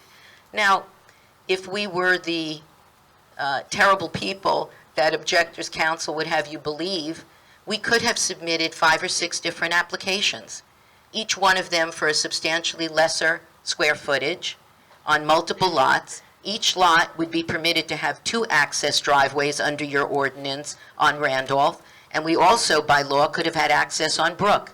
We were asked during the earliest discussions with the township not to put traffic, not to put driveways on that road, and we agreed.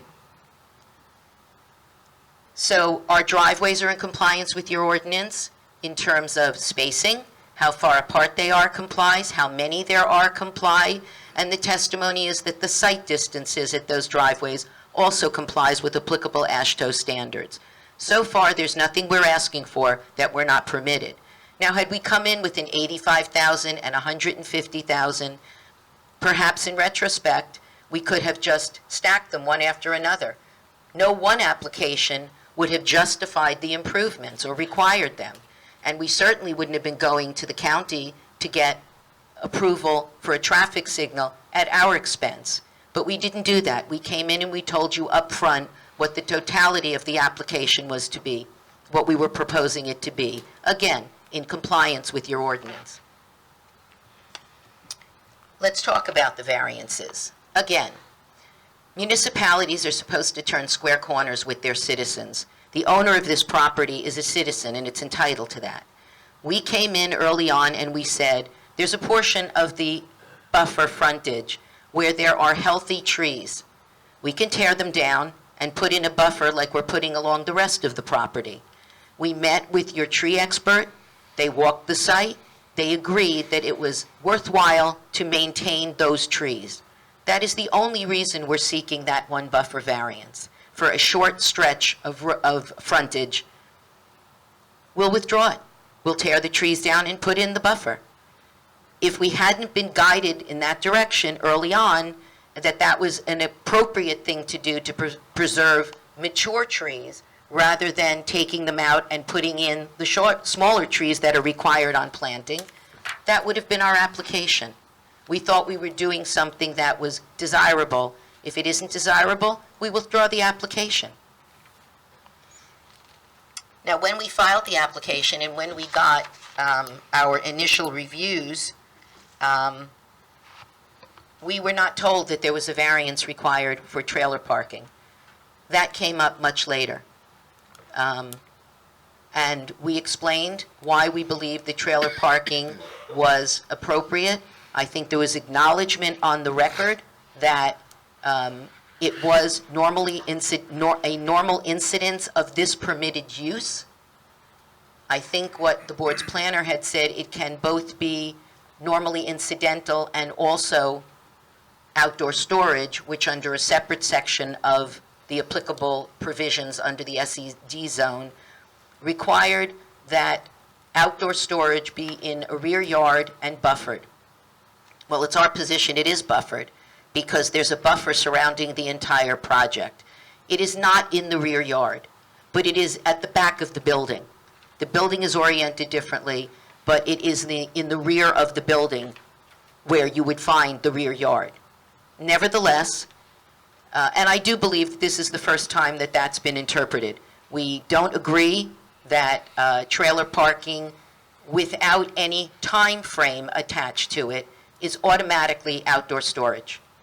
We believe that your other ordinance provisions support our interpretation, but since your planner has taken a different one, there was a determination made that a variance was required. Obviously, we preserve that as another basis to challenge if we've put our position on the record, and of course the court will, if we go to court, will make its own determination on a de novo basis as to the appropriate interpretation of that ordinance provision.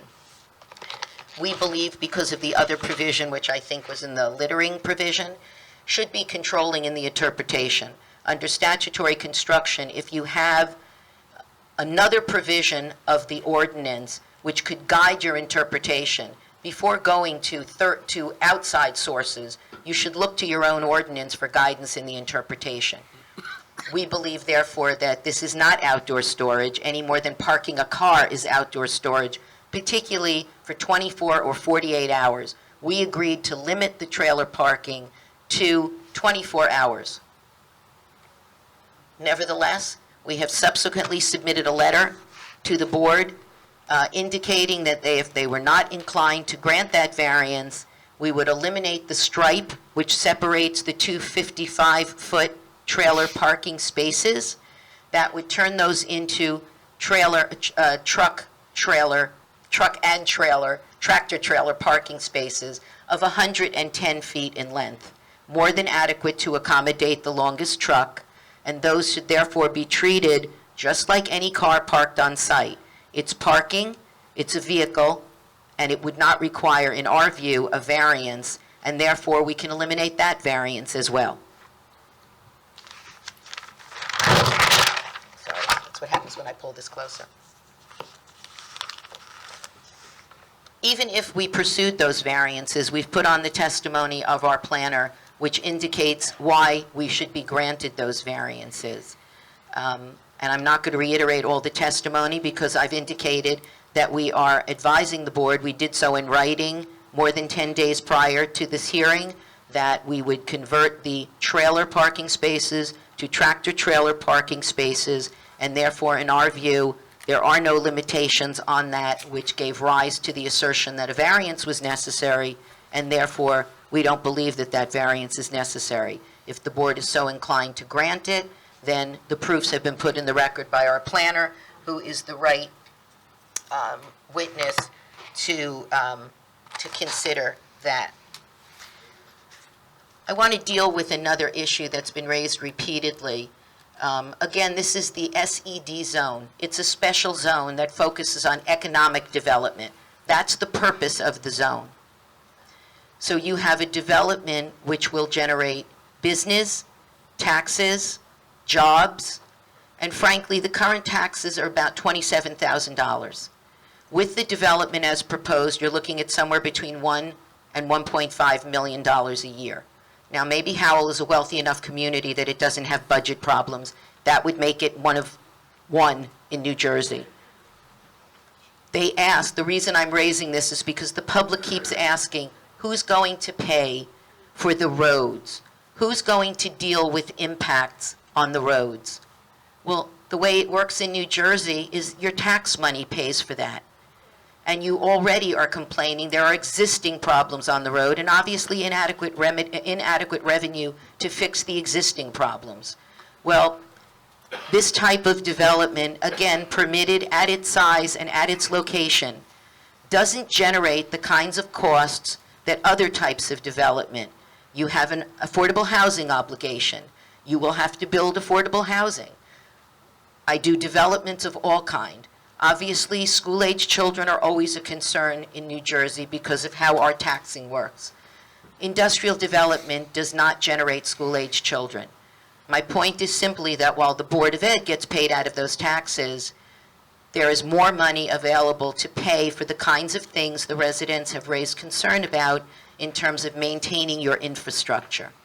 I won't even talk about the fact, because it's in the record, that we are extending sewer and water lines in the area, as well as doing improvements that we would generally only have to provide a fair share, but we have voluntarily designed the project at the outset with road widening in various locations. That's before we get to the traffic signal, which I'll deal with separately.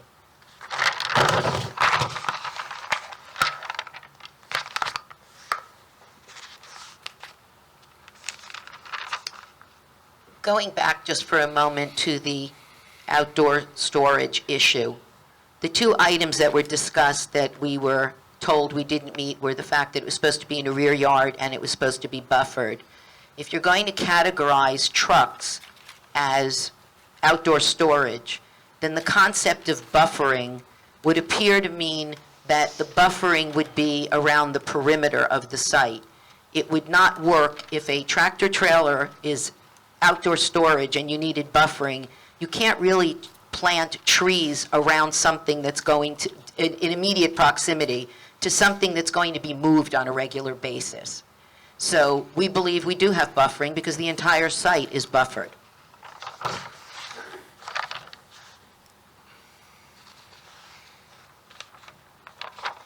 Just for the record, the letter that I referred to where we proposed to eliminate the stripe and create 71 parking spaces from 142 trailers parking spaces was dated January 17, 2020, and was delivered with adequate copies to the board. We had requested a number of design waivers. One of those was with regard to loading in the front yard. This was for a 60-foot length of one building, less than 5%, and that area was substantially buffered from the road. In all other respects, that provision was complied with. There was a waiver requested with regard to plantings around the garbage and recycling enclosure, and the testimony established that this was not a dumpster out in a parking lot somewhere, that this recycling, this area was immediately adjacent to the building and shielded by it. We had initially indicated that we required a waiver with regard to one tree or shrub for every 10 parking spaces in the parking lot. Those will be provided, no waiver will be required. And we could probably put some plantings around the recycling. Doesn't appear to be where that would make much sense because it's in proximity to where the truck movements would be. But to eliminate the waiver, we can do that. We had requested a waiver so as not to provide sidewalks along the right-of-way. The proofs that were put in were because it doesn't connect to anything. It's not an area where there are sidewalks that it would connect to on either end.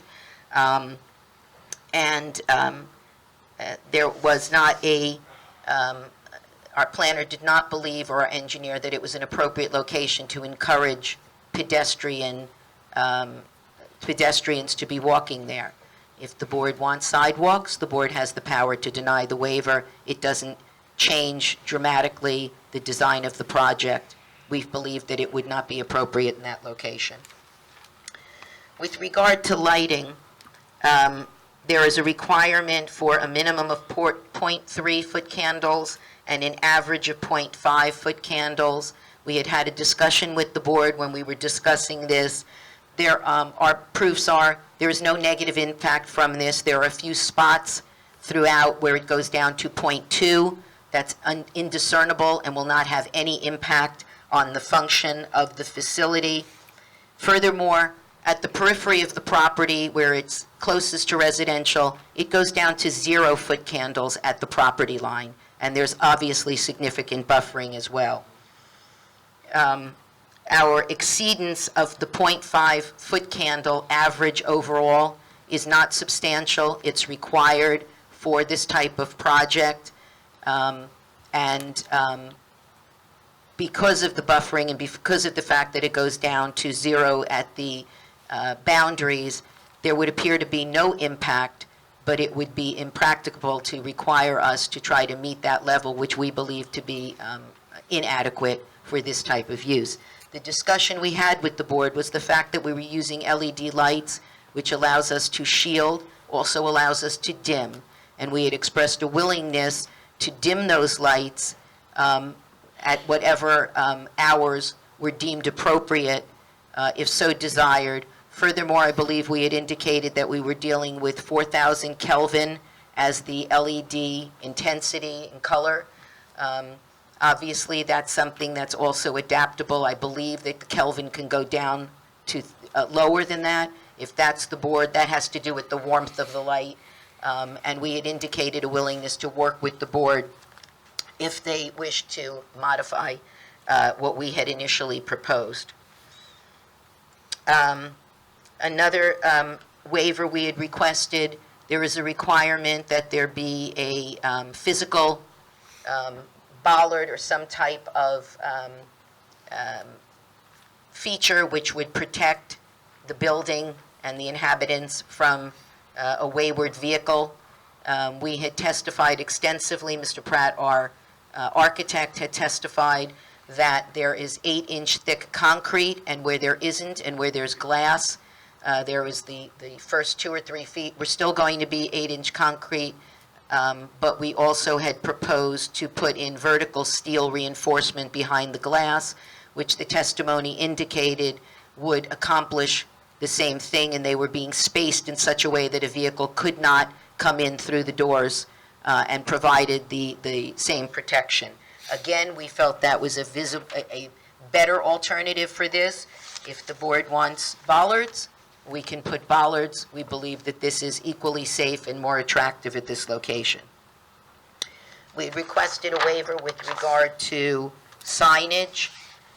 You'll recall that 2 monument signs are permitted. We had proposed 5, simply 1 at each of the 5 entrances, which we believed were required for safe movement and guiding the vehicles that will be coming to the site.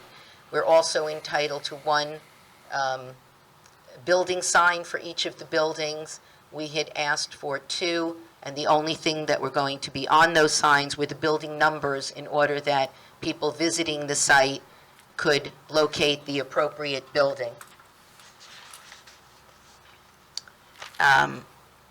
We had required a waiver for loading spaces.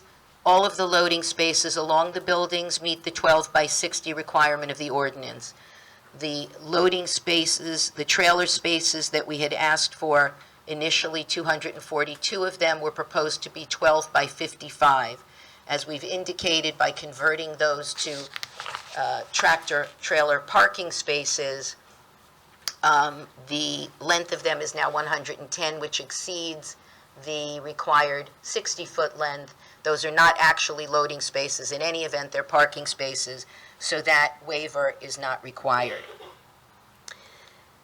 Last, although I don't believe it's a design waiver of the same type, again, based on the interpretation we were provided of your tree replacement ordinance, we had requested that because we are not able to provide the number of trees on site based upon a project that meets your bulk requirements, we were asking for to have our application approved with the payment in lieu.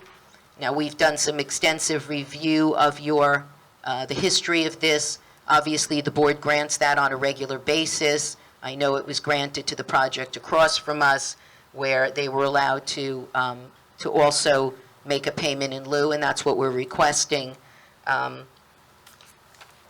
We believe that we meet the criteria to make that request because, as I indicated, we are not asking for variances. Obviously, we can be wholly compliant if we, in the manner that we've indicated, can be modified and have already made that request.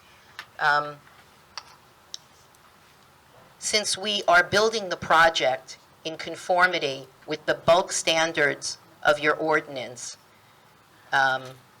obviously there's 30 acres or so that remain in compliance with DEP requirements. Actually, our buffer exceeds what's required under DEP, but we are providing that buffer.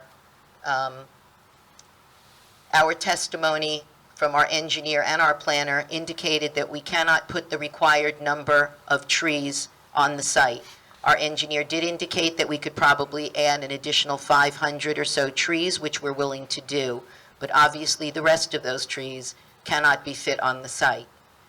And we don't believe that there is a basis to deny our ability to make the payment in lieu, because that would have the effect of attempting to use that ordinance to alter the zoning standards, which are already set forth in your zoning ordinance. And I don't believe that the law allows that to be done.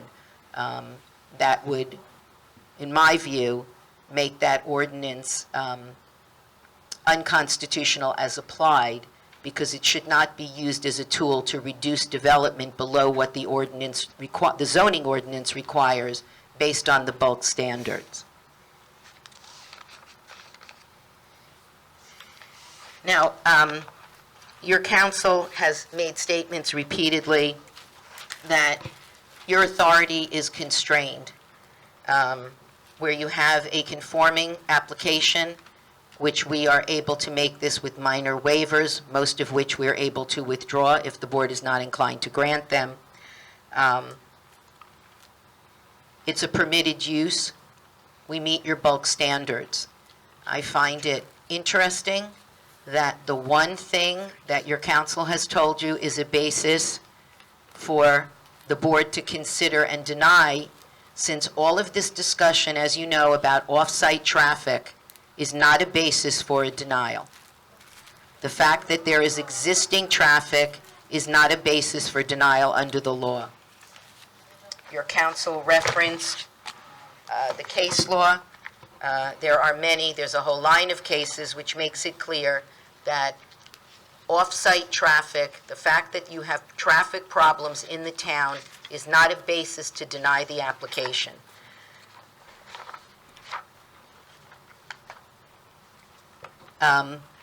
We have testimony in the record that the level of service at the driveways will be C or better, whether the traffic light is constructed at the intersection of Randolph and 547 or not. C or better in all conditions, AM and PM peak. I don't believe that that has been questioned. I already indicated that it was not our understanding that the concept plan would be a requirement prior to asking the board to act. And we believe, frankly, that requiring it is arbitrary and capricious, and trying to bootstrap the questions about the driveway onto that, in our view, is not reasonable. The board has many ways to make sure that that gets done. They could condition the application. They could ask us to consider only seeking final approval, preliminary on the entire project, and only final on one or two of the phases. They could condition a grant of a C of O on completion of the traffic signal. Those are options that are available, and if the board acted in a cooperative manner, those things could be discussed, and we would most certainly be willing to discuss them. You've also heard testimony that the county does not have that intersection signalization and improvements on its priority list. And yet you've heard testimony that there are existing problems. Our project isn't built, and you have 10-minute delays based on the numbers. 661 seconds of delay. Based upon what you've already approved and the transfer station, which we included in our numbers, you will go to 990 seconds of delay. It just keeps going up. And you're indicating that you have a problem now. I don't see anybody else stepping forward and offering to build that traffic signal. We acknowledge that there will be traffic from our development, but the amount of traffic that comes from our development is less than the no-build condition between now and the build year of 2025. Your traffic without our project will go up higher than what we contribute based on the numbers that were presented to you. And those numbers were not disputed by I haven't heard it on the record, and the objector's witness did not dispute that part of the report. There was concern about how far back the cars would stack, that they would go past our driveway. But with the traffic signal, they would go down to 197 feet, nowhere near us. So even if there is some variation between what our consultant calculated in terms of the positive impact from the construction of that traffic signal, which, by the way, I represented on the record, contrary to Mr. Bosung's assertion. I made the statement that we had committed to construct it and pay for the approvals, as well as our traffic consultant, because we understood that that was very important to this board. So I think there was a number of 1,342 feet for 5%. I think it was 0.35% of the time the traffic could stack back that far, but it dropped to under 200. I think there's a great deal of certainty that between those two numbers, there's enough room for some flexibility. So even if we were off by 100 feet of stacking or 200 feet of stacking, when the concept plan was actually developed, you're nowhere near our driveways. Furthermore, the testimony was there are 5 driveways. There's internal looping. The internal looping was part of the revisions we made when it was requested by the board chairman. You can move through our site and get out to any number of driveways, but you won't get there because between the 197 and the 13 plus, even if we were off substantially, which we don't believe we are, and there is no reason to believe we are, you are nowhere near our driveways. There will not be conflicts with the driveways that will lead people to leave the site and find alternate means out of our driveway. What people do when they get on the road is beyond our ability to control. We can only control what comes out of our driveway.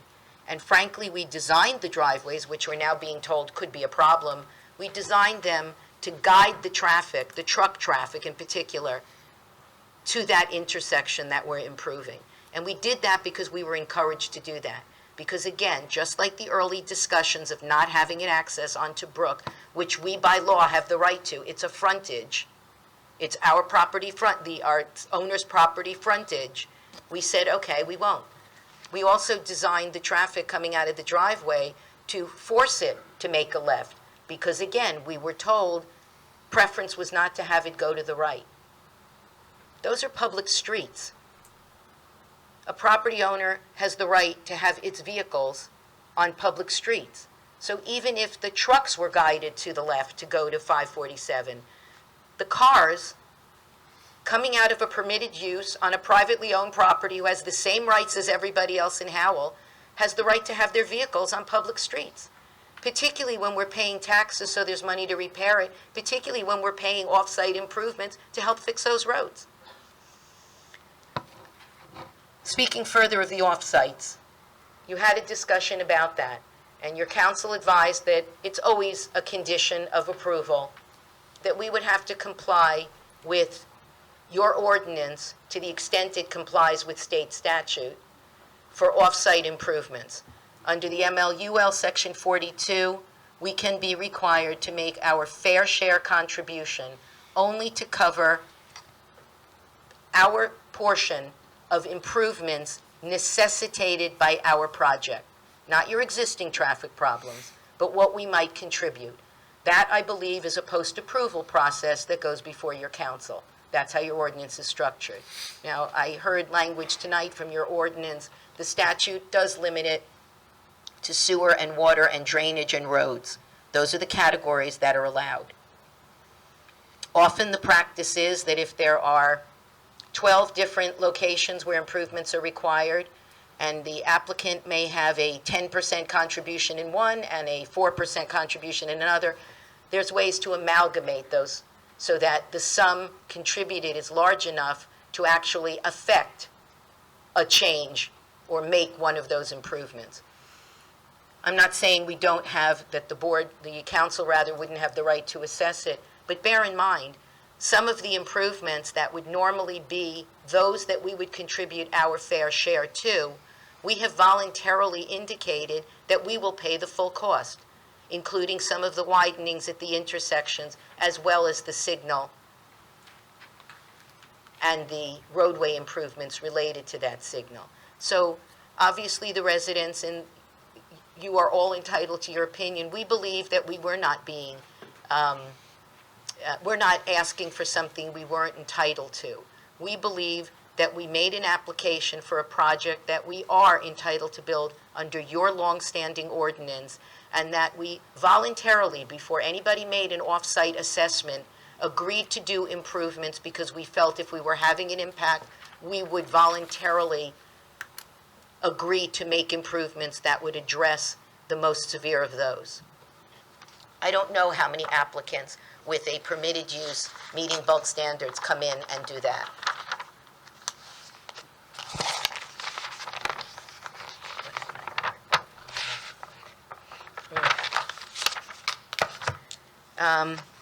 Not only do you have a long-standing approval, a long-standing ordinance, but you just recently adopted a master plan which maintains that use at that site, as you have done 3 or 4 times prior to that in 2014 and in 2017 that I recall.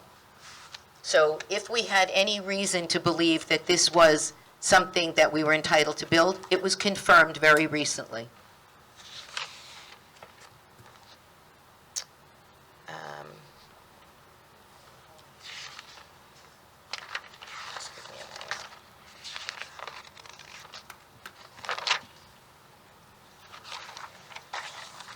Some of this is just these are just responses, by the way, to items that we heard today.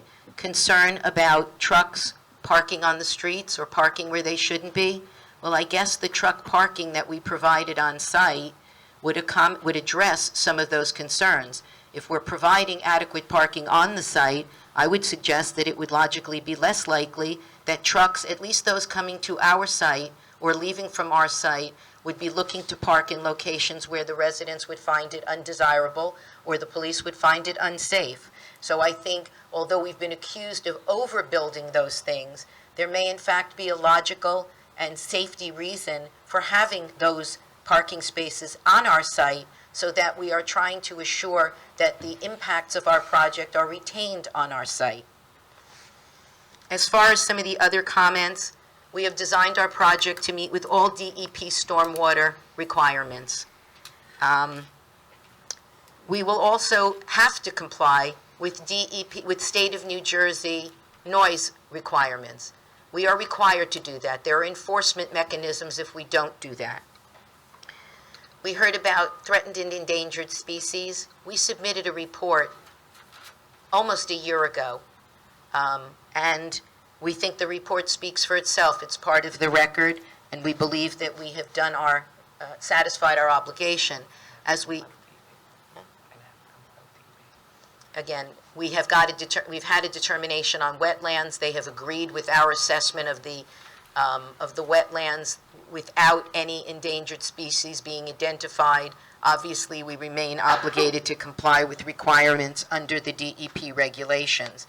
And we would note, although I don't know if the board is aware, that we did a site walk with the Environmental Commission. We had our threatened and endangered species expert at the site available for questions, and we received a report subsequent to that, which, as I read it, accepted the information that they were able to glean for themselves when they went out to the site. I want to reiterate that the calculation of impervious, although I think we may meet the number even if we excluded that, because we're only, I think, around 55, and I think we're permitted higher than that. So even if you exclude that, we're pretty close to what the requirement is. But the law doesn't allow that to be excluded. That's part of our lot. That's part of your definition for how you calculate it. So you can throw it out there, but it doesn't make us a non-conforming project, and it is not it is not incumbent upon us to exclude land for which we pay taxes from the calculation of what we can build there. The last item, I'm going to just reiterate our position that there were other items in the traffic report that we had indicated would be provided. Those were contemplated to be provided as a condition of approval. The fact that we read the requirement for a concept plan as being also a condition of approval is logical and flows from the rest of the report. And as I indicated, since the county approval will logically be a condition of any local approval granted, conditions to that approval, one would not think are required for the local approval since they are conditions of an outside agency approval. That is how we understood it until tonight. We would have appreciated the opportunity to get you that concept plan once we were told that item, as opposed to other items, was required prior. That having been said, our testimony established that we have safe access to the site. The way it was designed was to accommodate the direction that we were given, to direct the traffic in a certain manner.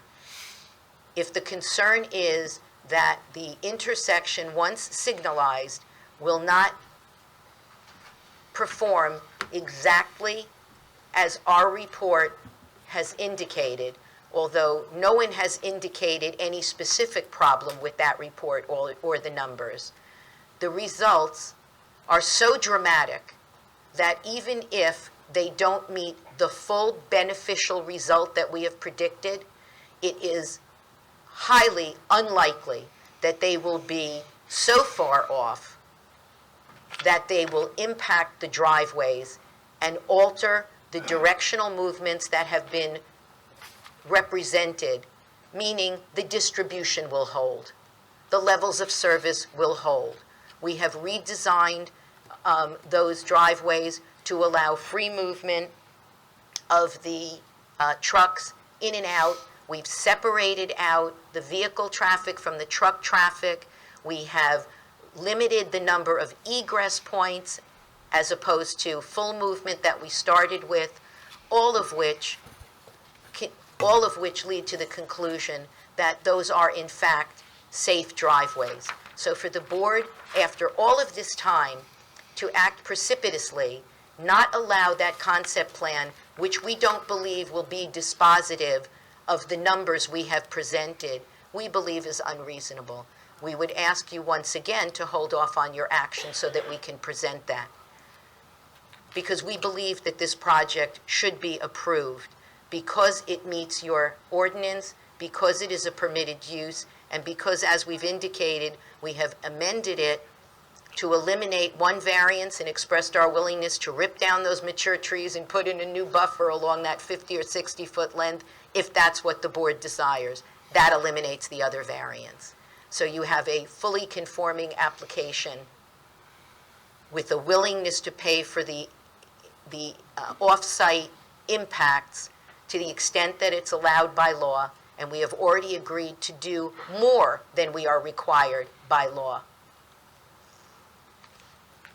One moment, please. What did we do?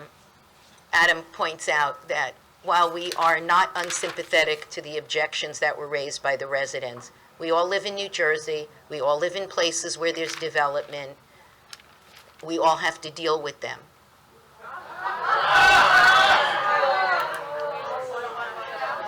However, Hey, ladies and gentlemen, charming.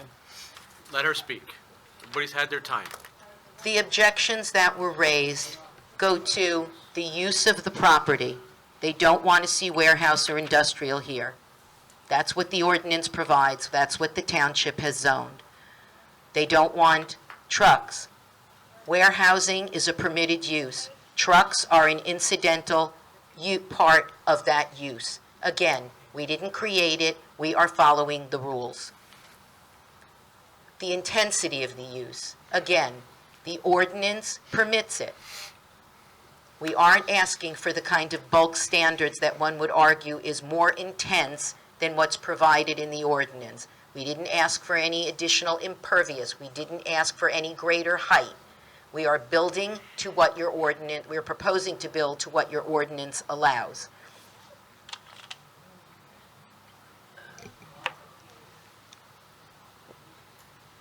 We believe that we have presented a case that... Please, stop. I know it's late, guys, and I know everybody's passionate about this application. But council has a right to surmise her case. Please let her finish it. Counselor, continue. Thank you. The conclusion is that there is no legitimate basis for denial of this application under the law of New Jersey. You know that off-site traffic conditions is not a basis. The only basis that we've heard is the driveways, and I believe that that is an erroneous conclusion to draw based upon the information. If you accept your traffic consultant's statement, what he said is he's not sure. The question is, how much different would it be? Because the difference in the effect of that signal is so dramatic that I don't think you need to know where the I's are dotted to be able to say that when you put in that signal, there'll be a drastic reduction in the stacking and the delays at that intersection, and it will move it far enough away from where our driveways are proposed that cars will be able to move freely in and out. And we'll be able to demonstrate that within 30 days by providing the concept plan that we learned this evening was a condition of action rather than a condition of the approval. So with that, we would ask the board to exercise your authority the way the law requires you to, which is to grant this approval subject to appropriate conditions, which, as I've indicated, allow you to impose conditions that address this concern. By granting preliminary approval on the entire project and final on the first and second phases, you require us to come back to the board for an additional approval before we can build out the rest of the project. We have also indicated that it is our intention to see that intersection improved and the signal in before we start putting tenants in place. So the board can impose conditions which assure that.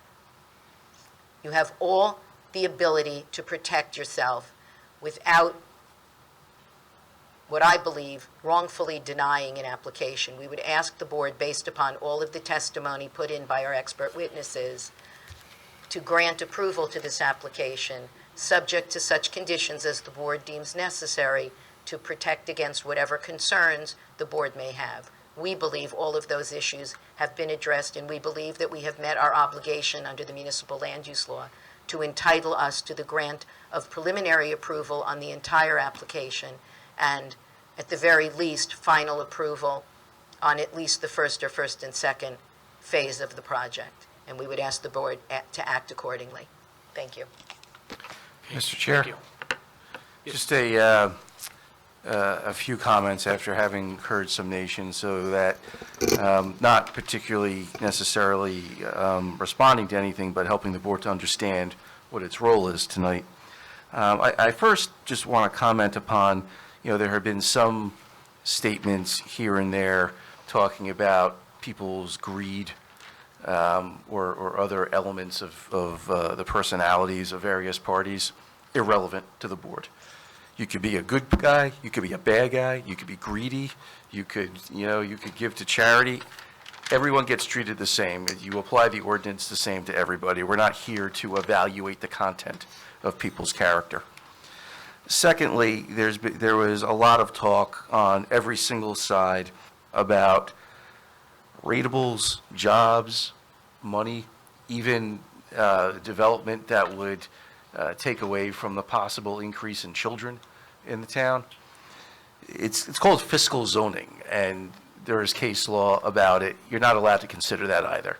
The rights that an applicant has, the arguments that an objector has, are not based upon economic benefit or how many jobs are going to be or who thinks they're going to get better taxes or worse taxes.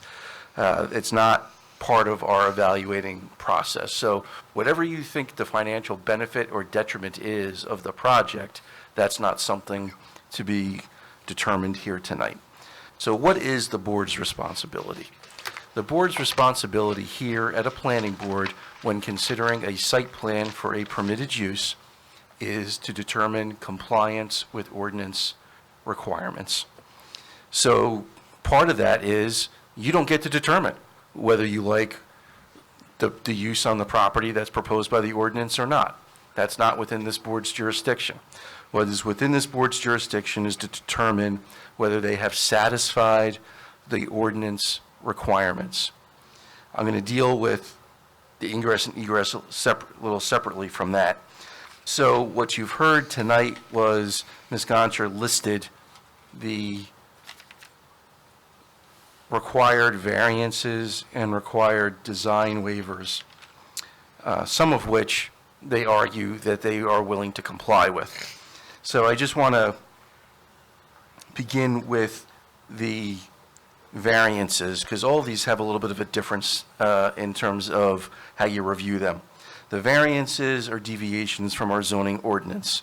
And as you know, there are C variances, and they have to follow, or satisfy rather, the positive and the negative criteria.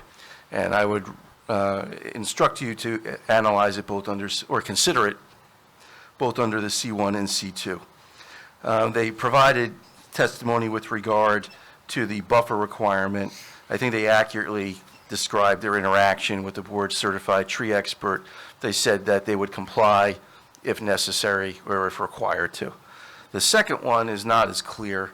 It has to do with the side yard storage. And clearly, as a beginning matter, the applicant has argued that whether it's their initial proposal or what they've put on the record tonight, they do not believe that it falls within side yard storage. The board has already made a determination that it does with regard to the initial proposal. So with that being said, with regard to that proposal, the board should determine whether variance relief is required under C1 or C2. The change that they're talking about appears to be that in the original proposal, they could leave a trailer there without a truck. In this proposal, that would be prohibited, but you could park a truck with a trailer there that was still storing material, but for no longer than 24 hours. So as part of any motion that the board eventually makes, the board should probably determine whether the fact that now you have a truck attached to the trailer means that it's not storage, even though it's there for a period of time and may still have product in the trailer. So they believe that that modification eliminates the variance. You would have to accept that. You don't have to accept it. You may believe that the fact that there is now a truck attached to the trailer that has product still makes it as outdoor storage. So, but those two issues require positive and negative criteria under Section 70C. There were a bunch of design waivers that they went through. Some they said they were willing to comply with. Laura, I think if we could just identify the ones that are still on the table, though. So the light intensity, which is section 188-22, our ordinance requires that at ground level should be a minimum of 0.3 foot candles anywhere until average 0.5. The proposal is below. I thought they agreed to do that, though. No, They did not? They did not. Okay. They still would exceed. They noted that they were doing LED fixtures, Okay. but I believe the No, testimony we was. said we would meet the minimum, we didn't say we would meet the average. Okay. So then we still need relief. Okay. Correct. I just want to go through my notes. And correct me, the screening of the recycling and trash was going to be complied with? We indicated that if the board was not inclined to grant the waiver, then we would The only provide. thing I would- These are, I'm sorry, these are yes or no. So you said that you could comply? Yes? Yes. Okay. Sidewalk along the property frontage, the number of signs that are proposed associated with the application, as was indicated, this is a corner lot, so 2 signs are permitted under our code. They have 5 monument signs and 18 wall facade signs. The minimum, that was eliminated, and then the tree removal ordinance. Well, the buffering with regard to those The- unit. Loading? Yeah, the loading, I'm sorry. Yeah, and then loading in the front yard for the one building. Well, I thought it was several buildings. No, the loading is only proposed in the front of Building E, in the Okay. front yard. So. For 60 feet, yeah, for a length of like 60 feet or something. Ordinance doesn't specify number of feet, it just says loading is not permitted within a front yard. Okay, so those things were never taken off the table. Still, the applicant would still require design waiver relief. That is different from a variance, and basically pursuant to Section 51 of the municipal land use law, if the board finds that the literal enforcement of one or more provisions of the ordinance is impracticable or will exact undue hardship because of peculiar conditions pertaining to the land in question, you can grant relief under Section 51. So essentially, you're not looking at positive criteria like you are for a variance. It's more akin to a negative criteria analysis. I do agree with regard to the last piece with the applicant that and we went over it ad nauseum, the relief with regard to the tree replacement is within the standard is within that section of the ordinance. That's what you comply with, or that's what you have to prove. I mean, certainly we understand that the applicant is reserving its right as to whether relief is necessary at all. The board made that determination that it is. Those are the 3 categories. I want to talk about now, even with regard to a permitted use under the ordinance, the impact and the relevance of traffic. I've said it many times, I will say it again, that an increase in traffic in and of itself is not relevant to approval or denial of an application for a permitted use. The case law is clear that that's something that the legislative body would have taken into account when making it a permitted use. So an increase in traffic cannot support a denial. However, the safety of ingress and egress is squarely within the board's jurisdiction, and if the board does not find that that there is safe ingress and egress, that can support the denial of an application even for a permitted use under the municipal land use law. And as I stated, that's the Dunkin' Donuts case, and I believe Lionel's Appliance as well. With regard to the construction of the traffic light, it's not this board's job to figure out who ultimately is going to pay for it. It has nothing to do with evaluating the criteria. You don't get more points for saying I'm going to pay for the whole thing. You don't get penalized for saying that I'm going to do my pro rata fair share. The board's not part of the process of determining what the numbers are, and how it gets built is of no consequence to this board's decision-making process. So I want to be clear with regard to that. Also, I do have a legal position with regard to conditioning something like that on an approval. I don't necessarily disagree with that you can condition a preliminary approval on it, although I think that, much the same as availability of water and sewer, the safety of ingress and egress is something that the board could firmly decide needs to be determined at preliminary.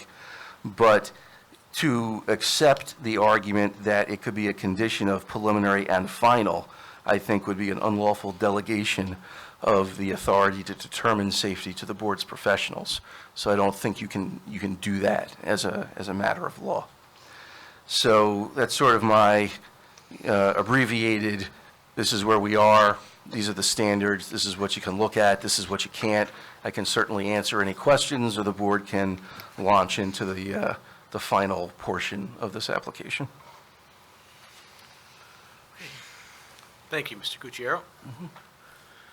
Okay, does anybody have any final comments? I do. It's 12:30, and I can't tell you, sitting up here for 12 years, when's the last time I remember that we extended the courtesy to an applicant to go this late, or to even have as many meetings as we've had. And with that said, I want to thank the residents for coming out, because I think you added a lot of important and raised a lot of serious concerns. And the board, I know I do appreciate it, and I think most of the board members do as well. A lot of the board members know our role, and I just would remember, like to remember what municipal land use law says. And it's clear that the owner of land has a right to develop their property, provided they can meet the reasonable requirements imposed by government. The law is clear they cannot be denied use of their property simply because neighboring landowners don't want the change to occur. The courts have been clear no landowner can be forced to maintain a park-like setting for their neighborhood. However, this is not the case in this application. We have heard hours of expert testimony and public testimony during this application, some conflicting and some not. But I think the biggest issue with this site has and still continues to be the traffic testimony. The court, again, is clear when it comes to expert testimony. The board is not bound to accept the testimony of any expert, and notes the board is entitled to give little weight to the testimony of an expert when the testimony was based on insufficient information to address the board's concerns, specifically about the safety of ingress and egress that we've heard so much about from this proposed project. We heard testimony several times that has been contradicted and unsupported by any studies or data that can reasonably support a finding by this board at this time. Case in point, the conflict of traffic counts or county review of a plan for a traffic light. And also in this case, we have 3 traffic experts, and 2 of them cannot come to the same conclusion that the egress and egress will function safely based on the applicant's traffic expert. 3. So we all know that there's always 3 sides of the story, and somewhere in the middle is the truth, but we haven't even heard that yet. We heard testimony that the applicant needed to submit additional information to the county for improvements. The County Planning Board shall update their traffic impact study to reflect timing changes implemented by the intersection of the county, routes 547 and 549, and revise mitigation to adequately accommodate traffic generated by the proposed project. The board members nor our professionals were able to review any plans, and therefore cannot determine if the concept plan will even work, and if the egress and ingress work with this site, including with the installation of the traffic light. Also, while the majority of tenants are unknown, the amount of parking proposed is comparable, and it could be called an e-commerce fulfillment center. This discrepancy between the applicant's numbers of cars and trucks impacting our roads and the objectors' traffic experts raises troubling questions. Lastly, the applicant is seeking variances for the proposed storage plan. We've heard testimony that things could change, but today we're reviewing an application that had the proposal about outside storage. With all that said, I will not be supporting this application and will support a motion to deny. But in closing, I think this board has raised serious traffic and internal circulation concerns that will have a substantial detriment to the public good. As I said in the beginning, by law, every landowner has a right to develop their property, provided they meet the reasonable requirements imposed by government.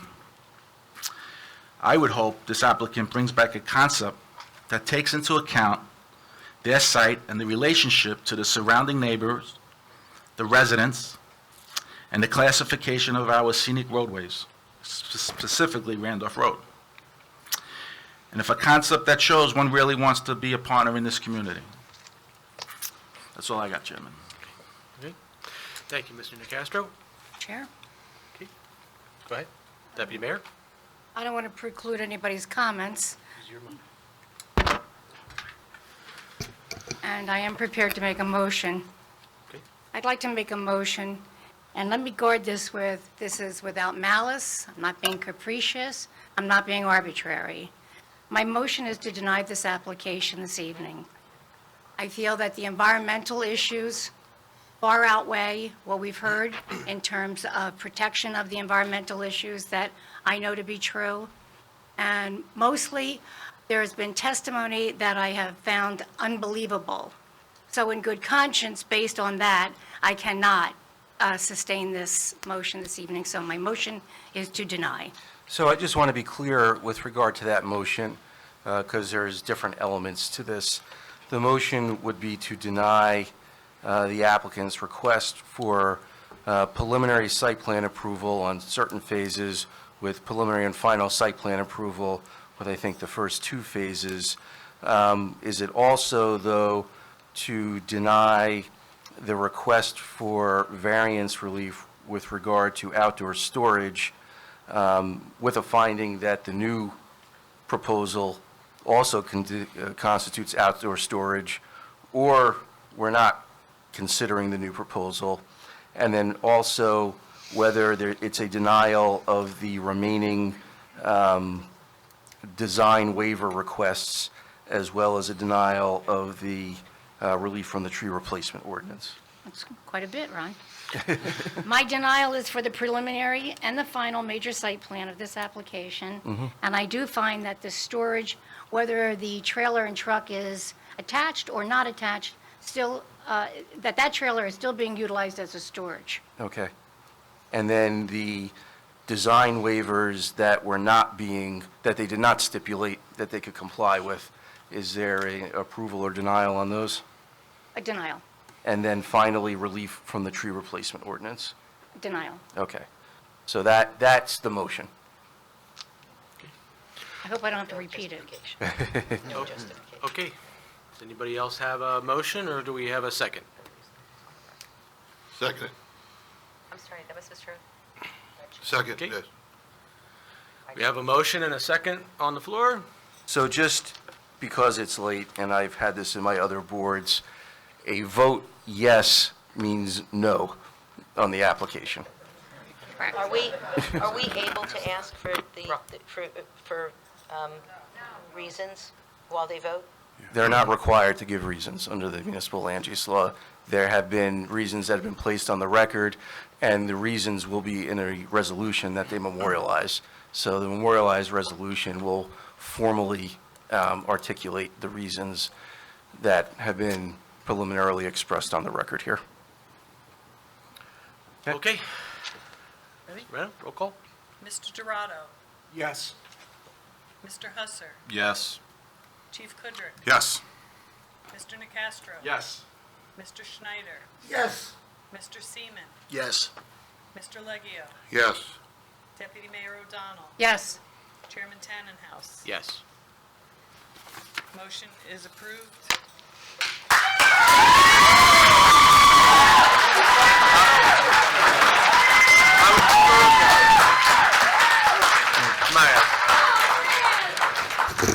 What I would prefer is you guys could stay in your seats for a couple more minutes while we actually close out this meeting. Okay. Chairman, if there's nothing else based on this time, I'll make, if nobody else has anything, I'll make a motion to adjourn. Second. Third. Okay. All in favor? Aye. Aye. Okay, thank you.